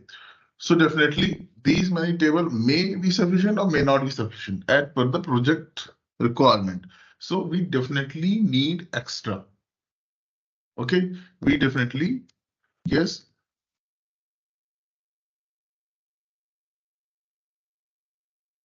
Okay, now when we need extra tables, so how we are going to create the table, how we are creating the extra columns on the existing table, that is a separate part that we are going to cover in the data modeling part.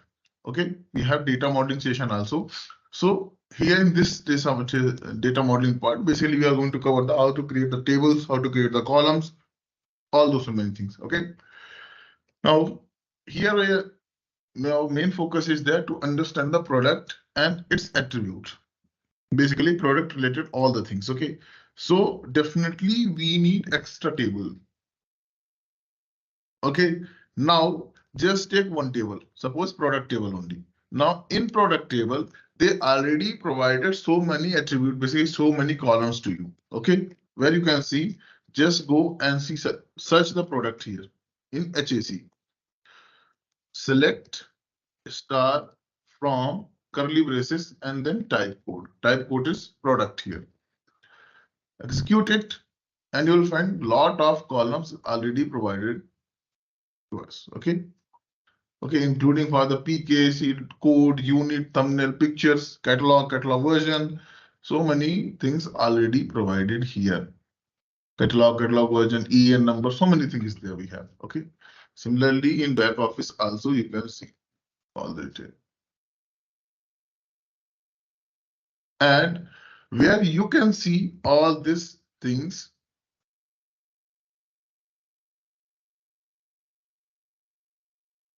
Okay, where this all the product related attributes are present. For that we have core item.xml. Core item.xml is present under the platform. Under the platform we have ext, then we have core. After the core we have a resource folder. Under the resource folder we have core items.xml somewhere. The core, I think it's okay in code. Code being code deployment. This one, core item.xml. So this file is responsible for some initial attribute or initial column into the out of box for out of box. Plus one more we have, that is basically catalog item.xml, where all the product related table, relation, collection, or attribute, everything is present there. Okay, you will not understand the whatever the jargon we have here. We will discuss at the time of data modeling. Okay, don't focus over here. Just I'm saying that what this file is present for you. Okay. Now, similarly, you can search same file into the here, the core item.xml, and this one is there, and one is catalog item.xml. Okay. So now, in a back office, here under the catalog, you'll find all the product related tables here. Catalog version, category, product. Okay. Now, here the thing is that if already we have so many tables, suppose 10 table or 15 table is already provided for the product related in SAP Commerce, still you need extra. Okay, and you can create by using the data modeling. That is next thing. Okay, suppose take one table, suppose product we have. Okay, so in products table, we have 45 columns, suppose. Again, we need extra. Okay, so here the possibilities also we need extra column on the existing table. Okay, we need extra column into the existing table. Yes, this is the possibility. Okay. Now, SAP Commerce gives flexibility to create any extra table, column. All right, let's test your knowledge. Here's a question for you. Which of the following deployment models is supported by SAP Commerce Cloud V2? Option A, on-premises. Option B, cloud. Option C, hybrid. Option D, all of the above. Take a moment to think, and when you're ready, choose the correct option. Remember, each choice holds a key to unlocking the answer. Good luck! Type the correct answer in the comment section. Hey there! Want to become a whiz at managing supplies? Our SAP Commerce Cloud V2 course is here to guide you. You can take it at your own pace on our platform. In this course, you'll dive into SAP Commerce Cloud V2, your ultimate toolkit for planning everything from making sure we have enough products to get them where they need to go. Our course covers everything you need, from the basics to advanced tricks, all taught by experts who know their stuff. Your teachers are seasoned pros, ready to guide you through and answer any questions you have. And guess what? Our students love it too. People just like you have found our course super helpful. The best part? It's budget friendly. This fantastic opportunity to learn won't break the bank. Ready to become a SAP Commerce Cloud V2 Pro? Sign up on our page now. For more info, check out ZaranTech's website. Or any relation. Okay, that we are going to discuss. Okay. Now,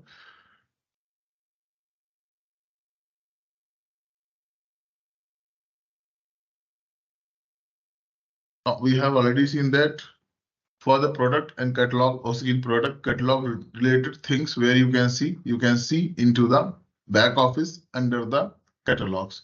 So these are related to the products only. Okay, these are things related to the product only. Under the catalogs, all the things related classification, attribute, variant type, unit, everything is basically for the product catalog related only. Okay, so now the next thing is here. Actually, we have a lot of product we have. Okay, in the database, we have a lot of product. Okay, product 1, product 2, product 3, like that.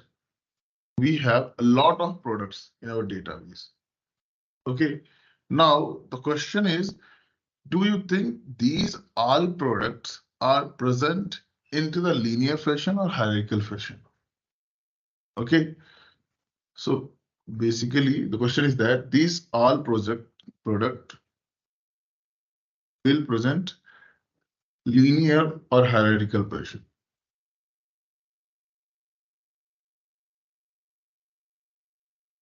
Okay, linear or hierarchical fashion. Okay, how we are going to arrange these product. Okay.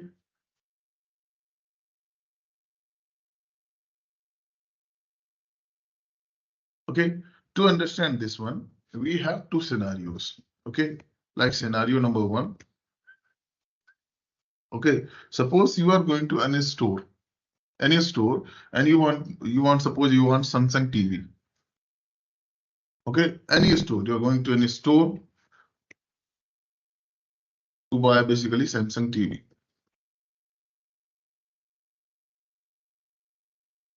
Okay, now the question is here, can you buy Samsung TV? Samsung TV is basically generic name. Okay, under the Samsung TV, there's a lot of product. So you cannot this kind of base product name. You can, okay, this is generic name. You cannot buy Samsung TV. You will get Samsung TV with some specification. Okay, if you go on store and you are saying I need Samsung TV, immediately they will ask the question, what is the model number basically? If you know the model number, what is the size of the TV you want? Okay, after the model number, after size, they will definitely ask the resolution. Okay, so if you are giving the answer of this, you are basically going inside of this generic term and you are creating the variant of this one. So you cannot buy the base product. This is kind of base product. Now, when immediately you say which model you are, suppose you are in the curve model. Okay. After that, you are saying the 55 inches and resolution is 4K. In that case, now for same model, for same size, there may be chance of that resolution 2K is also available, or HD is also available. So it means when you are going inside that, if you are separating the product, that is basically you are creating the variant product. So this is the base product. This is the base product. Now these are the variant of this one. Under the Samsung TV model, by using the model, I am creating variant of the product, different type of product. By using the size variant, I am creating different sizes of the TV. While the resolution variant, there may be the chance of LCD TV, LED TV. There's a lot of things going on. So we can create a variant by any term, by the size, by the price, by the model, by the resolutions. Okay, so there's any term, by any term you can create the size here.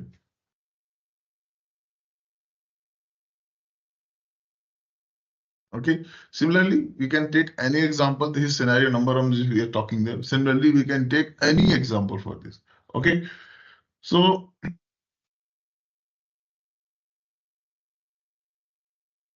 these are things, whatever I'm discussing, these are already out of box provided to us. These are already out of box provided to us. So in OTB, we have category base product relation. Okay. And we have under the base product, we have a variant product. We will create this one. I will understand how this is accepting working for. Okay. Now, similarly, if you buy iPhone, that is no, it is not possible to buy iPhone. You are going to basically buying the variant of any iPhone. So under the iPhone, definitely which iPhone you need, iPhone 14, 15, or after that, this color they want, RAM they want, ROM they want. So till they're asking the question, you are giving the answer. It is basically creating the variant of that product. Okay. So now, so here we understand that definitely you are not going to buy the base product. Okay, you cannot buy the base product. Okay, there's a very less situation, this one or two situation where you can buy the base product. Otherwise, you cannot buy the base product in any situation. Okay. So basically, any scenario.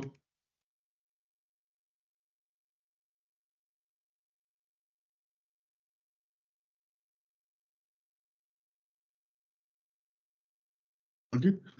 Yes, we have.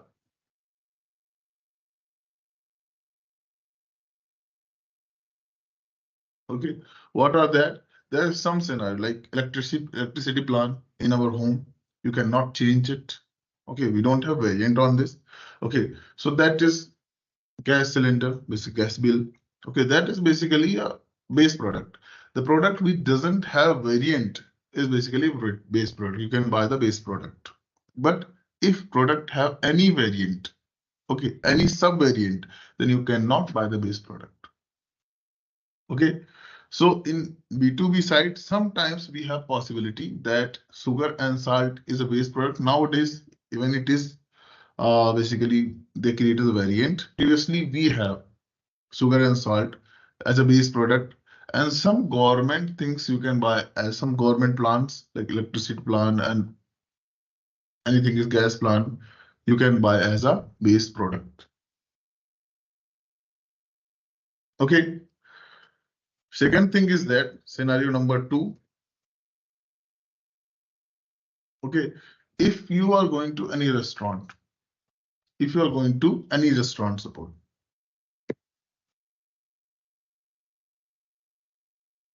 Okay.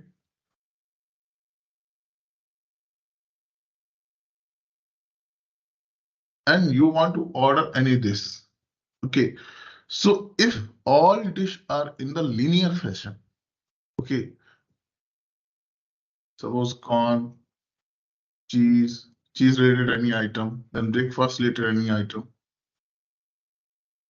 okay, starter related any item, then main course, then non-veg related main course, then veg related main course, something like that, and then dessert something. So if that this basically these are nothing, these are product for the restaurant. These are the product for the restaurant. So if they arrange all these things in linear fashion, then this is very difficult to find the item. Okay, and to find the item, you will definitely read nearly all the pages properly. Then you will find the items. Okay, if they categorize this one, if they categorize this, then in that case, you will find basically very less time you will find that particular product or particular item. Okay, because and if you are running this one, so there may be this is also not the customer oriented, because some customer even do not want to read the non-veg item also. Okay, so this is not a customer, of course it's taking time, so it's taking customer time, so this is not customer oriented. Your design should be in such a way that you will reach to particular item or product in shortest path. Okay, customers should reach on the particular item in a shortest path. Okay, so how you create that is kind of binary, by using the binary only. So how we are basically, it is already it is already provided here.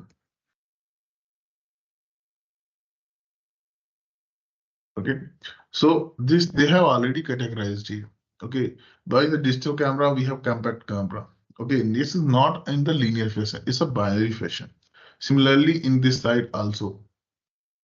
Okay, so they have already categorized. They have already categorized the item, they have already categorized the product. So you will reach the particular product in the shortest path. Okay, and this is basically now this is the product are designed in binary search algorithm. It is not in the linear search algorithm, because linear will take a lot of time to reach a particular product. This is not for the customer oriented good, and even it is not good for the performance oriented. Okay. Okay. So these are some scenario we are discussing to understand this one. Okay. Just reading this one. Okay. After that, just we are going to coming the core topic, that is product catalog. Okay. In product catalog, okay, we have categories, subcategories, product, basically base product, then variant product, and there are so many other tables too we have. Okay. So in product, SAP Commerce will allow us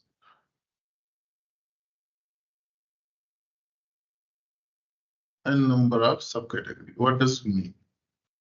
Okay, a number of subcategory means under the category you will create any number of subcategory. How basically this one? You can see under the brand we have a camera. Okay, under the camera you have a lot of this. This is the main category. This is the again this brand is the main category. Then camera is the subcategory of brand. And similarly, Canon Sony is a subcategory of camera. There may be the possibility under the Canon there may be a some category. So these are the subcategories, and you can create a number of subcategories. You can create a number of subcategories in SAP Commerce. How you're creating, that is the next part. We are coming on that. Okay. Similarly, one more site I will open. Okay. So here you can see that Snow has again categorized in the man, woman, youth, and kit. Similarly, accessories again categorized. Streetwear is again categorized. So this is nothing. So we are creating a hierarchical, basically hierarchical way, basically binary search by the categories. Okay. So if you open any product, or in the here, if you're creating any product, open any product.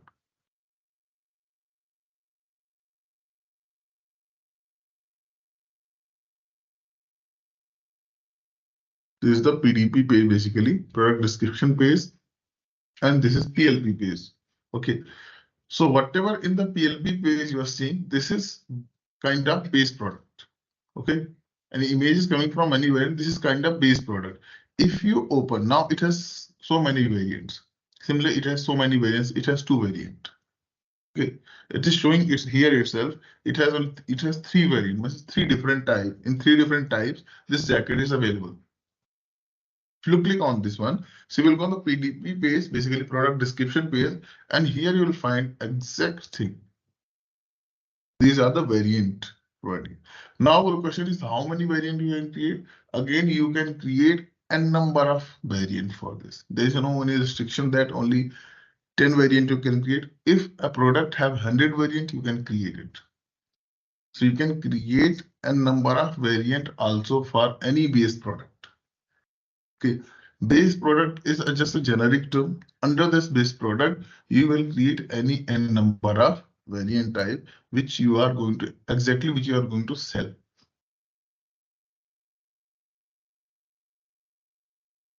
SAP Commerce allows n number of subvariant or variant, whatever you can say it.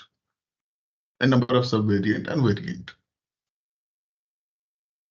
Okay, now in the back office, you can see here, get under the catalog, we are talking about the catalog, product related everything here. So catalog is a table. Catalog is a table. Similarly, same thing you can see in the item.xml also. Catalog version is also a table. Category is also a table, but we have a term called subcategory, which is not available here. Subcategory, which is not available here. Okay, they are talking about the catalogs. These are the tables. So catalog, it is table. Catalog version, it is also a table. Category is also a table, but we don't have anything called subcategory. We don't have anything called subcategory. So subcategory is also a category only, which has parent one. Subcategory is also a category. Subcategory also stored into the category table only, but subcategory has any parent category. So subcategory is nothing, it's a child category. So if any category has super category, then it is a basically subcategory. If any category doesn't have super category, then it is called the main category. Okay, for example, just open any category.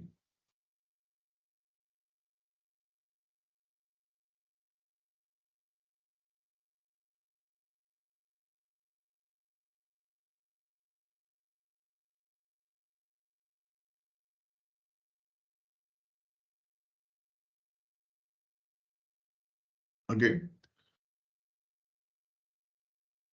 In the category, go to the category structure and you will find the super category. Here we have also the included pattern and subordinate category. Super category is a term, it's about this parent category.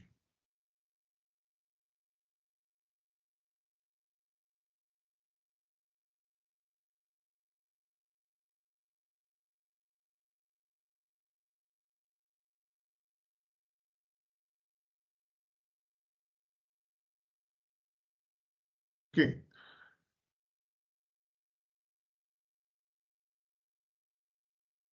This is called the parent category. If any category has parent category, then it is a child of that parent category. So it is a child of this one, electronic product. Okay. Subordinate category means the child of its own category. If any category comes under this category, then that category will be the child of its own category. Okay. So here, if any category suppose then that category will be the subcategory of charger. and charger is a child of electronics product. Okay, child of this electronics product, configuration category basically. This is a configurations category. If you open configuration category, okay, go to the category structure. Configuration category doesn't have any super category. It is a super category. It doesn't have any super category, but it has subordinate category. Subordinate category means the child category. So it has child category, emerging power, so chargers, then three different subcategory or basically child category it has. Similarly, you will open any category. Go to the category structure. Here you'll find that this category is the basically comes under two different categories, camera accessories and technical details. So technical detail camera accessories, the parent category of blank video tape. Okay, our blank video tape is basically child of this category, these two category. Okay, so how many categories should be parent? There's n number of again category. You can add n number of category as a parent, n number of category as a child. N number of category as a parent, n number of category as a child. Okay, I'm coming on the relation between how the category and the catalog exactly play a role in the site. Okay,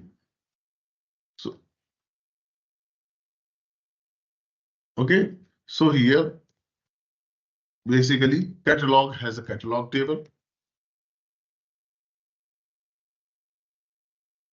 Okay, catalog version has catalog version table.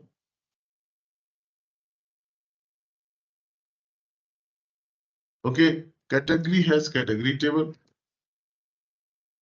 Category is a category table. Okay, similarly subcategory has again a category table. So it is also storing in the category table. Okay, after that, similarly, now under the subcategory, it fall the product. So product, of course, it has a product table. And we have variant product. So variant product will also store into the product table. Variant product is also a product which has base product. Variant product is also a product which has base product. Okay, so variant product is not different term, only it has any base product. Okay, suppose iPhone is a base product, then iPhone 15 is a variant of base product. Okay, this hierarchy is something like this.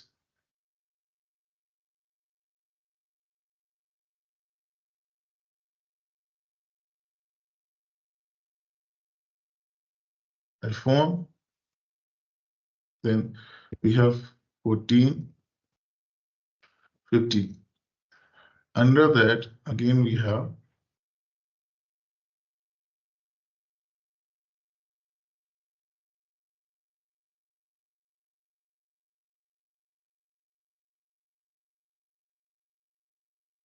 four GB,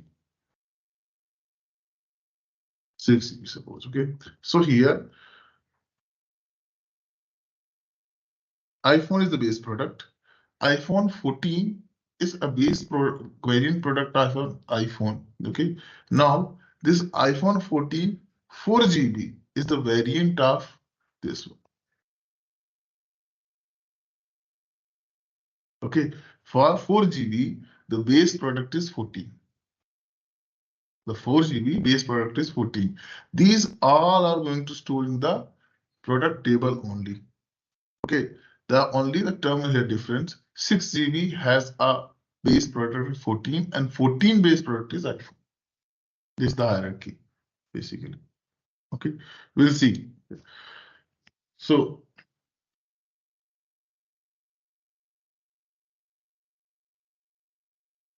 okay, we'll see all this catalog version also. What does it mean by? Okay, just taking any site for your understanding.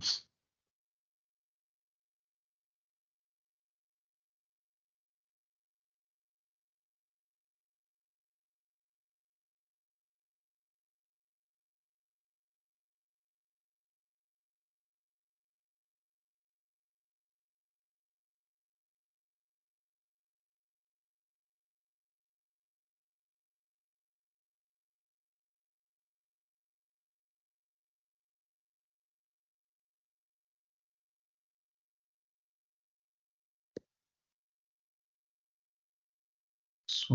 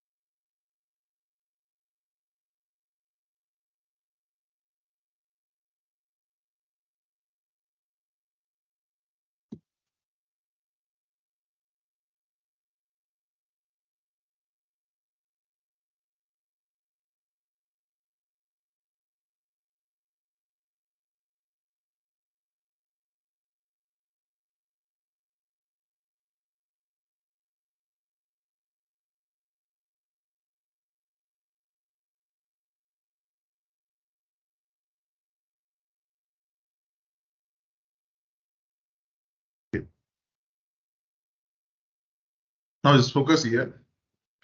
It will clear all the things like relation related, all the product and its catalog, product catalog related, all the relation here we are going to discuss here. Okay, so now what is the catalog? Catalog is the most top of the things present in anywhere. For content, we have a content catalog. For product, we have a product catalog. Okay, so product catalog is the most top of things into the product. So all the things related to the product comes under the product catalog. So in general, in any site, we have only one catalog or maximum two catalog. Okay, so catalog is something like that. For your site is launches in suppose Australia. Australia's product are entirely different from the India, and we are not shipping anything from here. So all the Australian product category comes under some particular classification that is called the Australian product catalog here. Okay, that's basically product catalog. So for Australia, we have created the Australia product catalog. So entire Australia region product and its all attributes comes under the Australia product catalog. Okay, and if we think Australia, India, all products are same and we are shipping here and there also, so in that case we are going to master product catalog. So it will contain the all product related to your site, all product related to your site in for the overall the world, your it is and launches. If we think that product, that recent product is entirely different, that we are getting the different product catalog, otherwise is the same. Similarly for the content also. So product catalog is something is a main thing where all the products or basically is a classification kind of things where all product and product related all attribute or tables come there. So product catalog, you can generally term that if you are going on to the restaurant, then the booklet is called this basically catalog. That booklet, that menu is basically catalog. Under the menu, that catalog, basically under the menu, all the product category, everything is coming there. So that menu is basically a product catalog.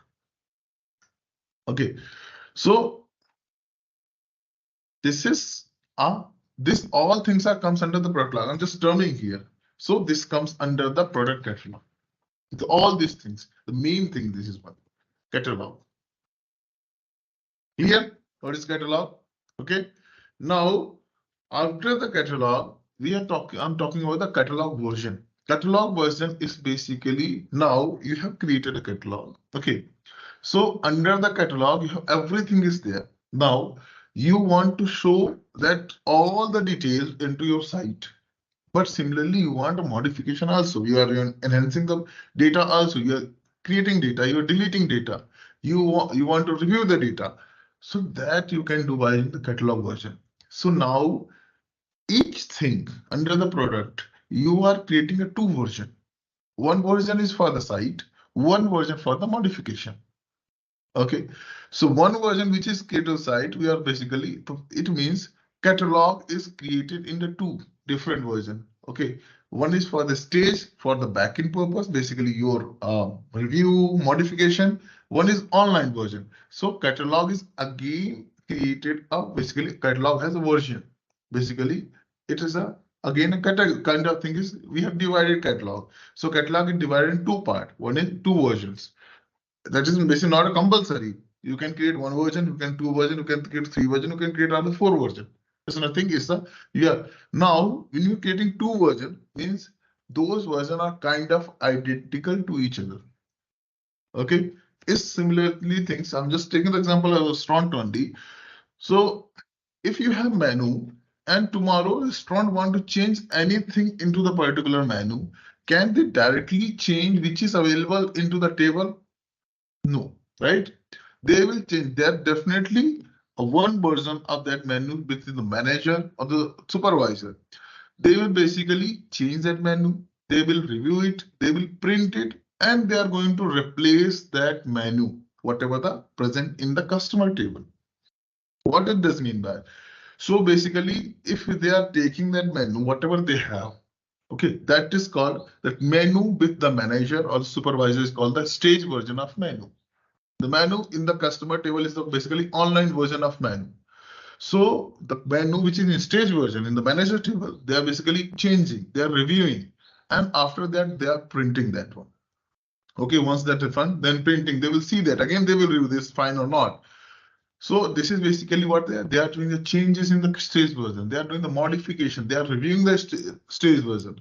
Once they are satisfied, now they are replacing the existing menu from the newly created menu. Okay, so replacing of the menu is called the synchronization. Replacing of the menu is called the synchronization. Basically, it is deleting the old data, removing the old data, and inserting the new data there. Clear? Okay, so we have kind of things you have here. We can see we have kind of thin line here that is called, we call the catalog version. Catalog version, nothing is the catalog version, is just the catalog version is basically it's a basically two types, basically version of catalog, different types of catalogs. Okay, catalog, then catalog version. Now, under the catalog version, okay, under the catalog itself, we have a category. Under now, catalog version, we are creating catalog version online stays. Basically, this is name basically being online for the like website, whatever the data you are seeing in the online version. Okay, here when I have opened the back office, definitely you have seen this one. Okay, here you can see that.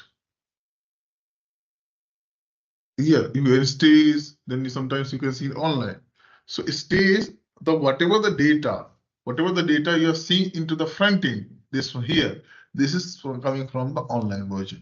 Okay, so there may be the possibility that stays and online will be kind of identical, 95 to 96% are same data. Whatever the 5% different is data, which is you are modifying currently, that is a different data here.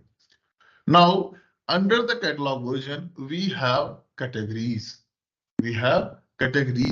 So these are the electronics, TV appliances, men, women, baby and kids. These are the category.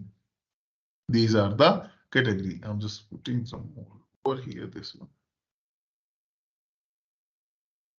Okay, so these.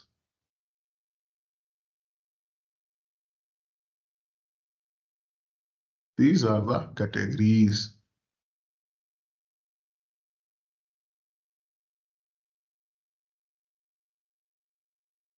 These are the categories. Okay. Under the now, when you just clicking on the electronics, you are getting a list of categories, some other categories, right? When you click on the electronics here, mobile. Under the mobile, you have a lot of category. So electronics is the main category. Mobile is a subcategory of electronics. MI is a subcategory of mobiles. Mobile accessories is a subcategory of electronics. Mobile case is subcategory of mobile accessories. Similarly, you can see we have again subcategory and subcategory structure here. So how many subcategories you create? You can create n number of subcategories. Okay, n number of hierarchy for the subcategories. So here, mobile is what? Mobile is basically subcategory. Mobile accessories is what? Mobile accessories is also a subcategory. So mobile and mobile accessories, these both are subcategory. Okay, these are the subcategory. Now, similarly, this MI, Realme, Samsung,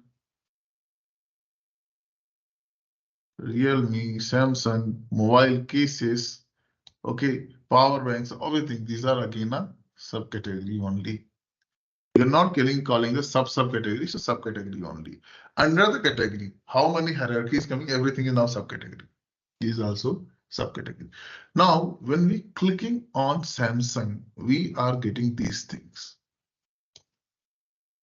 Clicking Samsung, we are getting this thing. Okay.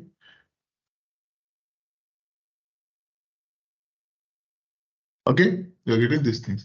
So these, when you the last category, basically is the last subcategory. We are in hierarchy. We are by clicking, we are getting the products or list of products. So these are the products basically. Okay. What is the product name here?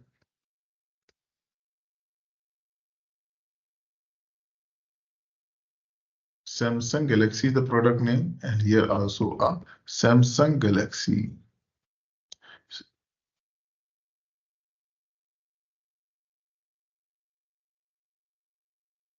So what is the base product here? Base product name is Samsung Galaxy.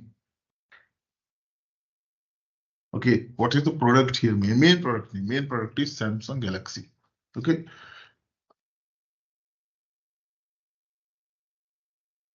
It's a Samsung Galaxy is a base product. Samsung Galaxy is basically here, you can see.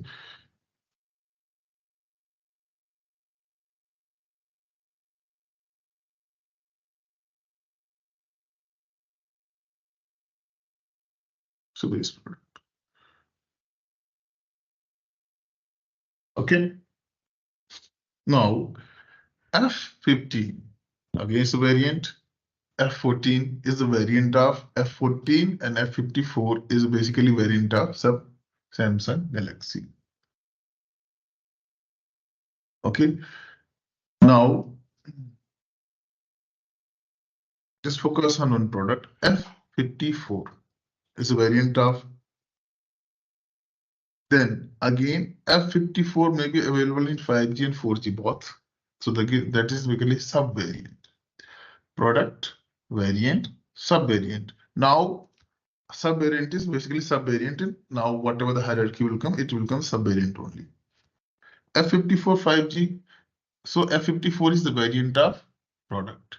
5G is a sub-variant of F54. Now, silver color, again the variant of sub-variant.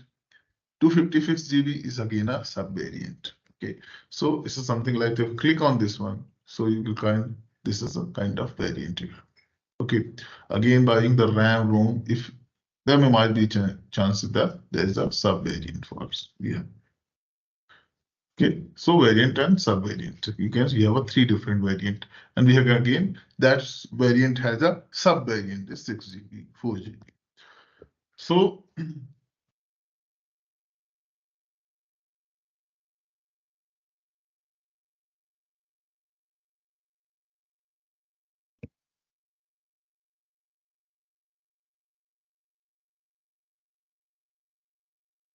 these are the variants.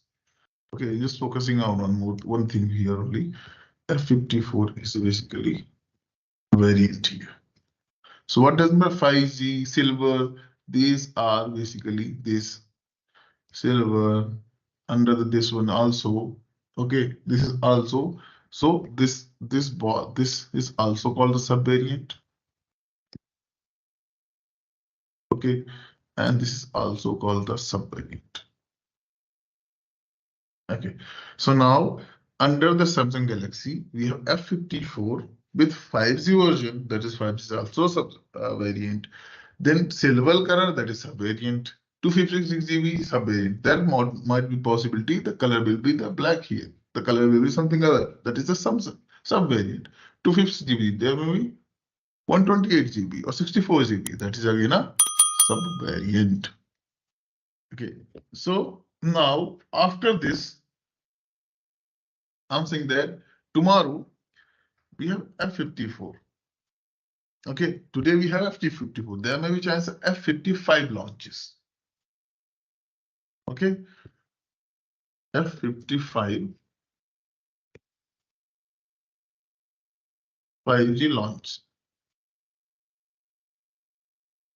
Okay, tomorrow F55 will launches. Okay, or releasing, basically, or releasing. Okay, so the question is here, are we directly showing into the site or not? So definitely no. Definitely no. What we are going to do?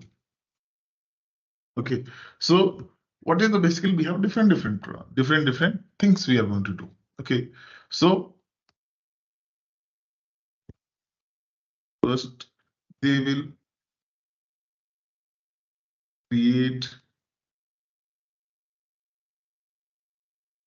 First they will create product. Okay, after that they will add description, add summary. Okay, prices. If any promotion is that any promotion. Okay, then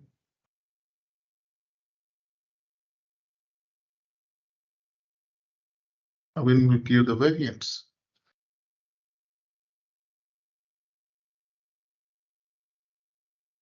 Okay, then we will add the images. Like that, we have so many things. We have images, more description. After adding all these details, we are sent for approval. Okay. Okay. Send for approval. Then after that, modify if anything is there, like anything is there. So basically, there are notes and summary they will provide for you. If anything is approval person find, if anything need to change, they are going to change that. Okay, so if you are doing this thing, all the changes on all, if you are creating the live site, so that is basically customer can see how the product is changing. So that we cannot do here. That we cannot do here. Okay, so definitely if we are doing all these things, then we need some place where we can do. Okay, to do all these things,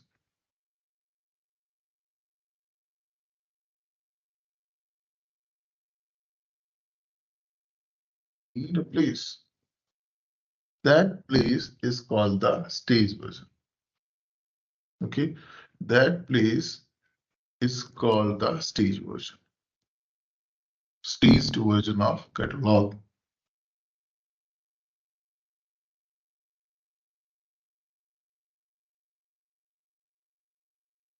Okay, so what we are doing here, we are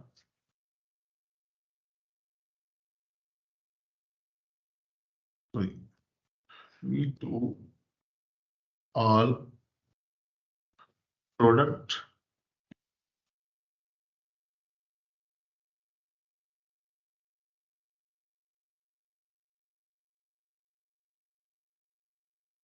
stage version. Massaging means basically this thing is nothing. This is called the massaging only. Massaging of the product. Okay, or we call the enrichment. We call the enrichment. Okay, so we are doing the massaging and enrichment in the stage version. Okay, and finalize it.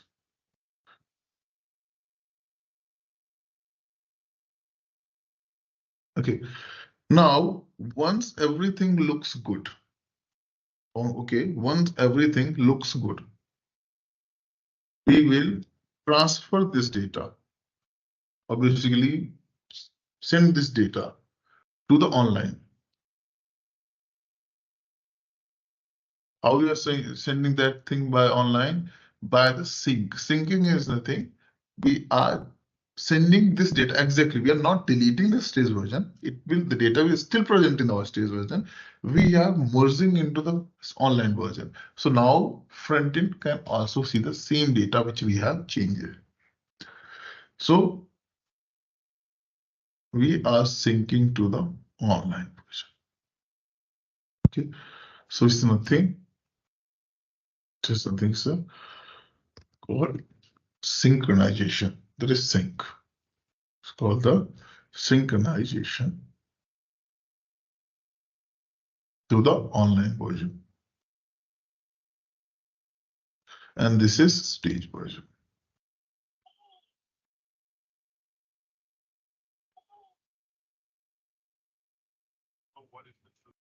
Stage version, and this is online version.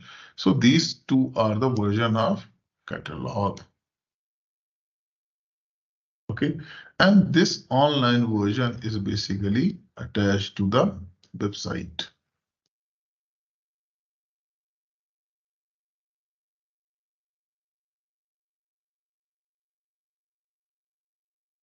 Okay, so whatever the data we are seeing here, okay, so we can say here in place of that,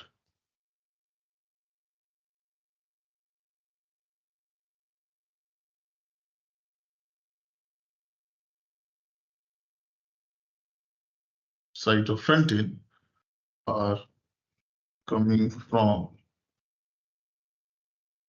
online version. Okay, it's clear now. Okay, so yeah, catalog version, then we have category, subcategory,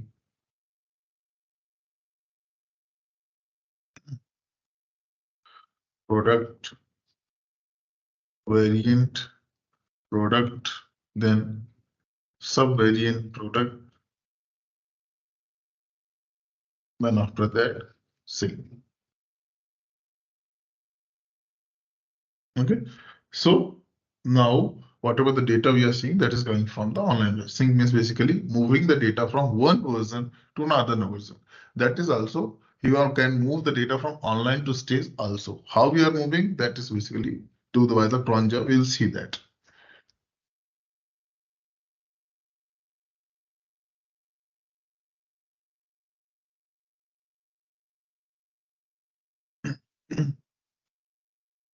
Now, this is basically moving the data from a stage to one version to another version is called basically synchronization. Same thing we can do in the content catalog also. There we have also two versions. Now, here, whatever the data we are changing, okay, the question is that whatever we are changing here, the data, after that we are moving the data into the online version. Okay, we will see that how the data is looking, then we'll see that. Okay, that say basically the question is here. You can see the scenario here. Then after that we are moving. Okay, now I want to verify that how the data is looking before moving to the online version. Before moving to the online version, I want to see how the data is looking.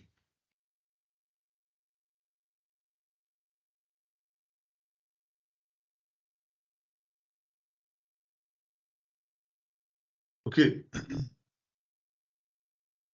just want to verify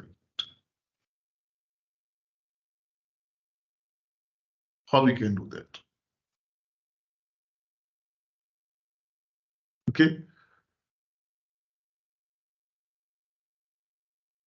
how can we do that? So one solution for this is that basically we have here step one,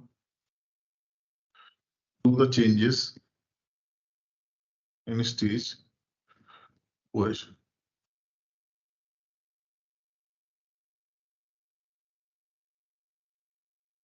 Do the changes step version. Okay, so now in step two, what you can do, you will change the version. Basically, now there are some definitely if you are getting the data here from the online version, definitely there's there should be some configuration where the data is coming. So basically the configuration is here. Actually, you can see the catalog. Suppose I'm taking catalog here. So I'm just taking the catalog for the electronics only here. So for electronics, we have an electronics product catalog.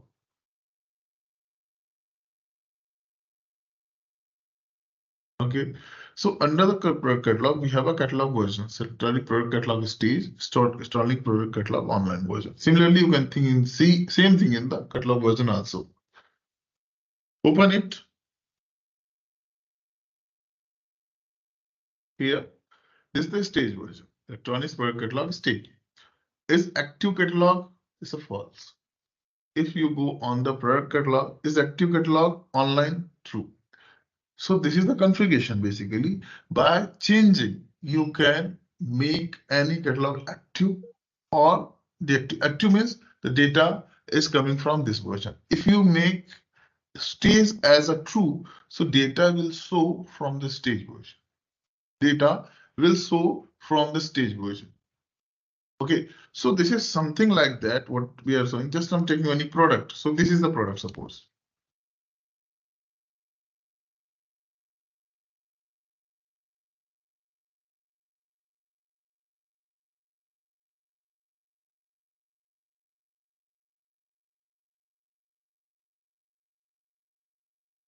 Okay, two products, stage and online. I'm changing the stage. Before moving to the online, I want to verify this. How is it looking? Suppose I'm changing the name. Okay, changed and save it. Now I have changed the stage version. I have not moved it into the online version. Can you go and refresh it? It will not show. It will not show here. I have changed that name, but it will not show you because the data is coming from online version. So I have not changed in the online version yet. Okay, now go to the catalog version again here, or catalog.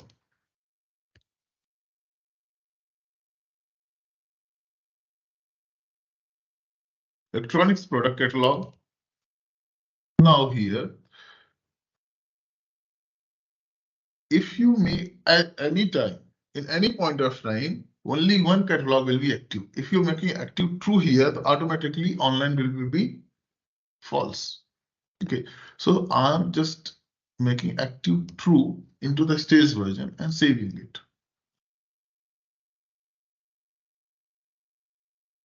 Now go here and refresh it.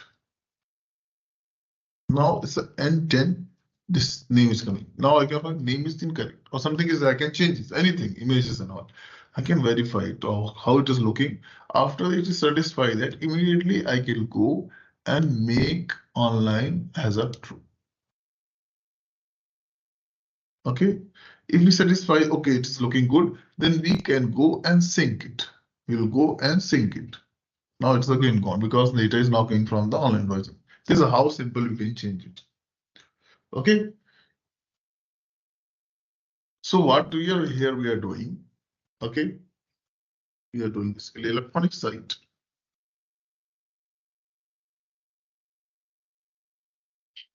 So electronic product catalog. Under that we are going to catalog version. Electronic site has electronic product catalog, and for that I'm going to that under that I'm going to catalog version. Basically open those. And here we are making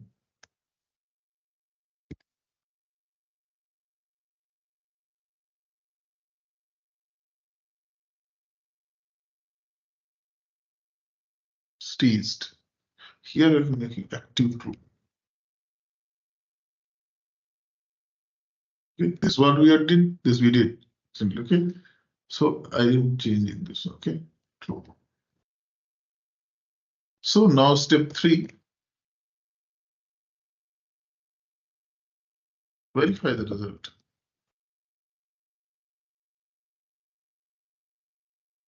Once you have verified, again switch back to online version.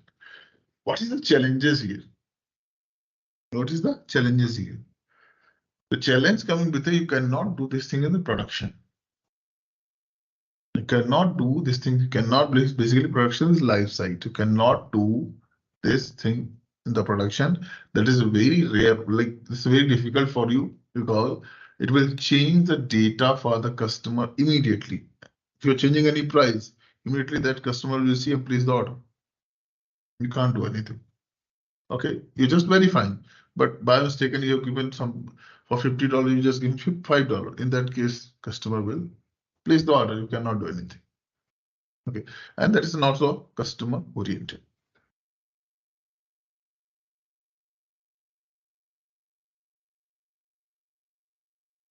What are the challenges we have? The first challenge is basically this solution is only for non-prod. And even for the non-prod, like QA and stage, you cannot do so frequently. 1 or 2 eyes is okay, but you cannot because there some testing is also already going on that in the QA environment. So you cannot change so many frequent because it affects the testing. Okay. Even in non-prod, this should not so frequent basically. You can't do so much frequently.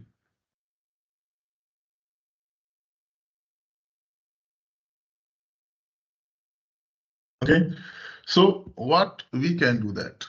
What we have solution suppose. Okay. So suppose sometimes client want before I am moving the data into the online on the site, I want to see the result, how it is looking. Okay. So how we can do that? We have seen one scenario. Okay, and the scenario and the solution we tried, but this solution is not up to the mark. What we can do that? We have a different solution.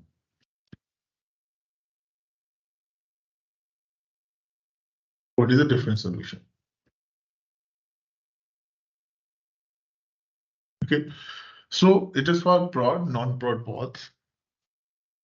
What you can do that? You will create a different site itself. You will create a different site itself. It is something like that. Okay, because in the non-prod also you cannot do the so frequent. So if your requirement is so frequently that you are doing maximum time in a day like 4 to 5 times, 6 times. So in that case, you are going to create an entirely different site. So what is that? You have a main site, electronic site.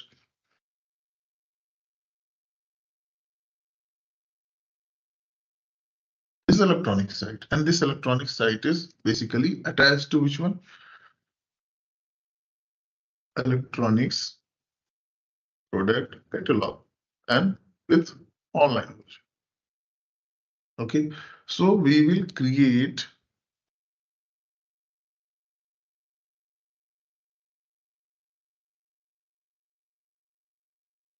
electronics. Can you name like electronics one or electronics demo, electronic stage, any site name is that. Suppose you get electronic stage site. And this site is basically, I have created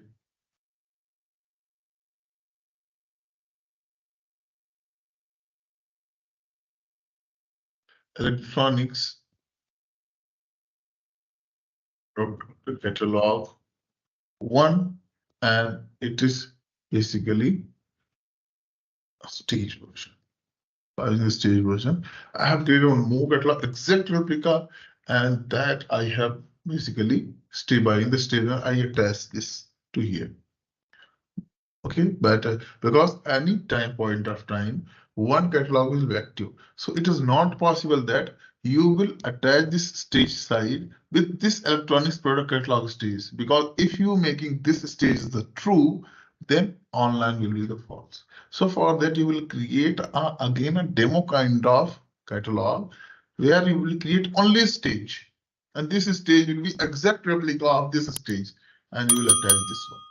So this is for the production, non-production also. So the question is why we are not creating this stage? Because at any point of time, only one version will be the active. So if you're making a stage active for any site, so online will be with the inactive. For that, I will create one more catalog. That is the exact replica, one more catalog with only stage version. It doesn't have an online version, and this stage version is attached to this any demo site.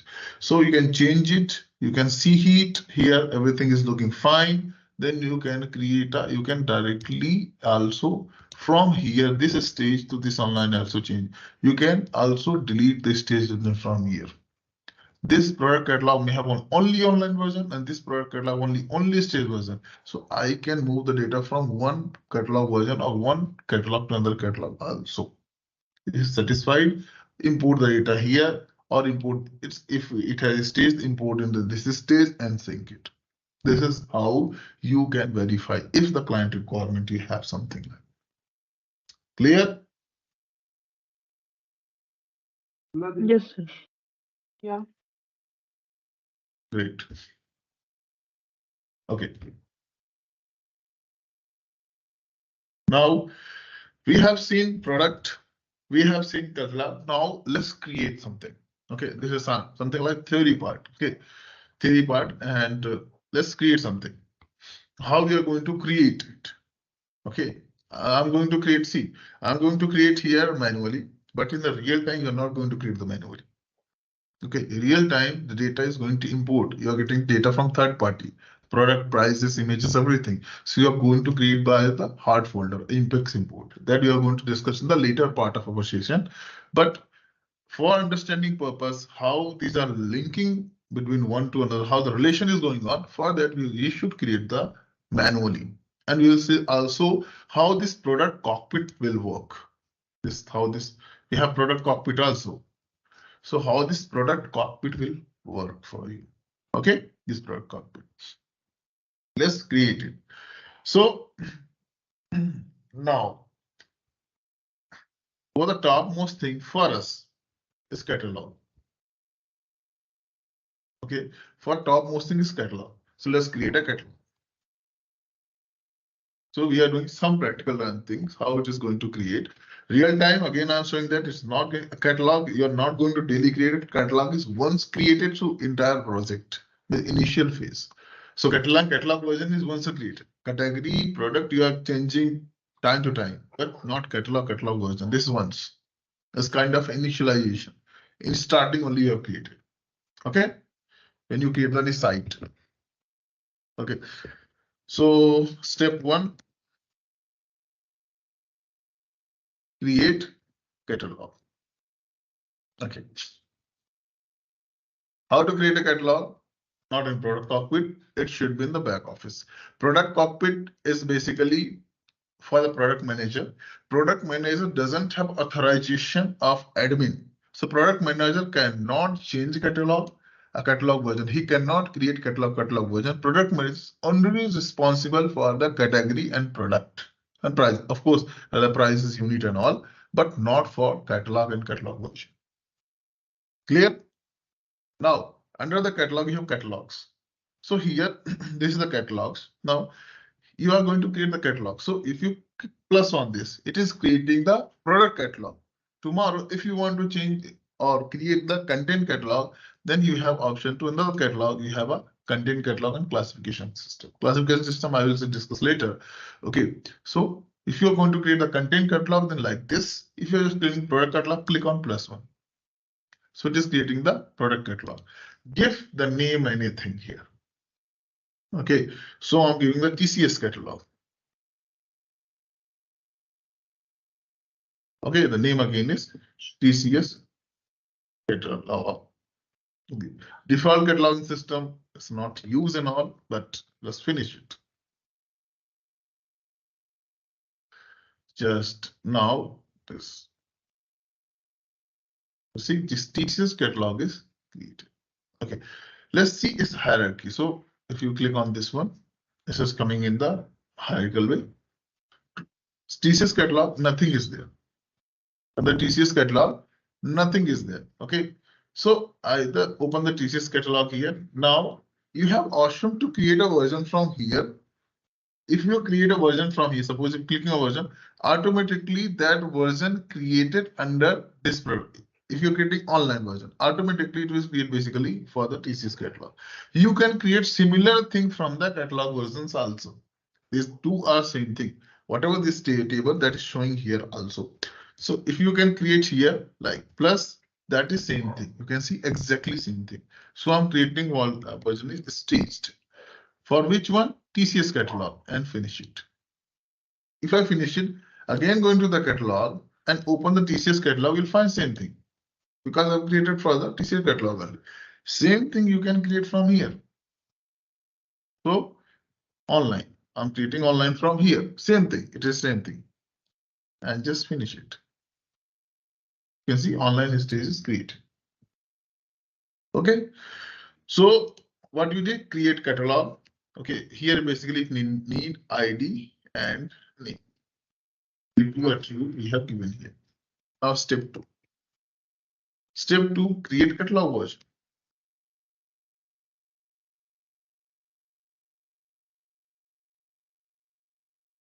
I have created catalog version that is basically online and stays. Okay, what name we have created here? TCS catalog. Okay, this one we have created. Now I have created. Now what is step 3? Okay, one catalog should be active, right? So step 3.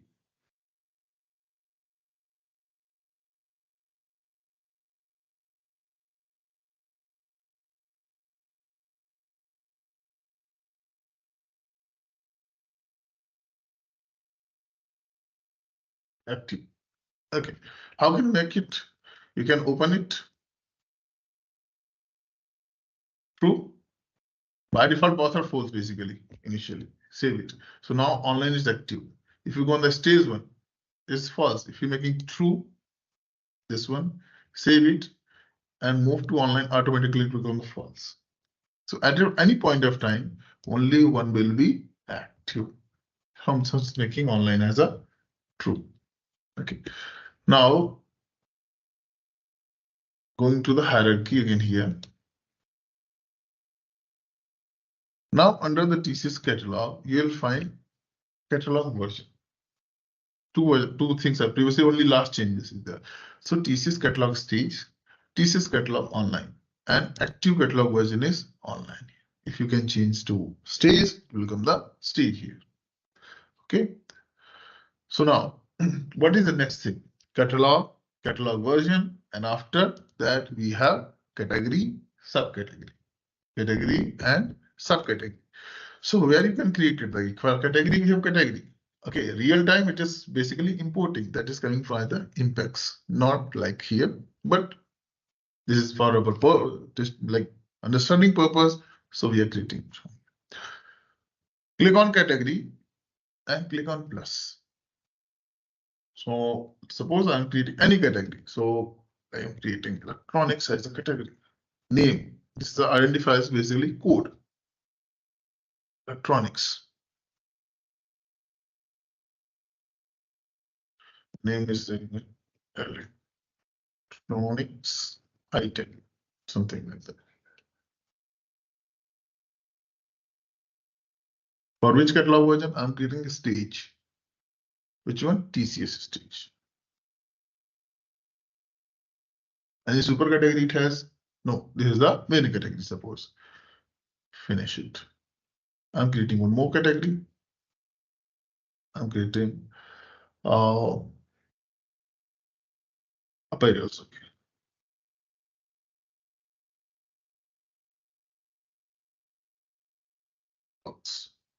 Okay, catalog version, TCS staged, and finish it.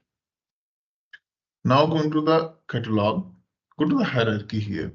TCS catalog version, and in online we don't have category, but in stage you can see we have a top level category here. We don't have top level because I have not moved anything here. Okay, data is not created for the online. So we can see top level category 2, electronics and clothes, basically apparels. Two category I have created here. Clear? Now, what is the thing? Next thing we can create? We can create subcategory now.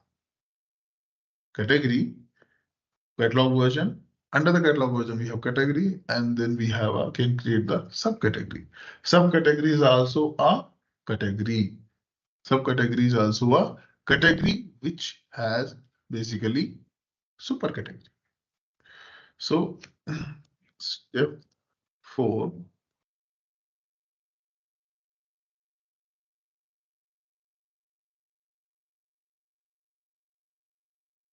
So I have created two. One is electronics and here I have created two. Step 4. Step 5, sorry. Create subcategory. Subcategory is also category which has super category, basically parent category. So I'm creating any, okay. So under the electronics, suppose I'm creating mobile. The name is also mobile. Catalog version, TCS stage, only stage. It has super category. The category is electronics item. If I'm giving this one, then it is a subcategory of electronics item. Finish it. Okay, let's create one more. I'm creating laptop. Laptop name is laptop only. Catalog version, of course, TCS staged. Super category, I'm giving the electronics here. Okay, creating one more. Here's jacket. Jacket is jacket.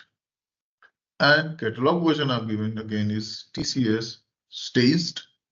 And super category is here cloth apparels. Finish it. Now I have created the subcategory also. Okay, I have created the subcategory also. If you go on the catalog version, again hierarchy here. TCS catalog version staged top level category. For if you expand any top level category, you will find here subordinate category. Subordinate category is basically subcategory. So it has mobile and laptop. Mobile and laptop. Similarly, for clothes, subordinate category it has, which is jacket only. Which is jacket only. Clear? So this is hierarchy, you will get it. After that category, I will create again subcategory. Okay, under the mobile. So I'm creating Samsung.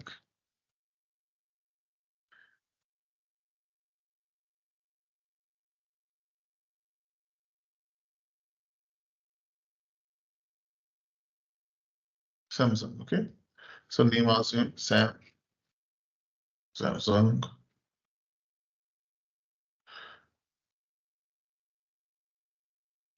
Okay, catalog version, everything I'm creating it stays only. This super category is mobile. Finish it. Again, I'm creating Apple.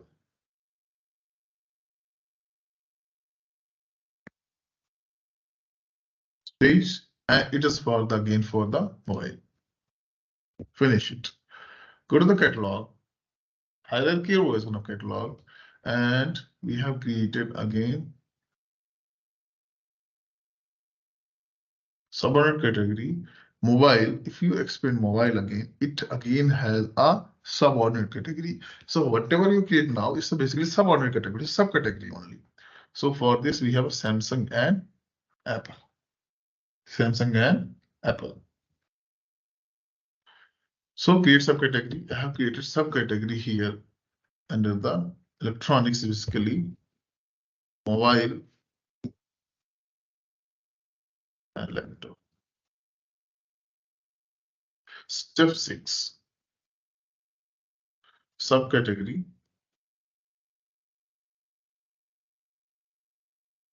So which I have created, that is basically Samsung and Apple under mobile.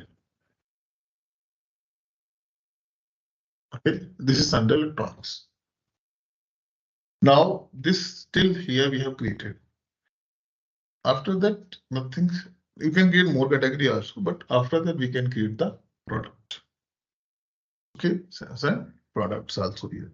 Okay, yeah. Till subcategory and basically subcategory we have created two subordinate categories here. Okay, now let's create a product under this subcategory. Step 7.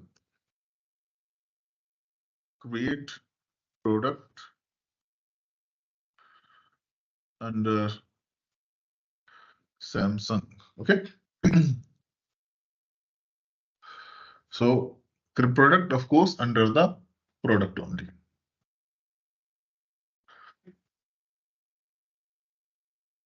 I'm creating a product. Okay. I'm creating a Galaxy. This product, suppose. Okay. Galaxy.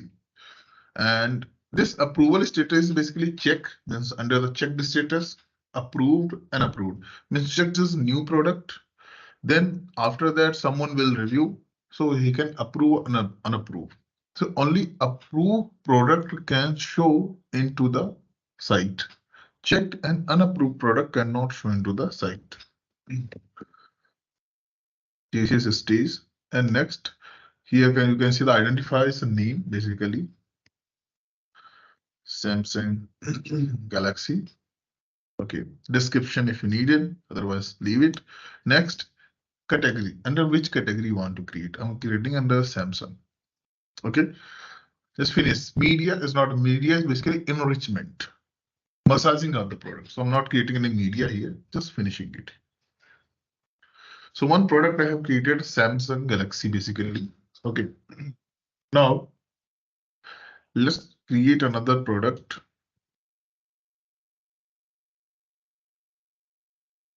S series is also basically famous product here, S series, and I'm giving the approved catalog version.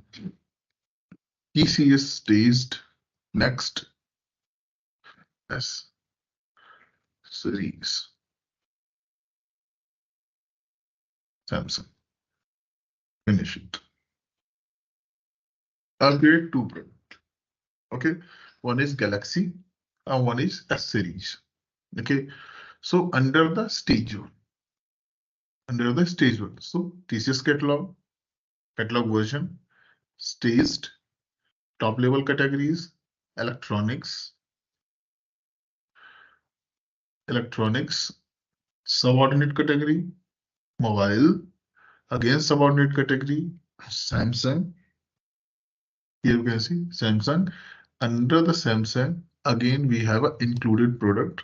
So in included product, you will get Samsung Galaxy and S series. Okay, Samsung Galaxy and S series. So this comes under the Samsung category. This comes under the Samsung category, which again a subcategory of mobile. Mobile is a basically subcategory of basically electronics. Electronics comes under the catalog, basically stage catalog. Now, okay. So now I have created a product. Now second relation is create. I want to create a variant product. Okay. So here you can created a product. Okay. So I have created a product called Galaxy and S series. And this product they have three status here, approval status. In the real-time product also you will see three times status here. Okay, so those are approved, unapproved, checked. Okay, check means any product is new status check. So someone will check who can approve and unapprove the status. Okay, so by default when you are importing any product, So they are basically in bulk, we approve that product because whatever the data we are getting from the client, that is basically approved. So by default, we will approval case is true here, approved product out. Okay. Now after step 8. Next thing is that we will create a variant. We will create a variant. Okay. Variant of what? Product. Variant of what? Product. So variant product is a product only, but it should have a base product. So how many types you can create a product? Okay. You will create a product and attach to any product as a variant, or you can see here, my product name is Galaxy. This is the Galaxy in this stage 1. So there's a tab here, you can tab is the variant tab. So I can create a variant from here. I can create a variant. This is disabled now. So I can create a variant. Variant means the variant of this product. Variant of this product. You can create a product and attach here also. You can create a variant product also from here. Okay. For example, I am creating product here. Okay. Now Samsung Galaxy. So this is F54 or F55. Okay. So I'm creating F55. Approved status. Okay. Catalog version is TCS staged. Okay. Next Galaxy F55. Now, category is not needed for the variant product. Variant product will take the category from the base product. Category is not needed for variant. In the real time also, attribute is there, but we leave as a blank because there is no use that you will define the category for the base as well as the variant. This is extra work only, but it doesn't have any extra impact. So category is only defined for the base product, not for the variant product. So I'm just finishing here. Okay. So I'm not defining category for it. Okay. It is not declare variant also till now because it doesn't have base product yet. Finish it. Okay. I'm just creating one more. F54. I'm just creating Samsung F40 desktop. Okay. And so again, approve status, TCS stage, next, and Galaxy F40. I'm just finishing it. I'm not creating any category now. Okay, description and all that is a secondary thing here. Now, this is Samsung Galaxy product. Now go to the variant. I can attach that variant also. I can attach that variant also here, but it is generally disabled. So it is basically generally asking you, it will only available. You are creating variant on which basis? You are creating variant on which basis basically? That is the color variant, that is the size variant, that is the RAM variant. What variant is that one? Okay, so if suppose this is the version variant, suppose this is a different version at all. So first you need to define this one. This is the variant. So generally we have already a lot of variant. They have given a size variant, style variant. There's a lot already given. Okay, so I will define. I am classifying this product. I'm differentiating this product on which basis. So first you define this one. After that you can define the product here. Okay, so first you define the variant type. If you click on the variant type here, you have already a lot of variant. Variant type is nothing on which basis you are defining the variant. You have already so many things. You can apparel size variant product, apparel style variant product for apparel basically. So by using the size, I'm defining the clothing. Okay, by using the style, I'm separating the clothing. By electronics color variant, generic product. So here I can create my own variant also. So just as auto create true, is the repository capable? Make it true. Repository capable means we are going to save here. It is electron identify basically code of this one. So give any code, whatever the code you have. This is again custom name. So I'm just taking the custom Variant. Time created, not need to give. Generated code, this is not important, but make it true. Zalo type is deprecated, means outdated. False. Singleton means only one tool. Of course, you know singleton and prototype means so singleton true. Super type does it has? If it is has yes, otherwise no. System type versus leave as it is. Finish it. Now I have created variant, custom variant. I have created custom variant. Okay, name I have not given. Leave it. Go to product again. Now Galaxy. Okay. Now F55 and F14 is a base product, a variant product for it. How I am going to define? Okay, so if I'm going to search the Galaxy here itself, so I have F14. Okay, so in F14, in administrator tab, administrator's tab is basically the attribute which is not available here. Those are available in administrator tab. Okay. Hey there, want to become a whiz at managing supplies?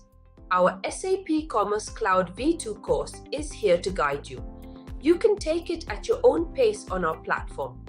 In this course, you'll dive into SAP Commerce Cloud V2, your ultimate toolkit for planning everything from making sure we have enough products to get them where they need to go. Our course covers everything you need, from the basics to advanced tricks, all taught by experts who know their stuff. Your teachers are seasoned pros, ready to guide you through and answer any questions you have.